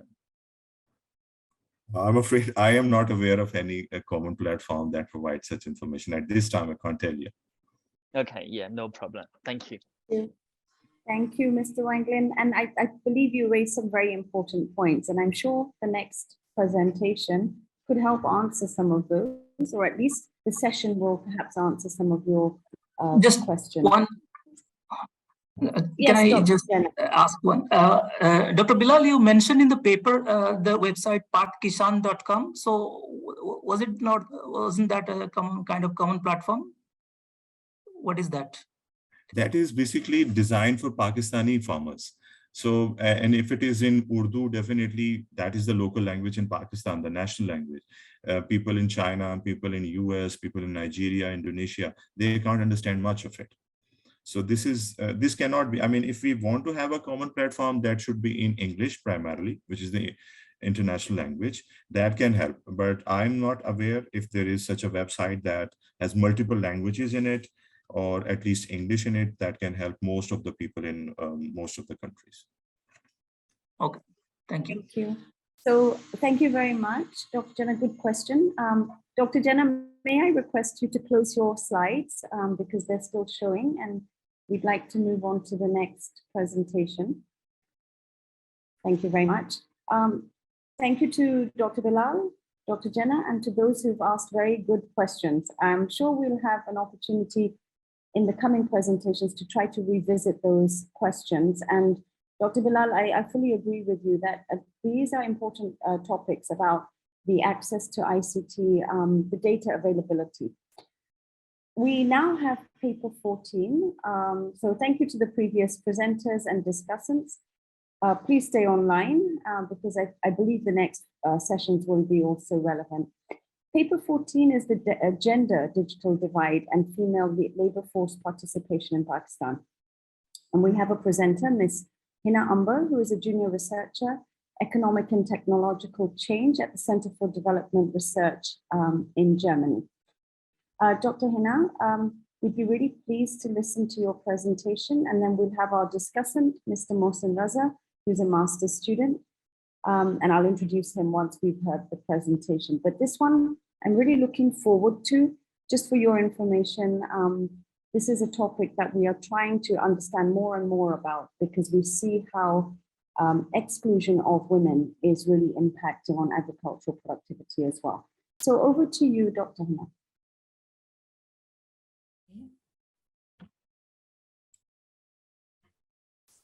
So we can see your presentation. If you could put it into presenter mode. I'm doing that. Can you hear me? Yes, we can hear you too. Okay. Could you please into presenter mode? I'm trying to do that actually. Just a second. Thank you. I hope you see it now. Yes, that's very good. Please go ahead. Okay, today I'm going to present my paper on gender digital divide and female labor force participation in Pakistan. So as we all know that Sustainable Development Goal 5 promotes gender equality and women empowerment through increased participation of women in different disciplines of life. And there are different goals and different targets under those goals that kind of talk about access and ownership and use of digital tools in achieving those goals. And you know that despite significant progress towards gender equality since the mid-20th century, the gender gap in economic participation continues to widen. According to Global Gender Gap Report, it is estimated that it would take around 267 years to close this gap. And since developing countries are characterized by, have specific characteristics that, give rise to these gaps in education, health, employment, and women autonomy, and women in developing countries are more likely to be unemployed, they have fewer economic opportunities, and they're more likely to work in the informal sector than their male counterparts. And you can see that this gender inequality in the physical world is also quite visible in the digital world. According to ITU, globally, there are 52% of women who are offline as compared with 45% of men. And in low-income countries and middle-income countries, women are 8% less likely to own a mobile phone, and they are 20% less likely to own a smartphone. And also these gender gaps in mobile phone and smartphone ownership and internet use are largest in South Asia. For South Asia, the gaps in mobile phone ownership is around 27%, and the gap in mobile internet is around 67%. So gender digital divide has been considered or observed as a critical challenge to achieve gender equality. And there are many researchers who see the impact of digitalization on gender equality, income, and employment. For example, there's one research by Amunisman and others. They kind of study the Grameen Bank Village Phone Scheme, and they find out that women who own a mobile phone, there's an increase in their income generation capacity. And there's one study by Sekibira and Kaim. They find that in rural Uganda, owning a mobile phone increase household income, nutrition, and gender equality. So the knowledge and access to digital technologies can reduce gender inequality by improving women's economic status. For this research, we are particularly focusing on mobile phone and smartphone ownership because these advances in technology, especially in mobile and smartphone, they bring a lot of possibilities and opportunities for the developing countries. Mobile phone is an important economic asset for poor because of its ease of carrying and using. And also there are lower fixed cost and physical infrastructure required for mobile and smartphone. And these characteristics make mobile phones a reasonable and affordable proxy for other digital devices, for example, computers, laptops, and tablets.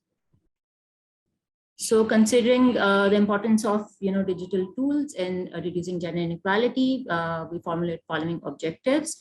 First is to examine the gender digital divide and identify the contribution of different factors in explaining the divide. And the second objective, we analyze the association of mobile or smartphone ownership with female labor force participation in Pakistan.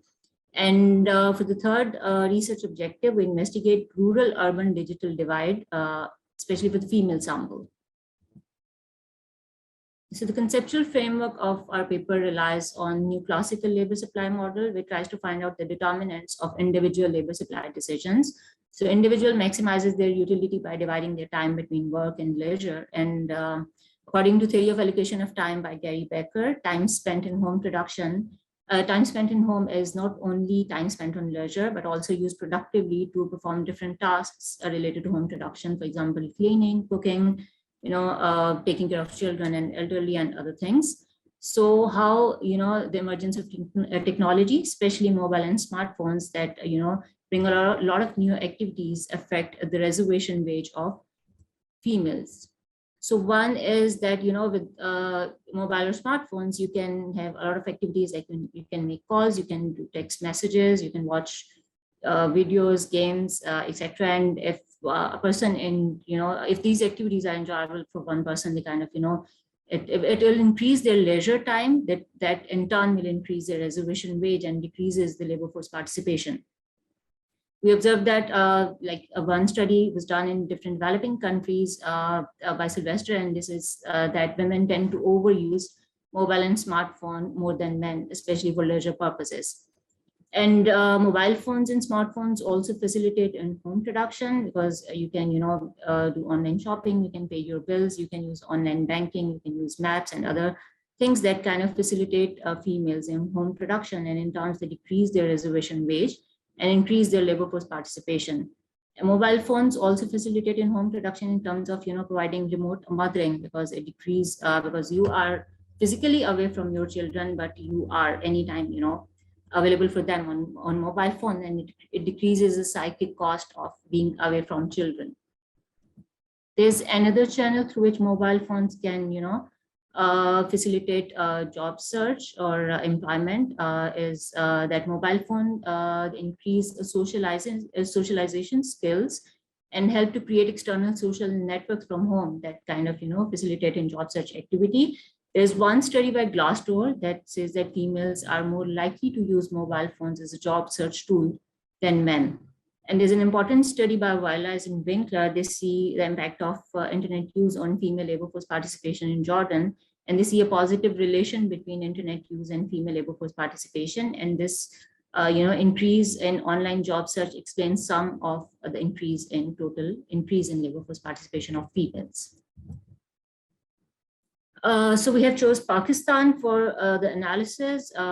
Why? Because Pakistan is among the worst performers when it comes to gender equality, because the country joins the bottom bracket of countries in Global Gender Gap Report. There exist huge differences in labor force participation rates of males and females, despite growing by approximately 9% over the last 3 decades, as you can see in this figure. And also in terms of, access and ownership of and use of mobile and smartphones, there are considerable gender differences. And you can see that in the first panel, most of the households have access to mobile and mobile phones, mobile or smartphones when you compare them with internet use and computer. And also in the last panel, you can see that this shows the percentage of individuals with the ownership of mobile and smartphone. And there exist considerable gender differences. And also important thing to note is that rural and urban females, there exists considerable digital divide between rural and urban females. So we use Pakistan Social Living Standards Measurement Survey, PSLM 2019 and 20 for the sake of analysis, because it provides information on different socio-demographic variables of the households and also individual level information on employment, education, income, and especially they include a section on information and communication technology, the use and ownership of different digital tools. So our sample comprises of more than 244,000 males and more than 245,000 females. The main variable of interest for this study are mobile and smartphone ownership and use and labor force participation. And we have constructed a bunch of variables on the basis of available data set that we can use in different models. So methods we have used for this study are two methods basically for objective 1 and 3. We use an extension of the Hakam linear decomposition that is proposed by Jan, and it shows the differences and the likelihood of ownership and mobile phone and smartphone between males and females, and divide it into explained and unexplained part. The explained part is due to the characteristics or covariates, and the unexplained part is due to the other factors that include social culture norms and institutional factors. And for the second objective, we use instrumental variable approach, and the instrument we have used is a number of mobile phone franchises in each district where these females live. These franchises provide different sort of services that facilitate the ownership and use of mobile phones. For example, post and prepaid connection sales, they provide billing services, they provide SIM and duplicate SIM, easy load and mobile accessories, and also internet connection. And we consider the fact that mobile phone franchises might be located in areas where there is high capacity to pay for these services. So we report our results as association rather than causality. These are some of the descriptive statistics, and you can see that there are huge differences in the labor force participation of males and females. And there also exist a considerable gender digital divide in mobile or smartphone ownership. And for this study, we have constructed variables. It's not just the ownership of mobile and smartphone, it's the ownership and use of mobile and smartphone, because there was some individuals in the survey who report that they have ownership of mobile phone, they haven't used it. So our main variable of interest is ownership and use of mobile and smartphone. These are the people who own a mobile and smartphone, mobile or smartphone, or they have also used it. And in the table 3, you can see there is a rural-urban digital divide.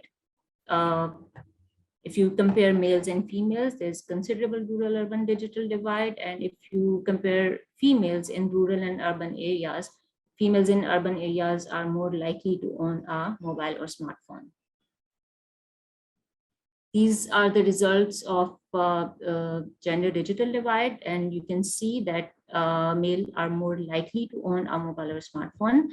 And the covariate effects, or the explained part of this decomposition, kind of contributes around 0.94 points in the 0.5 points or units total difference. And it shows that if females had the same characteristics as males, they would have been more likely to own a mobile phone. And individuals' income, and in detailed decomposition of the explained part, individuals' income and literacy are the major contributors to the explained part. But you can see that most of the differences in the likelihood of ownership of mobile or smartphone is explained by coefficient effect. And the detailed decomposition of the coefficient effect shows that the constant term is primarily responsible for the observed differences. The constant term is actually, include those individuals, males and females, who are the most disadvantaged according to the construction of variables. They are the males and females who have, low level of no formal education, no literacy. They are from the lower income households. They are from the rural areas. So it shows that, social and cultural norms in Pakistan are more conducive for males to own a mobile and smartphone than females. And there are two kind of factors that explain this unexplained part. One is the unobserved factor, because the model may have not included, due to the unavailability of information, all of the important factors that have an impact on mobile or smartphone ownership. And the socio-cultural and institutional factors, because the combination of policies, laws, and societal customs norms in developing countries, they kind of, hinder women from, obtaining access to resources and obtaining loans for technological purchases.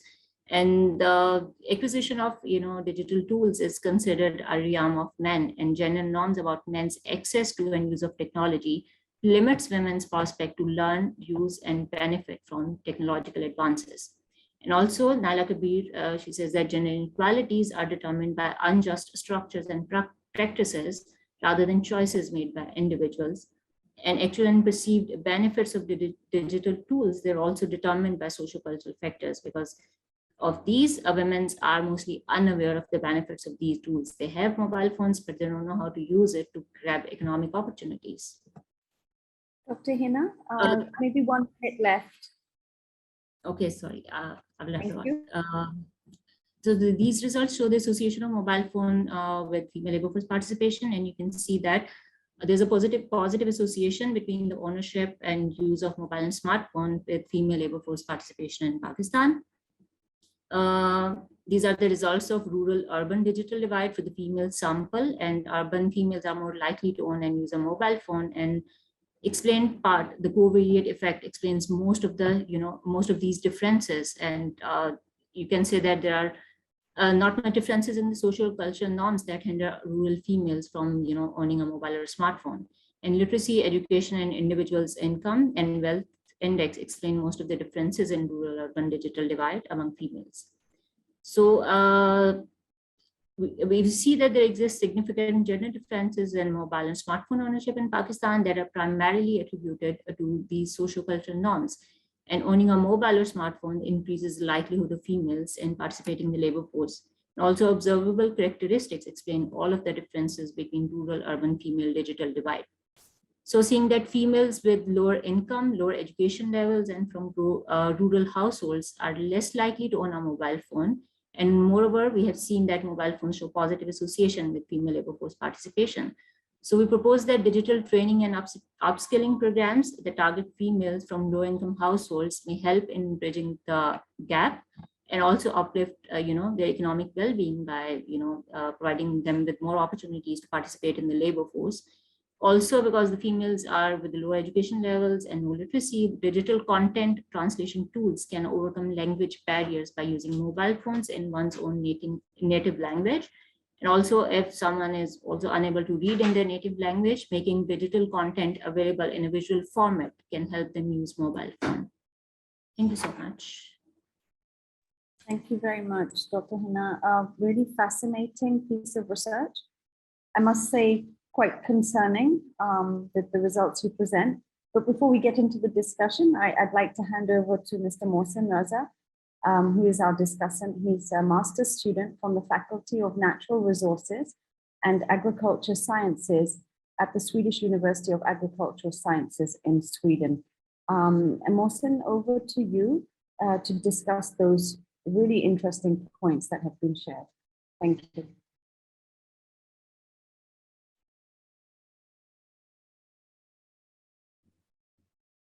Mohsen, are you on mute? We can't hear you.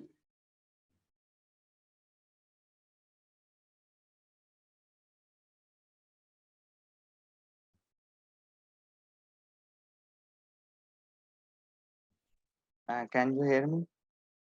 We can hear you now, thank you. And if you can put your presentation into presentation mode, yeah. Thank you, very good. Okay. So the title of paper is Gender, Digital Divide and Female Labor Force Participation. If we summarize the paper, the study investigates the gender and rural-urban digital divide in a country with one of the most considerable digital divide by using the National uh, Representative Action Social and Living Standard Measurement Survey. Data collected from this PSLM survey. And then study employed the instrumental variable approach to examine the effect of mobile phone and smartphone ownership on female labor force participation in Pakistan. If we talk about the results indicates institutional and social cultural norms explain most of the mobile and smartphone ownership gap among the males and females. And the instrumental variable approach also demonstrate that mobile and smartphone ownership enhance the female labor force participation. And then study also find the difference between observable characteristics, especially literacy and education, explain the rural-urban digital divide among females.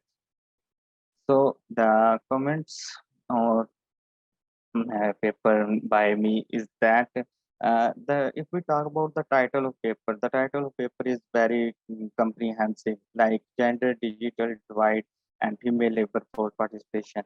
Uh, mm, but the study only used the mobile phone as a approximation to measure the digital divide, which is I think is narrow approximation, because when we talk about the digital divide or if the gender digital divide, then we if we can say that we mean by the access of ICT tools to the female or to the female. ICT includes various digital tools. I know that study it mentioned that mobile covers a lot of dimensions like internet, computer use, and etc. When we talk about like developing countries, especially countries like Pakistan, we can't say with surety that mobile is can be used as a gender digital divide, because the study also indicate that the mobile phone or smartphone. If I talk about specifically in case of Pakistan, there is difference between like mobile phone or smartphone, because if in rural areas, especially in Pakistan, the women's access to the mobile phones, which don't have any internet facility. It's like simple phone, don't have access to internet, and computer facility can't be done by the mobile phone. Yeah, smartphone can be like have accessibility of internet. But I know the many areas in Pakistan, there is no facility of the internet connections, and even people don't use internet, especially we talk about the women, due to various reasons, um, the main reason is that if you want to use internet, you have to do a package which requires some amount of money. So in my opinion, the of mobile phone using as a proxy of the gender digital divide is not measuring the gender digital divide in case of Pakistan. And so there is a need to need to revise the title as well, because you are focusing mainly on the mobile phone or smartphone. And then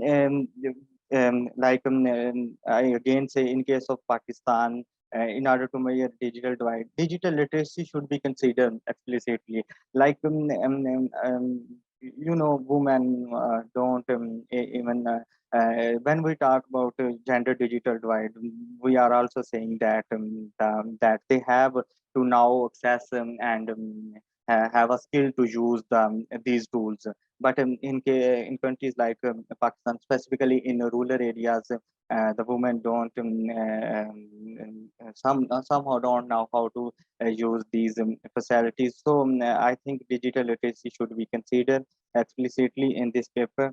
And then if in order to measure the digital divide, so there should be an index should be built which covered all the dimensions of ICT and other related technologies, which will be more suitable than mobile phone as a proxy for digital device. Because if I talk about the PSLM, where the authors have taken the data, it concludes like ICT data, where they can collect the data, like they specifically ask the respondents whether they use the internet or not, whether they use computer or not, whether they have access or not, etc. So, and if we talk about the econometrics or model used for the estimation, so I think the prerequisites of econometrics, like the study used 2SLS for cross-section data, and there is some assumptions to employ this model, like to check the normality test and to apply the econometric model. So they should consider some diagnostic tests to employ these models. And so this is all from my side.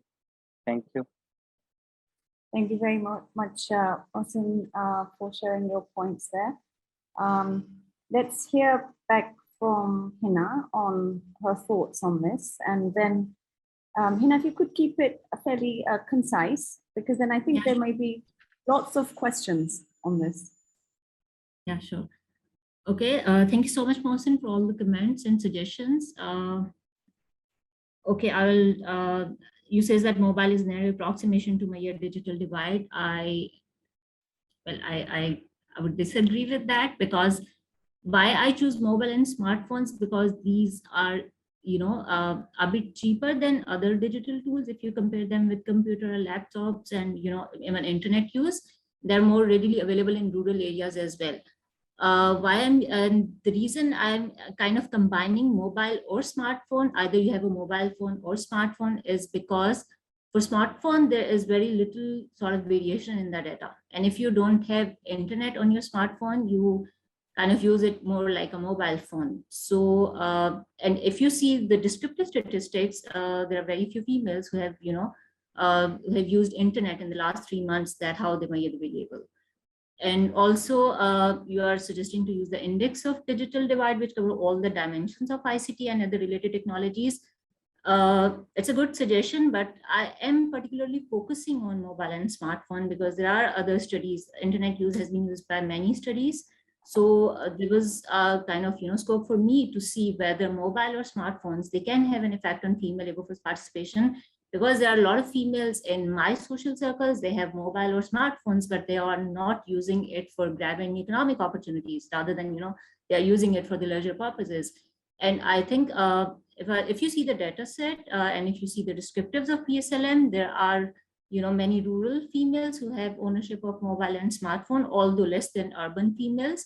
And there are many studies, not in Pakistan or in India, they kind of show that, you know, females in the rural areas who own a mobile or smartphone, most of the females use it, you know, to get information on the economic opportunities that they can get in their social circle. So there are these qualitative studies. I couldn't see any quantitative study on that. So that's why I kind of focused more on mobile or smartphone ownership. And regarding the prerequisites of econometric models, I didn't see in the IB papers that they, you know, kind of put all these results, because there was some limitation on the number of words and everything. So I will consider that including in my revised, you know, submission, hopefully. Thank you, Hina. Thanks for your responses there. Before we come back to Mohsin, in case there are any other points, let's go to Bill. Bill, you had some points as well. And just for our participants, I hope you don't mind that I've taken the decision that we skip the break, given that we're running over time. So I hope you're all still feeling energetic. Please bring your water and coffee, and we can continue through the break. But over to you, Bill. Thank you, Yasmin. Thank you so much.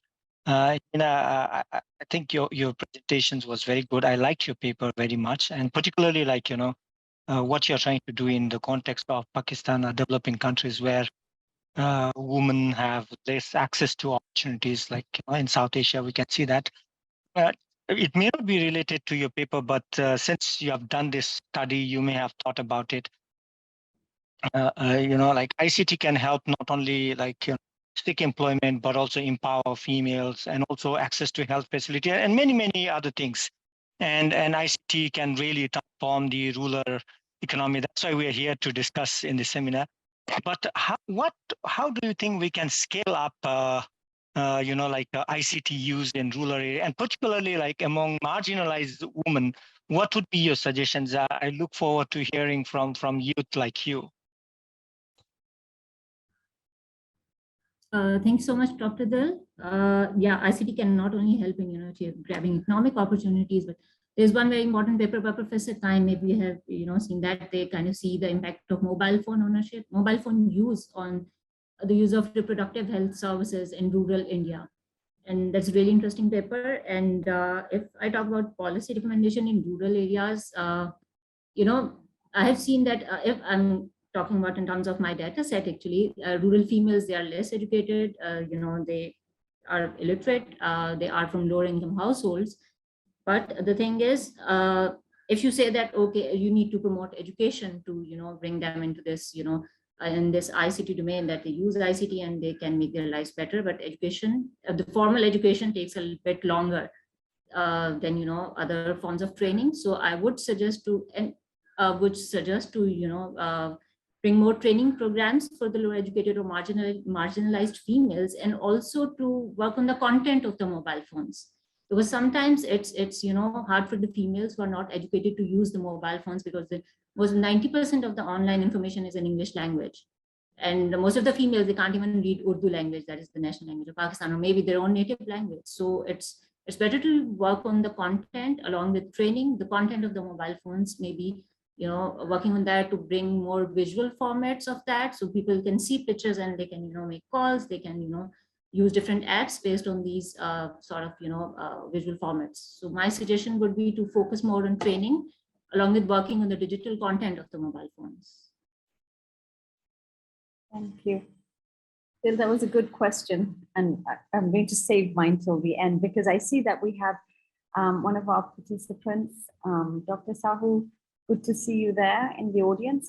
There's a question for you, Hina, from him, whether there are user-friendly applications which could be used by women, and how are they using those? Perhaps you could answer that one live. I'm not aware of, user-friendly applications, but I'm sure there will be. Maybe I need to, search for that. My focus was mainly on, seeing whether they are using these to grab economic opportunities, and I don't think there are, kind of applications that help women to, get into the labor force. But I'm unaware of that. I will look into the, details of that. Sure. Okay, thank you. Now I'm going to request Mohsin if he would like to make any response with regards to the points that Hina had shared.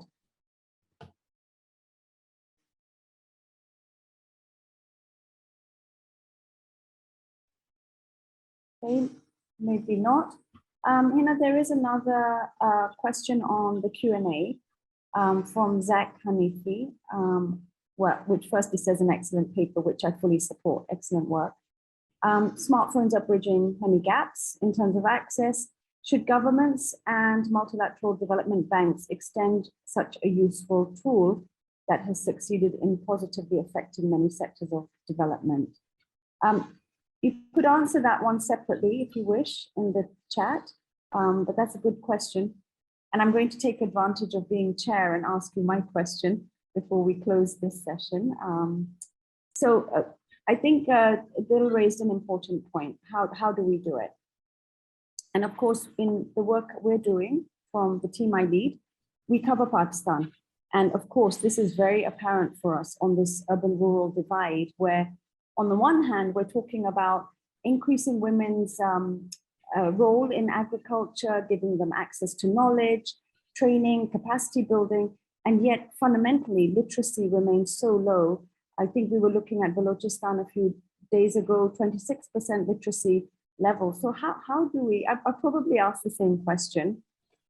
Okay, aside from training, do we focus as well on just getting the fundamentals of literacy up side by side with the digital context? Because as you say, most of the products are in English. We have women who can't even speak Urdu or read it. So it's a huge challenge. Yeah, I totally agree with that. It's a huge challenge. And, you know, if I was just observing from all the presentations I have been listening to, everyone focuses on education and literacy, because you cannot, you know, kind of get advantage of ICT if you are not educated. So along with training, that is, you know, that is kind of my suggestion for this paper. But educating, you know, education is the most important tool that can solve 90% of the world problems. So especially female education that you need to focus on. That is very low. You said that in Balochistan area. So yes, along with, you know, training and digital skills, and there is a need, a very serious need to focus on literacy of females, especially, you know, educating them to get them, you know, it's not just about getting employment, it's about, you know, other, you know, having, you know, household, having decision-making power, their autonomy, their, you know, access to different services. It all matters. It comes with education. Thank you, Hina. And I know this is a very important topic. So I'll request our ADBI colleagues as well to consider perhaps a future session which is more dedicated around this area. Okay, I see that Raja Timosina has his hand up. Raja, maybe a quick question from your side. Thank you very much, Yuna, for your nice paper. So in the today's and the yesterday's presentation, so we have been listening a lot on the social capital, right?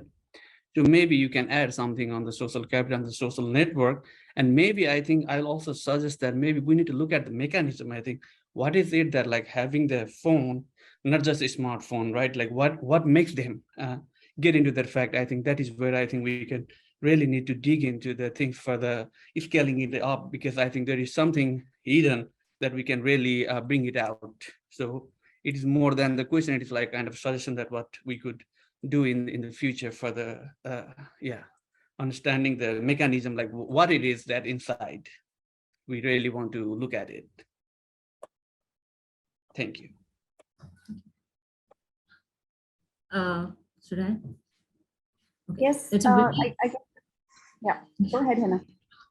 Okay, that's a very important point actually. And I was looking for something related to social capital in my data set, so I could, you know, kind of construct some variables, but there's no information on, you know, on having a mobile phone in your social network, sort of, you know, because I have seen in Indian surveys, they use this variable as a proxy for ownership and use of mobile smartphone. But in this PSLM survey, there's no variable that I can construct to see this channel. So yeah, for future research, if there are surveys that kind of incorporate these questions also, it would be really nice to see that. Yeah, thank you so much. Great, thank you. And thanks, Raja, for a good question.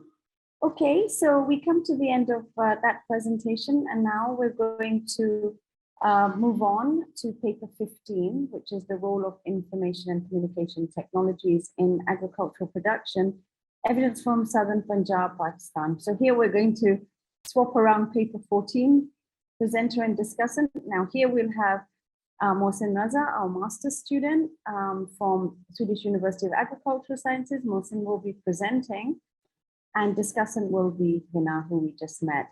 I hope everybody is surviving fine so far. As I said, please grab your water, your coffee, and thanks for being enthusiastic. Over to you, Mohsen. Thank you. Let me share my screen.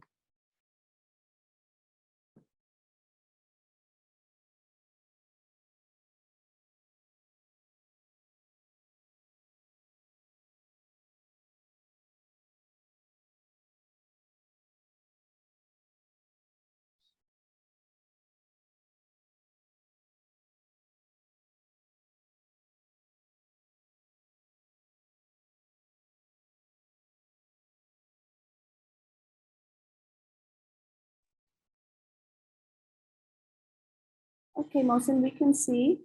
I can see your presentation. If you could place it into the, that's it. We can see that now.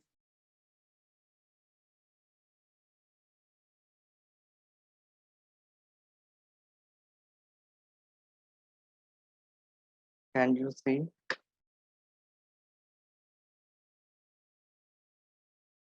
Hello?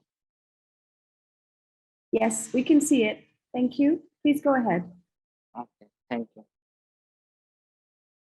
So the title of the paper is The Role of Information and Communication Technology on Agriculture Production, Evidence from South Punjab, Pakistan. And so, the co-author with me is the Dr. Bilal Noor, which is Associate Professor and Director Punjabini Center for Economics and Business Research at Lahore, Pakistan. And introduction, if we talk about the ICT, which stands for Information and Communication Technology, that refers to the technology that provide information through telecommunication devices like television, radio, mobile phone, computer, and satellite technology. Internet that includes email, video conferencing, instant messaging, and social network websites. These mediums made it possible for users worldwide to communicate with each other and give users access to experience the ideas from a wide range of people, culture, and communities. Agriculture development cannot be perceived without utilizing modern technology like information and communication technology. ICT in agriculture goes almost as old as the history of ICT. If we look at the history, which tells that the use of information and communication technology in agriculture goes almost as old as the history of ICT itself. The farmers have always needed the means to communicate with each other and with workers at a different locations. Before the invention of ICT, this was able using means like the postal services and the messengers. After the invention of the ICT for agriculture use, incorporating all technology, ICT was quickly adopted. In modern era, farmers use different forms of the ICT, like weather forecast computer with a farm management system to keep the track of inputs, outputs, early warning and decision support systems for crop productions. At the moment, information and communication technology revolution upcoming rapidly and noticeably. With commencement of information and communication technology, the trading agriculture has been replaced. Developing countries faces food shortage because population growth has dramatic rates, while the food production growth has arithmetic rates.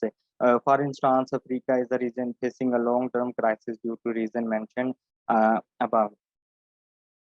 If we talk about the context to Pakistan, Pakistan agriculture sector is a backbone Pakistan's economy. Its share to GDP is almost 19.2% around, and absorbing around 38.5% labor force of the country, and majority of the population, approximately 65 to 70%, who depends on the agriculture for its livelihood.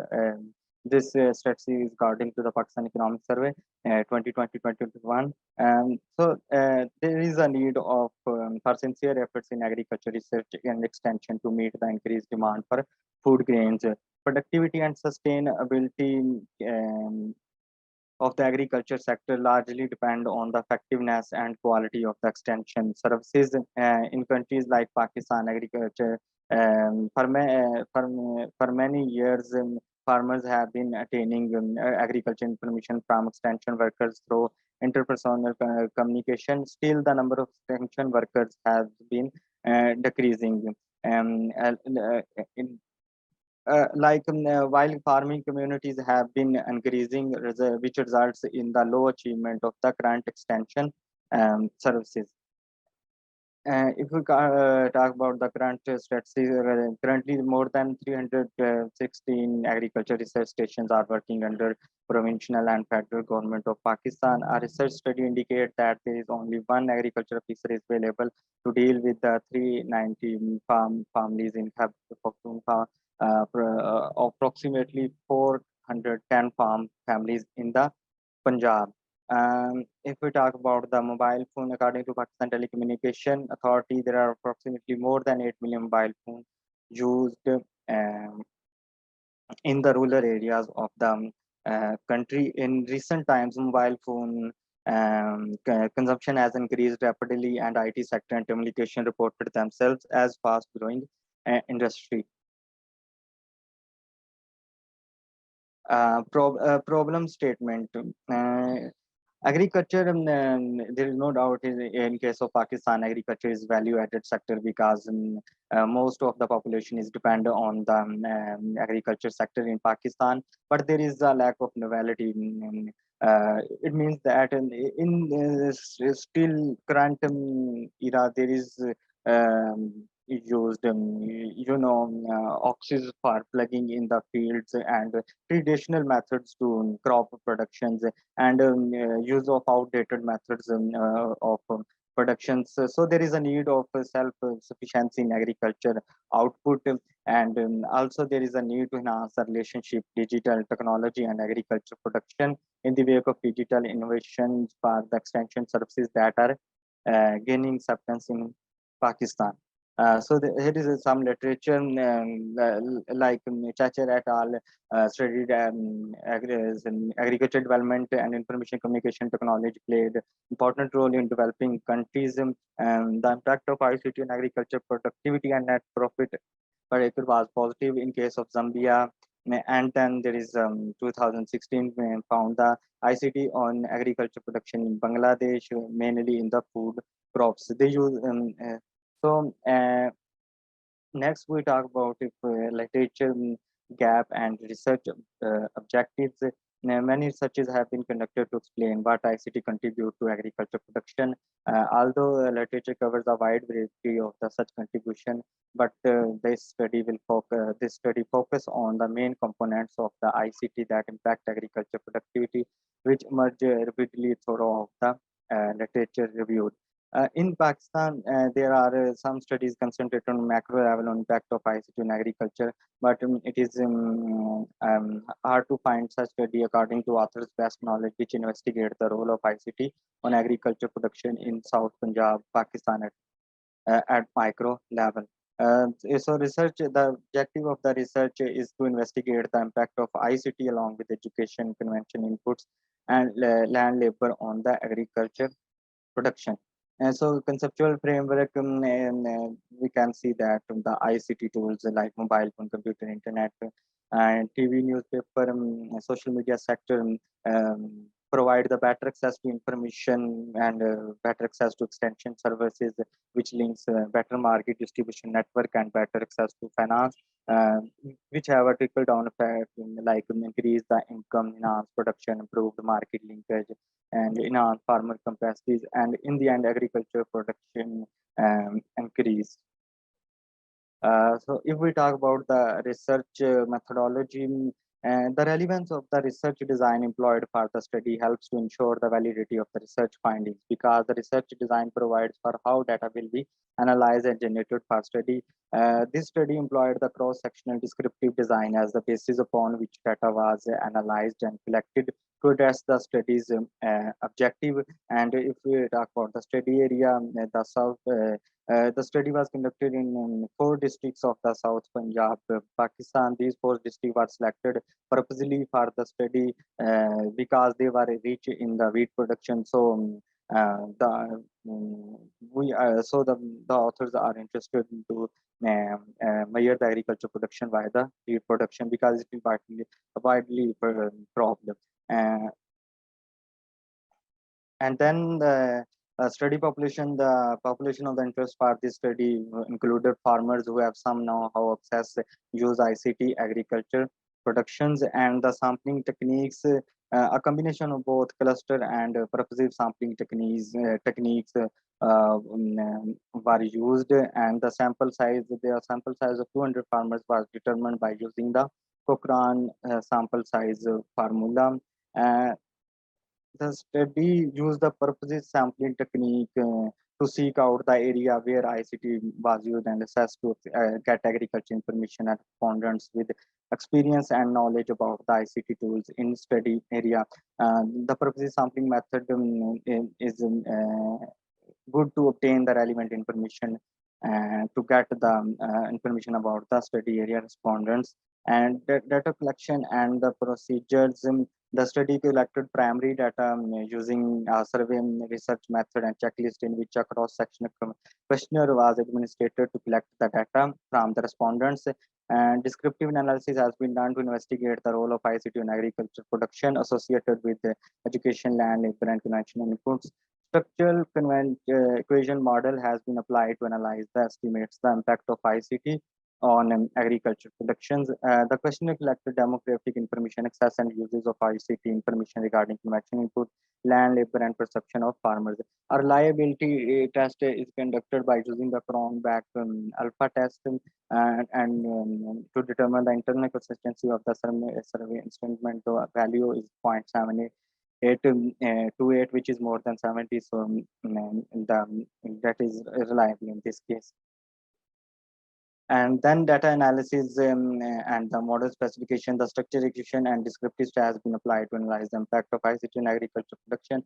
SEM is a powerful multivariate statistical analysis technique that is used and tested to evaluate the multivariate causal relationship. The equation, the functional form of the estimated model is given as AGP as FICT, CNI, LND education, where AGP denotes agriculture production and ICT is the information communication technology, CNI is the conventional input, and LND is land, EDU is education, and LBR is labor. Estimable equation is as follows.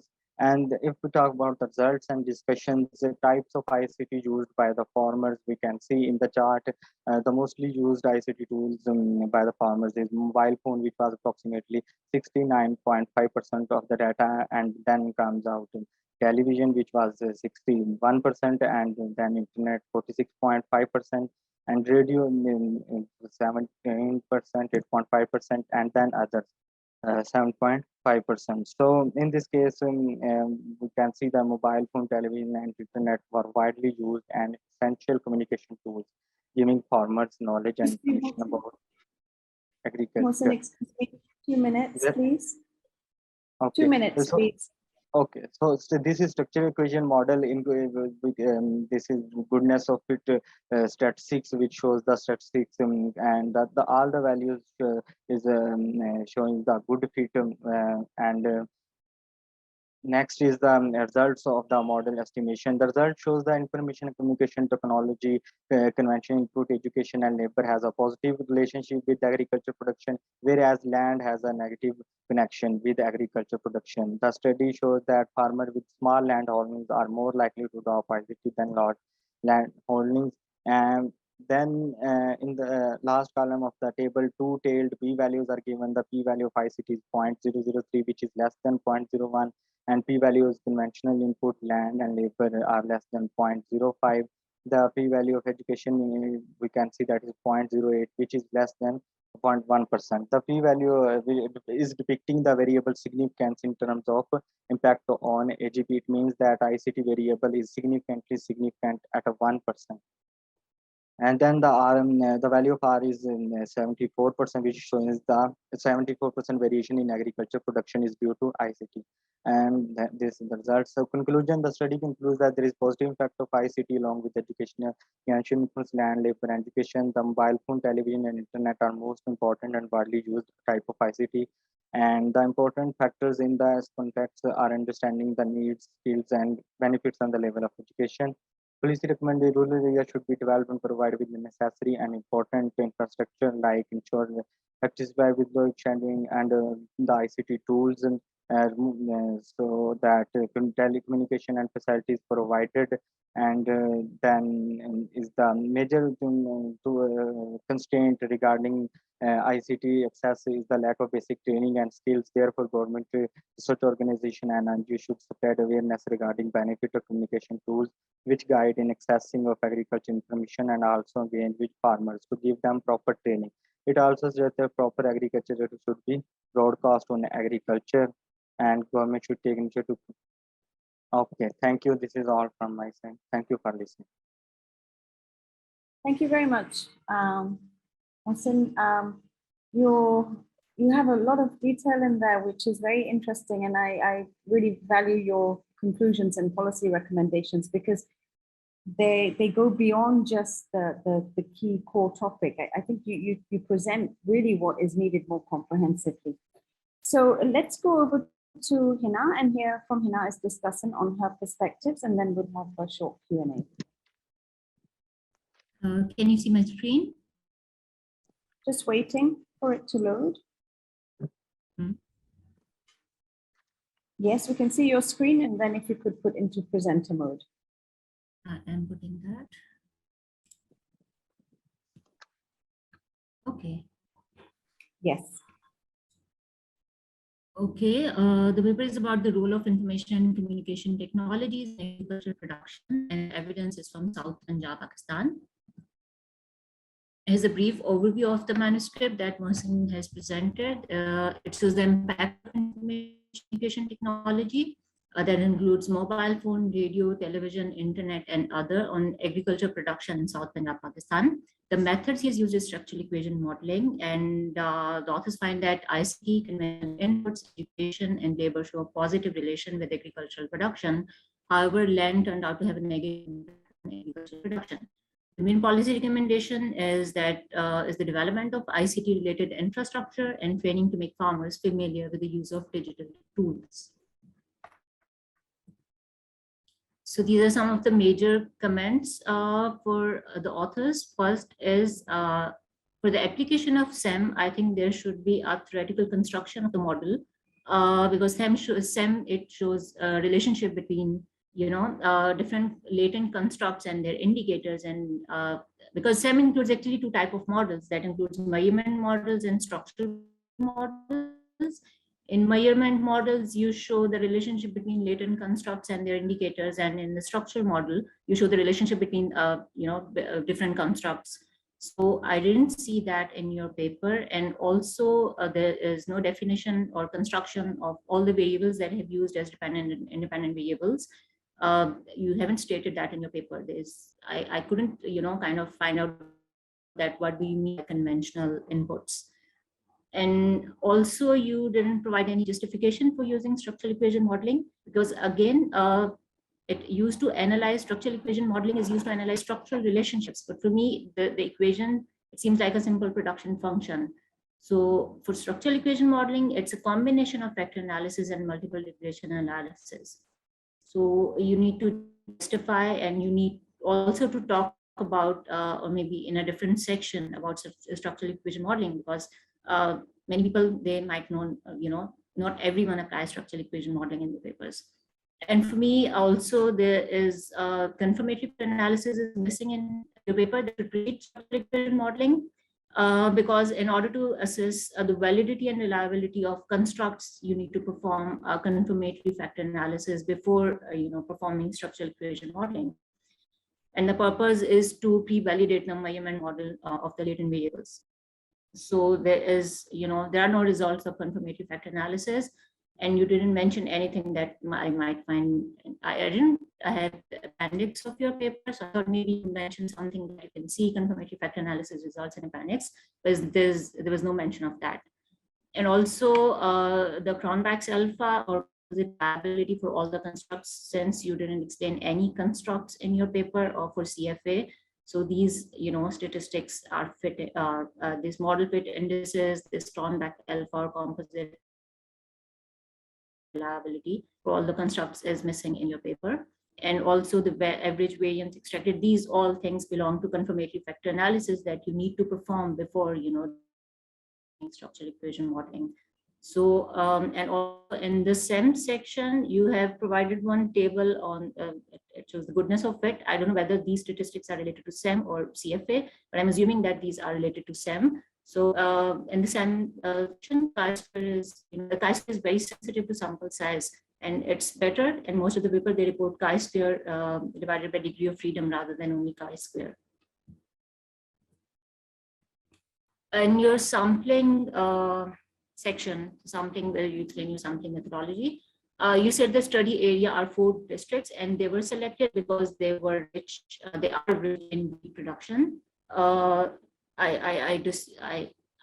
might disagree with that because yes, for two of the districts, Bahawalpur and Bahawalnagar, they are in production, but Bihari has more sort of wheat production than Multan and Dijan that you have taken. And these states on the basis of wheat production, so maybe you need to put some justification for choosing these districts. And sampling procedure and sampling techniques, you talk about cluster, you said that you use a combination of cluster and purposive sampling. And in study area, you're saying that you use these district and you choose them using purpose sampling because they are rich in meat production. Then in the sampling procedure and techniques, you are saying that you kind of have 24 clusters that assume are 24 districts, and out of that you use some formula to kind of choose 4 districts, and these are these districts. So I couldn't get where you use cluster sampling and where you have used purposive sampling. So maybe you need to rewrite the section to make it more clear for the readers. And also, how did you ensure randomness in the sample selection, the villages that you have selected in each district and the farmers that you have selected? The farmers, you said you choose specifically those farmers who use ICT, who have access and used ICT for agriculture production. And I was wondering, because I have worked with labor force servers and PSLM servers now, so there are more females in Pakistan in some areas working in the farms than males. So I was wondering why there is no female in your sample, or you kind of purposely didn't select any female farmer. And you didn't mention it when the data was collected, and I thought maybe you mentioned in your presentation, but you didn't say anything about when you did this data. And there's an important literature that I think might help you to better understand the scope of the topic. It's a very important paper by Robert Jensen about this digital provide information technology, market performance and welfare in South Indian fisheries. And that might help you, in understanding the mechanisms. And also, I think there's a need to better discuss the introduction, and also because it's more, for me, it's more definitional, so you are defining different things. For me, it was more about, a problem statement and kind of first think about a bigger scope of the topic, then you narrow it down to what you are doing and your context and everything. So maybe a better discussion in introduction. And also in the introduction, there are many places where you need to put some references of what you are saying, because there is one, as fourth last paragraph of introduction, you're saying that a research study indicates that one agriculture officer is available for 390 farm families in KP, that is Khyber Pakhtunkhwa province, and 410 farm families in Punjab. And you didn't put any reference to that. So if I would like to see which study is that, how would I go about, searching in the references that where is that study that you're not talking about in your introduction? And there are many places where citation is missing for me. So that's all from my side. Thank you so much. Thank you. Very, very comprehensive set of comments there, and very thorough. Mohsin, I expect that we might not have the time available for you to go through each of those points, given that there are also questions from the audience. But may I suggest that, given the level of detail that Hina has provided, I wonder if offline that could be the best approach, unless there are 1 or 2 key areas that you'd like to respond to. So perhaps you could pick 1 or 2 key areas, respond to those concisely right now, and then the rest of the details you could do offline. Is that okay? Yeah, okay, sure. Thank you so much for the comments and the suggestions. So I will discuss about these in offline, and I will consider like CFA in my study. Thank you very much, Mohsin. Thanks for accommodating that suggestion. So I see that Andy McKay has his hand up. So Andy, if you could go first, and then I'll go to the Q&A chat box next, because there's a question there as well. Andy, over to you. Okay, I hope you can hear me, because there were problems hearing me yesterday. So let's see. So this is an important issue. Mohsin, your approach, I think, is a little bit like treating ICT as another input to a production function.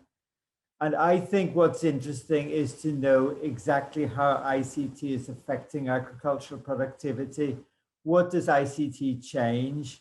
Does it change the crops that are growing? Does it change the inputs used? Does it change the methods used? Now, I don't know what information you have, but as you collected your own data, you may have insights in some of those things. I think that's very useful, and that those could be very useful insights from your work, rather than just seeing it as another input in a production function. My other quick comment is I think you should be worried about the fact that you're getting a negative land effect. That doesn't make sense. So I don't know if there's some land quality issue or something going on there, but that's something you should be concerned about. Thank you. Thanks, Andy. Mohsin, would you like to respond to those points briefly? Okay, thank you. Thank you very much for the comments. Yeah, I will consider your suggestion, like in agriculture production, I have to focus more specific than rather than as a whole. And about the negative effect of the land, I will also consider that. But in the literature, I also see there is negative land effect, and there can be like many factors like land nature, land quality, etc. And that can be the area specific where I collected data. Thank you, Mohsin. Now we have a couple of questions on the chat, the Q&A chat. So I'm going to go to Emmanuel first. Emmanuel, are you there? Are you able to put your mic on, or you can also read out your question? But if you're there and have access to a mic.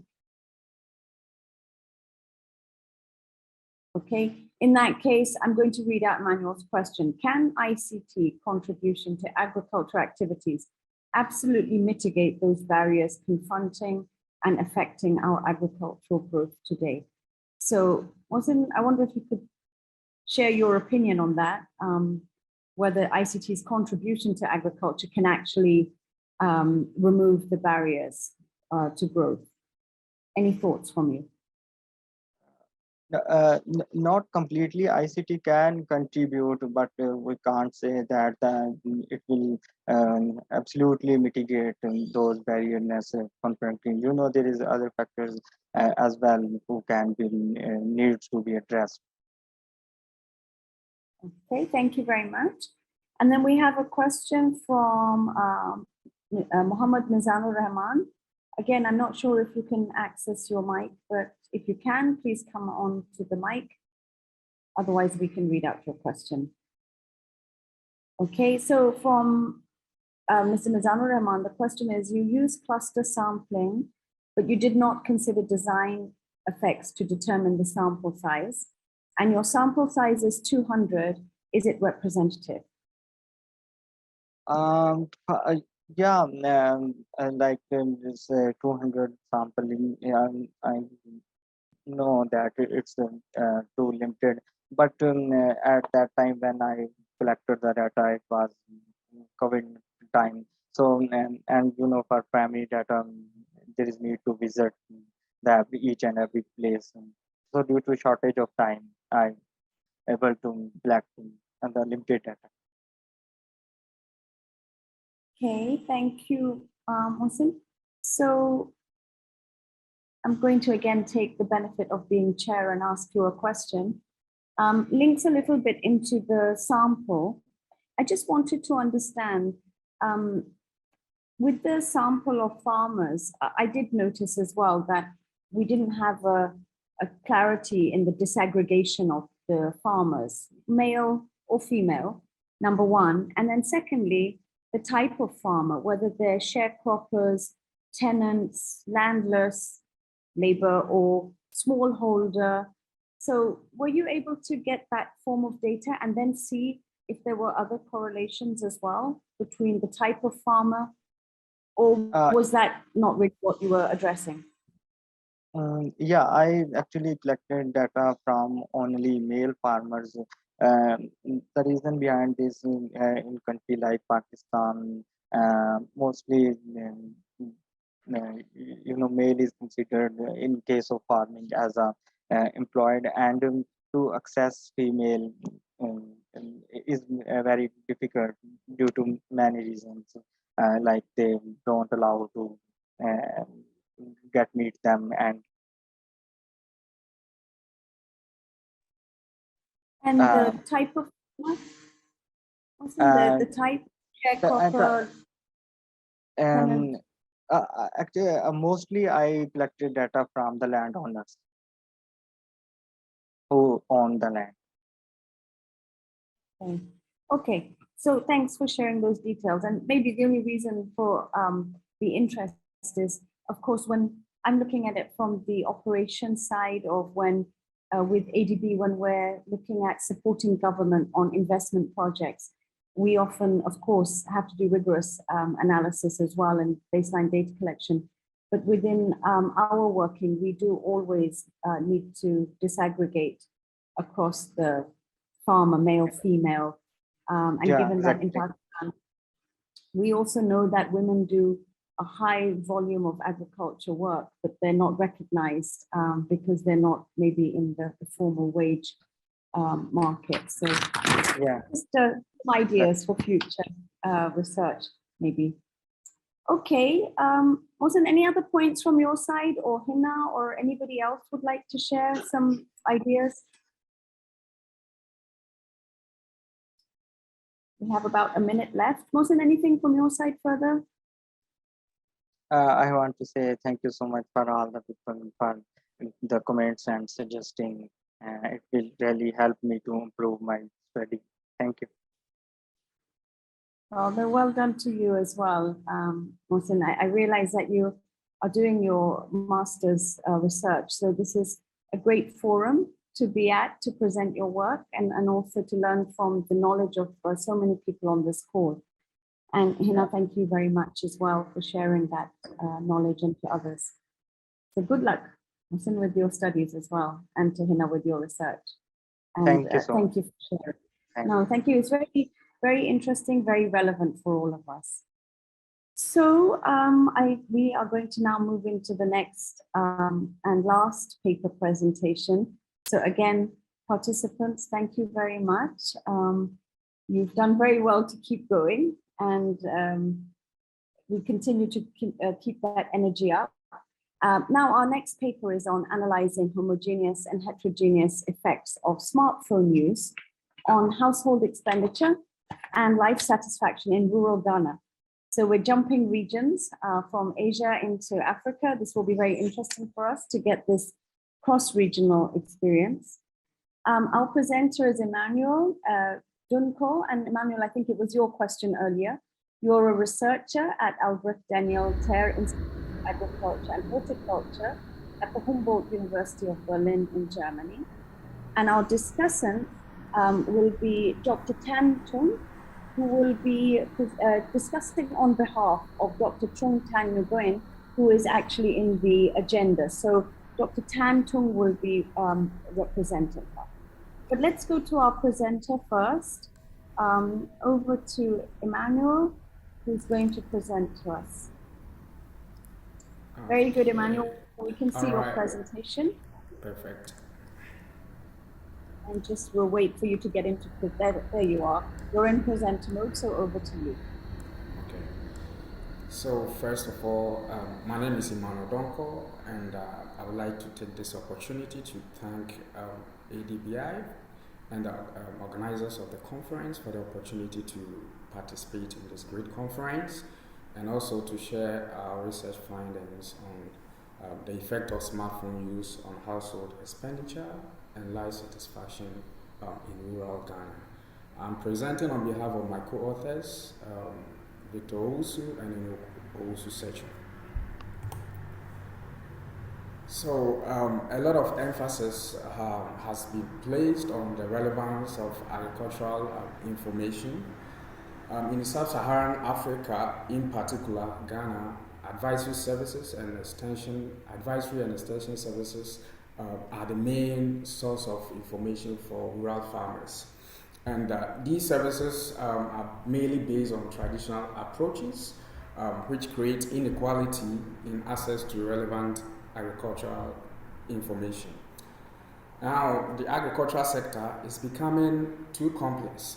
And what does it imply? It implies that there is need for farmers to have access to information and make timely decisions on every stage of production and through external sources. Recent evidence have shown that smartphones can be used to bridge this information gap. For example, it facilitates farmers access to and use of information. It also helps this farmer extension training, facilitate payment and receipt of payment via the mobile money transfer. It also enhances gains and reduces production cost in farming. While there's increasing evidence on impact of mobile phone, including smartphone, on performance and welfare in Asia, in the case of Sub-Saharan Africa, in particular Ghana, there's limited evidence. So our research seeks to bridge this knowledge gap by answering the following research questions. First, what factors influence the use of smartphone among smallholder farmers in rural Ghana? What are the effects of smartphone use on household expenditure and life satisfaction of smallholder farmers? Does the impact of smartphone differ across demographic characteristics of the farmers? So our working hypothesis is that the use of smartphone has significant positive effect on monthly expenditure and perceived life satisfaction among smallholder farmers in rural Ghana. To support our hypothesis, we developed a conceptual framework, and this conceptual framework basically highlights the impact pathway through which the use of smartphone increases household expenditure and also improves life satisfaction. So beginning from the agricultural aspect, the use of smartphone tends to enhance the adoption of farm innovation, increase access to better markets, and this tends to enhance farm income and consequently increase the disposable household income, which definitely will help to increase household expenditure on food and non-food items. In addition, the use of smartphone could also help rural farmers in searching for off-farm job. As we are all aware, agriculture sector is seasonal, so farmers can easily get hold of off-farm employment to smoothen consumption. So getting off-farm jobs will increase farmers' household expenditure through increase in household income. And another important aspect is the access to health services. With smartphone, farmers can easily access health services and information on nutrition, which will help them to improve their health and then increase their life satisfaction. And that, lastly, social engagement. In rural settings, social engagement is quite important. And farmers being in rural areas can easily communicate through different social apps on smartphones with the relatives and family outside the villages. They can also receive remittances through the the digital financial services, that is the mobile money transfer services, which will also increase their household income and then enhance their life satisfaction. So how do we address the research question? I'm not going to bother you with a lot of mathematics, but I'll just highlight the method that we used. So basically, we use the inverse probability weighting with regression adjustment to simultaneously analyze the decision of farmers to use smartphone and its impact on their welfare, focusing on two key outcomes, that is monthly expenditure and perceived life satisfaction. And we move further to look at heterogeneous impacts across the different characteristics. That is, after predicting the average treatment on the treated effect, what we do is we run a linear regression focusing on key factors and how these factors will influence the welfare of smallholder farmers who use smartphone. How and where and how do we collect our data? The target population is maize producers.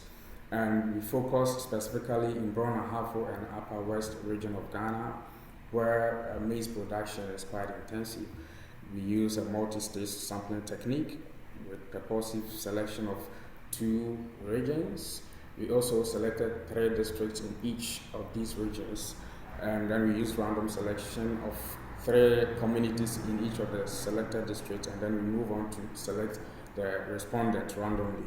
Overall, we selected 350 maize producers from Brong-Ahafo region and Upper West region.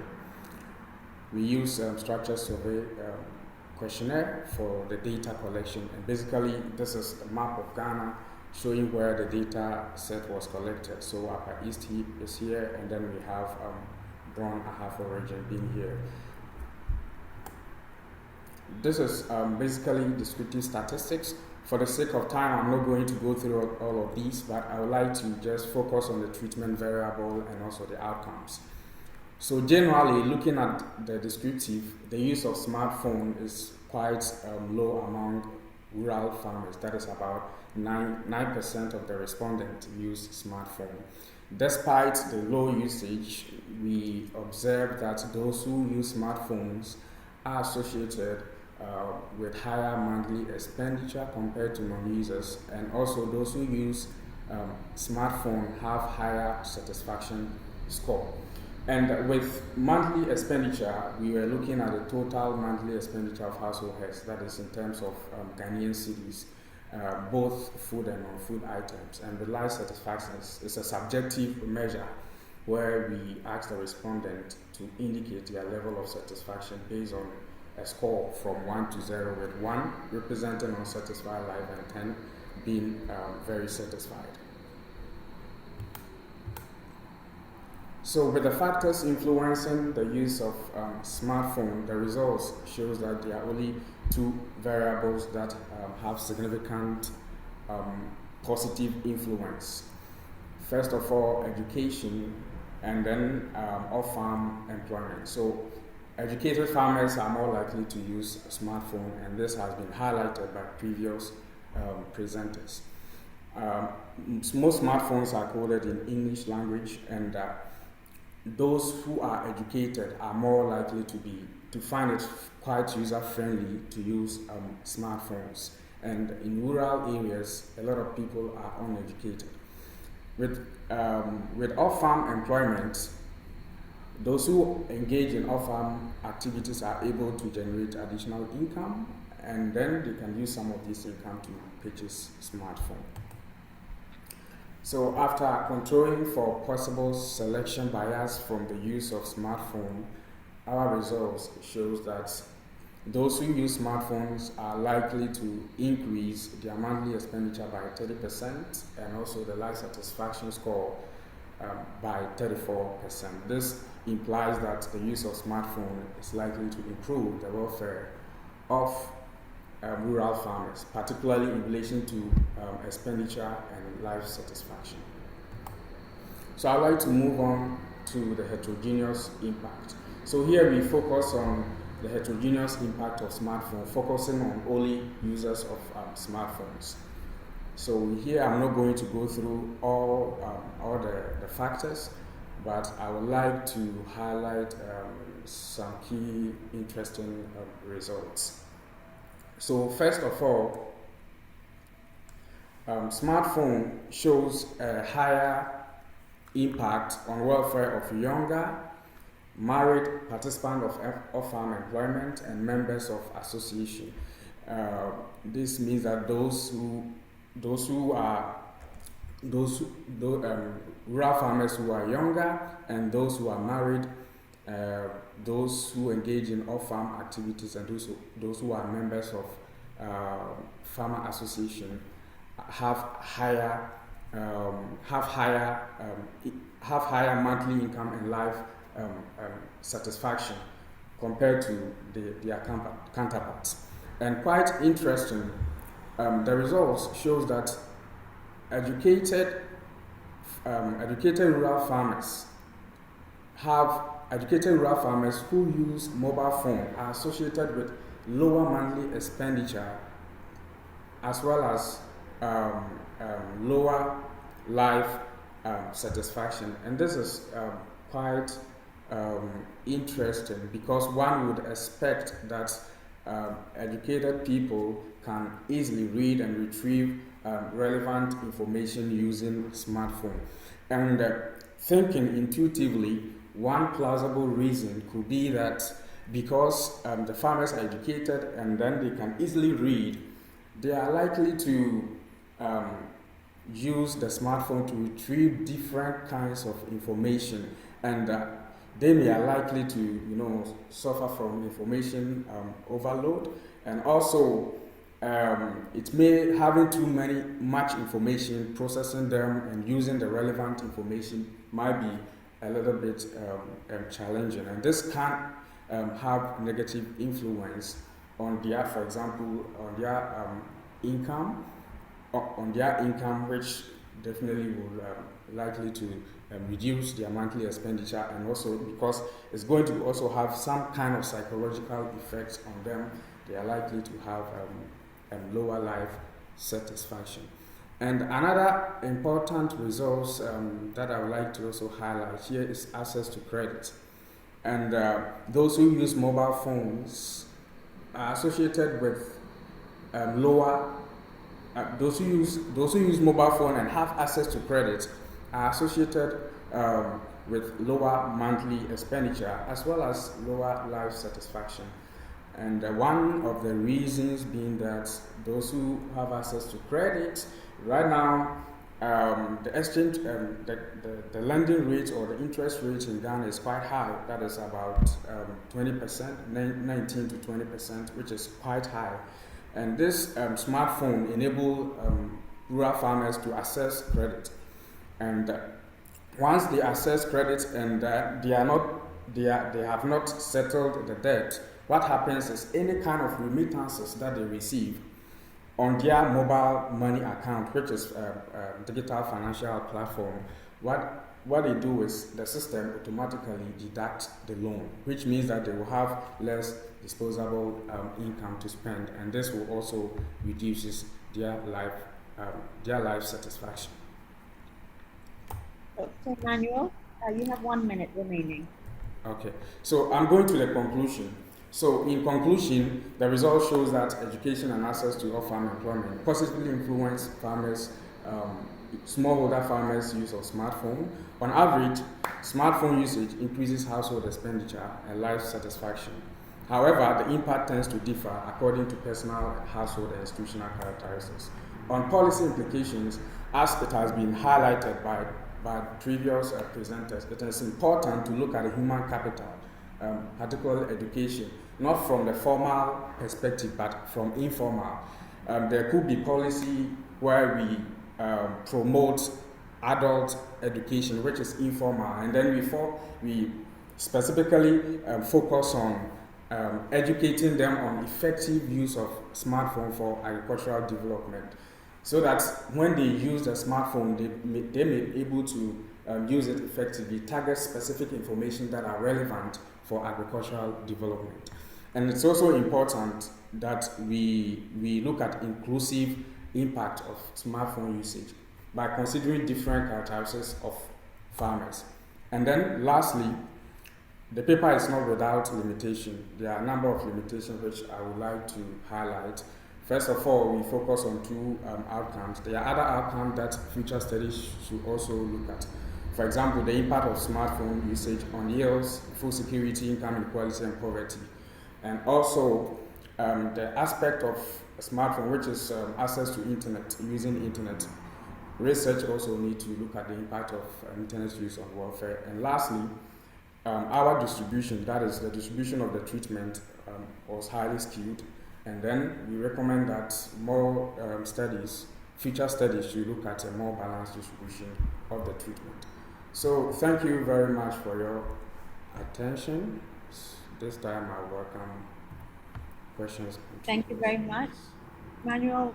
Dr. Manuel, that was really very thorough presentation and very nicely laid out as well to go through the logical process of the approach that you used, methodology, and results. And thank you for sharing on the results as well. I'm sure there will be many questions on those, but let's go to our discussant first.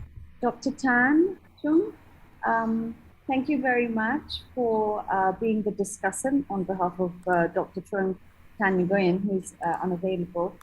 Please could you go ahead, Dr. Tan, with your discussion points. Thank you. Thank you very much, Yasmin and Emmanuel, for very nice presentations. So now is my discussions for the paper analyzing homogeneous and heterogeneous effect of the smartphone use on household expenditure and life satisfaction in rural Ghana.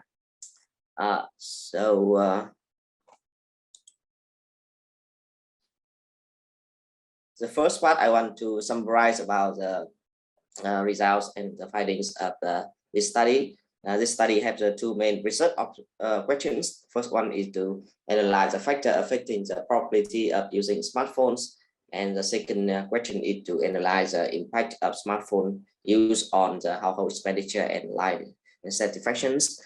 For the conceptual framework, it is shown that the smartphone use can affect the household's welfare and affect the life satisfactions by increased farm performance, increase the price of the farm output, and lower the transaction cost, or facilitate the financial transactions, increase the farm employment opportunity, and also the connect people. For the data and methods, this study use information from around 350 households collected in the year of 2019, with 319 households have smartphones. And the approach that he applied is the inverse probability weighting with a regression adjustment estimator. So the key findings of the research is that the smartphone in agricultural productions can raise the expenditures and improve the life satisfactions. So the result is expected and is a very interesting. The approach is suitable. However, I have some comments and questions that may help you a little bit. The first thing is that instead of using a dummy variable of having smartphone or not, it is possible to use the intensity of use, for example, the hours of the use smartphone or not, or the purpose of smartphone use. Yeah, you know that maybe some of the farmers, they use smartphone mainly for contacting friends or playing game, or some people they use smartphone for really productive purpose. And I think that's the purpose of use will affect significantly the impact of the smartphone use. The second question is that I see that the sample is quite skewed toward to the user. Yeah, in our sample, about the 90% of the farmers, they have smartphones. So I'm not sure whether the sampling procedure is really random or not. And the third one is also quite important, is that when you done the heterogeneous impact, yeah, you just estimate the impact of the household characteristic on life satisfactions and the household expenditure for subsample, yeah, for non-user and for users. But I think that for analyze really the heterogeneous impact of the smartphone use across the different household group, it may be good if you include the interactions of the smartphone use with some household characteristic and you run it for the whole sample. Yeah, so it may be a suggestion for you, and some other minor things that I may have is that the inclusions of some variable like of farm employment or access to credit may create the other endogeneity problems. So maybe in the future you may exclude this variable and test whether the results are still robust or not. And you describe the trainer that the smartphone use can affect the household income and the life satisfactions very clear. But yeah, in your paper, there are no tests on the impact of smartphone on the channels.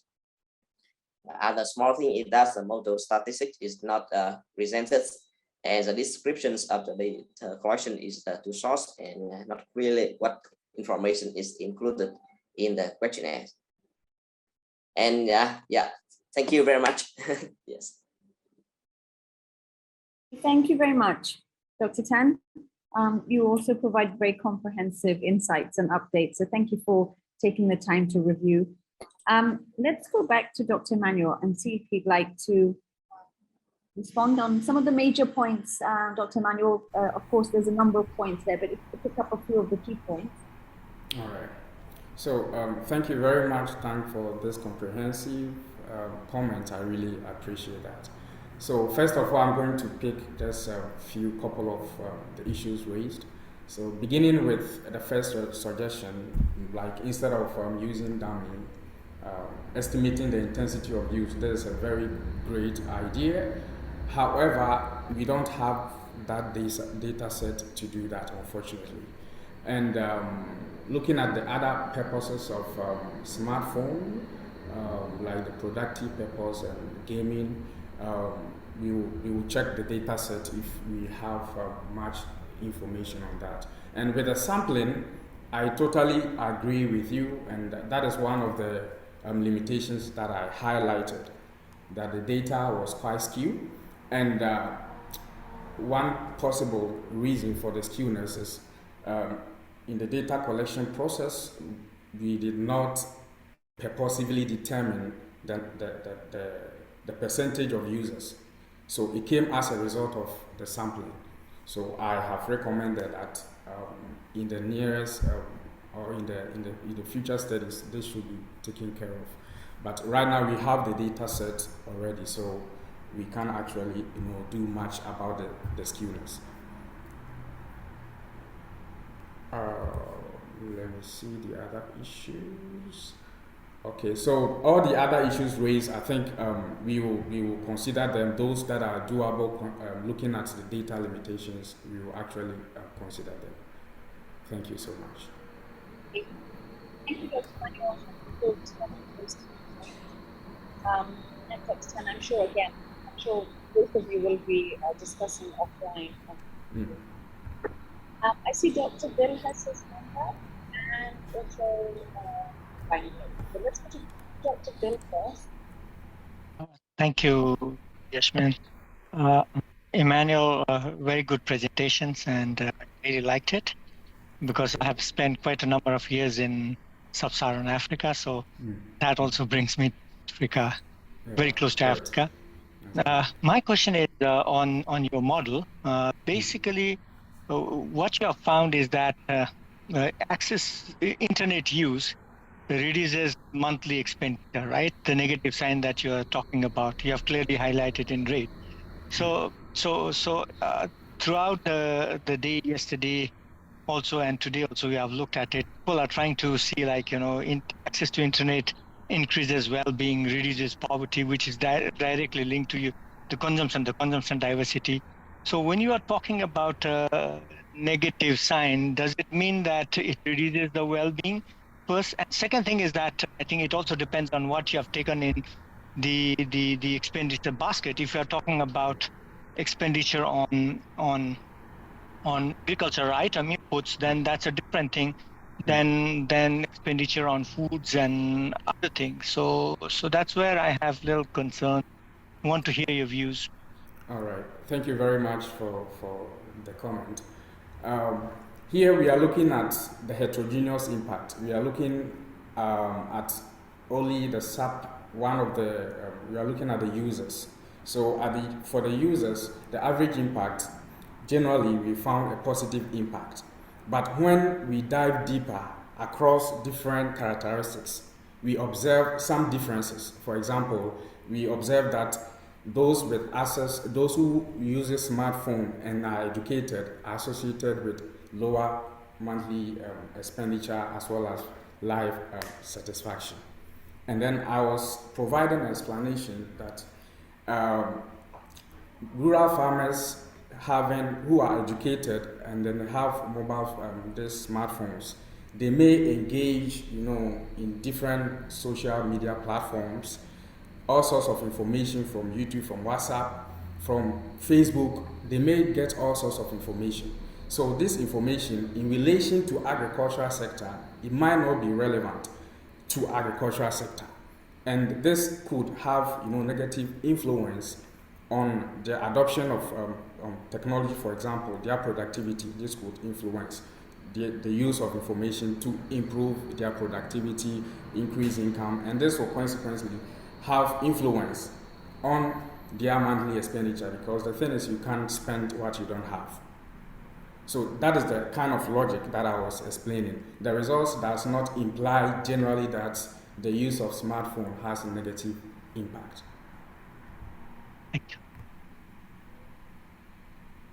very much. That was a good question, but Emmanuel, thanks for that really precise explanation. Put the summary really well there, and it gives us about in terms of ICT and the other side of it. Mm-hmm. Mm-hmm. Okay, let's go to Michael. Yeah, okay. Thank you. Thank you, Emmanuel. Yeah, it's good to see you are standing in the forest and to answer my questions. Yeah. Okay, so firstly, I have a comment. So for your hypothesis, when you raise a hypothesis, it's not precise to say a variable has a positive and significant impact on another variable. We should not use significant, because significant is estimated by the empirical model. We can only say that A has positive impact on B. We can have the hypothesis in this way. This is one of my comments. The second one is regarding the factors influencing people's smartphone use. I saw you have included many variables, but only 2 variables are significant. That is education and farm employment. So because only 2 variables are significant, it would be very hard to make policy implications, because we need to make policy implications based on the key findings of the paper. So it might be important to explore other potential variables and include them in the selection model. The third one is, as you mentioned, that the data are quite skewed, and only 31 respondents who did not use smartphone use.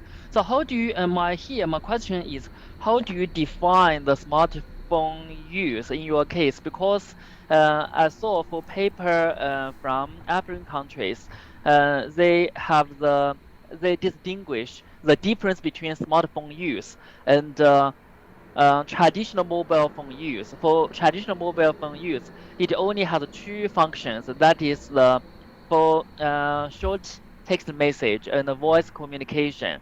So here, I'm not sure whether you have distinguished the smartphone and traditional mobile phone clearly, because based on your finding, you may suggest we have the intuitive understanding that you may suggest that probably government should provide support to further enhance people's usage of smartphones. But in your case, the smartphone use rate is already high, which means this kind of policy implication is not possible. Yeah, I mean, I'm really concerned about the generalization of the findings of the paper and how you propose the potential policy implications. Thank you. Okay, Wang, thank you so much for this great comment. I really appreciate your insight.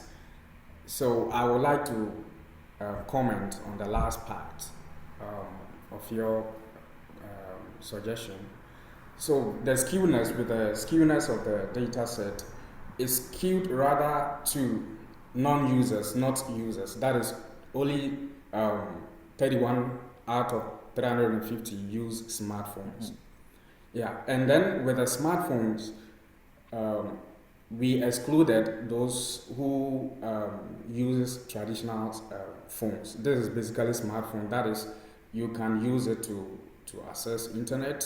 That is, and also install other social media apps. That is for the smartphone.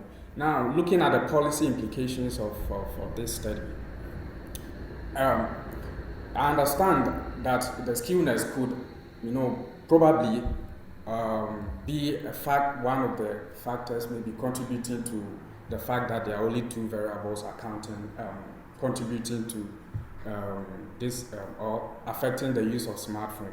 But based on these results, we can still make policy recommendations, particularly focusing on education. The thing is, if I don't know how to use smartphone, definitely I wouldn't even bother myself to buy a smartphone.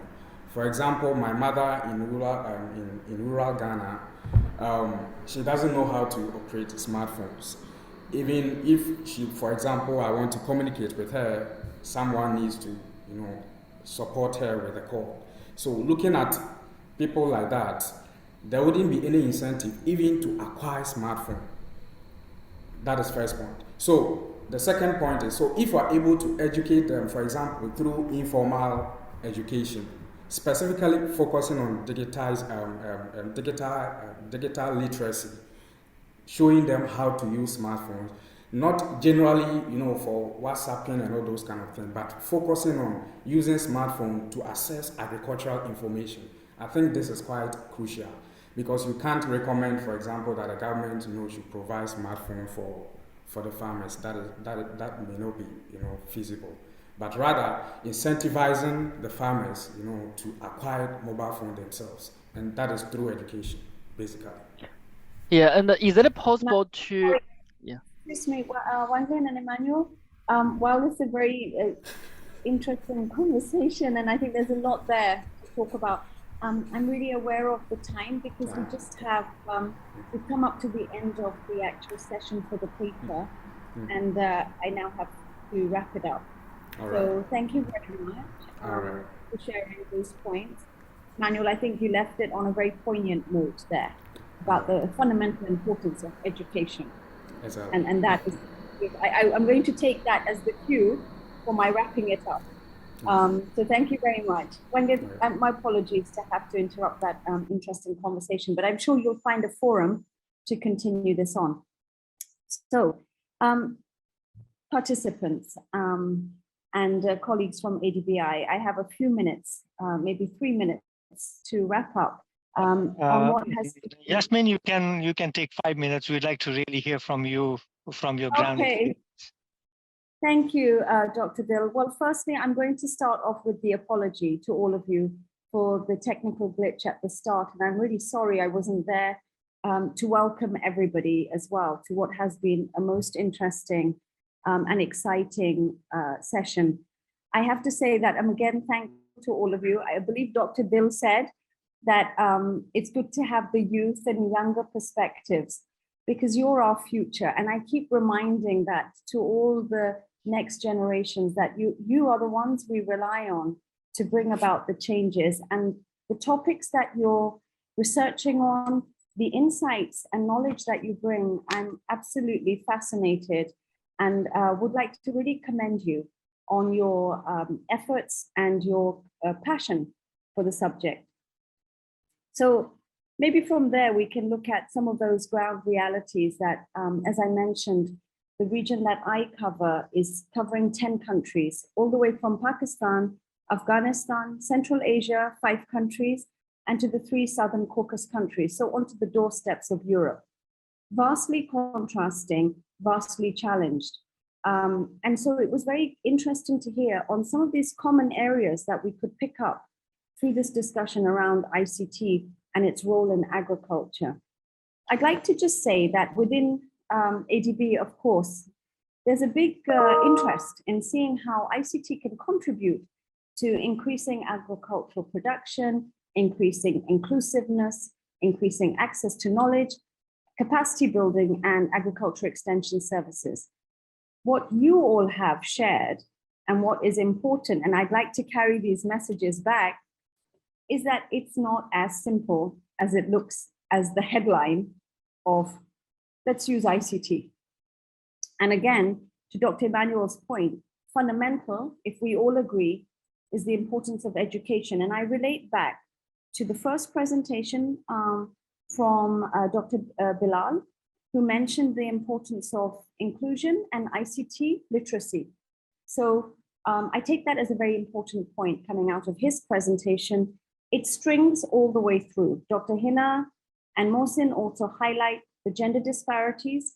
And I found that the most alarming part, because that is roughly half our population that we cannot ignore because they make a significant contribution to agricultural production. And yet they are entirely excluded if we look at it from a layperson, me looking at it. If they're not a part of the ICT train, then they are missing a lot of information. And I think that relates back again to those very low literacy levels, as highlighted by Dr. Hina and Mohsin as well pointed out. If we go into the next presentation, that was from Mohsin. Here you highlighted, Mohsin, aside from the very intricate details of your research, but I liked your concluding points and your policy recommendations, which reminded us about the enabling environment. So not just policy focused around the need for education, the need for literacy, the need to be able to access farmers in the field with extension services and data and so on. But there were those fundamentals that are missing. And I see this across our entire region. Access roads are missing. Power supply is missing. IT infrastructure is missing. So we may talk on the one hand of let's give farmers smartphones or let's use smartphones, but I realize in a country like Tajikistan, they don't have fundamental ICT infrastructure in the field. So then how do we provide that as a development bank as well? And I think we need to look at the full chain of what is required. And then lastly, coming to Dr. Emmanuel and Dr. Tan, the discussion you were having, and thank you, Wang Lin, for coming in as well, because I thought that was an excellent discussion. Again, you emphasize the importance of education fundamentally as that ICT literacy, but then we also see some of the challenges of when you do start using ICT for, say, banking, and how that can also have a flip side to it that you observe with the smallholders in Ghana. And it would be interesting to contrast further between our Asian farmers and farmers in sub-Saharan Africa to see if there are some common themes and common lessons that we could bring from across the regions. So I've learned a lot. I'm sure all of you have had that opportunity as well to learn from each other.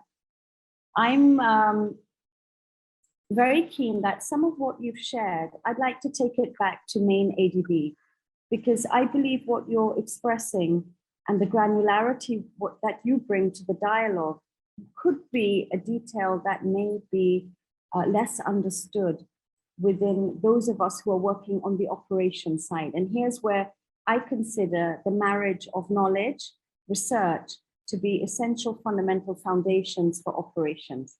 So I'm going to stop there and hand back to Dr. Bill. I'm really grateful to all of you. I have spent the last few hours learning a lot from you, and you're all tremendous in the research that you've undertaken. Dr. Bill, thank you very much to you and ADBI colleagues and Dean Sonobe. I always enjoy joining your events because it's a tremendous learning. Thank you. Thank you so much, Yasmin, for finding time to attend, to chair our sessions. We really appreciate you bring in so much of knowledge, working across so many countries and, like working in the field, making your hand dirty. You have so much knowledge and information and above all, sharing your views to the young upcoming research. That was also very nice and very kind of you. Thank you so much. Once again, we'd like to express our thanks and gratitude. We'd like to give you a big hand and to everyone. No, you're most welcome. I think it's a teamwork, and we're all part of the team and the community. Thank you. Thank you so much. Thank you very much. Thank you, everyone. Bye, everyone. Thank you. Thank you.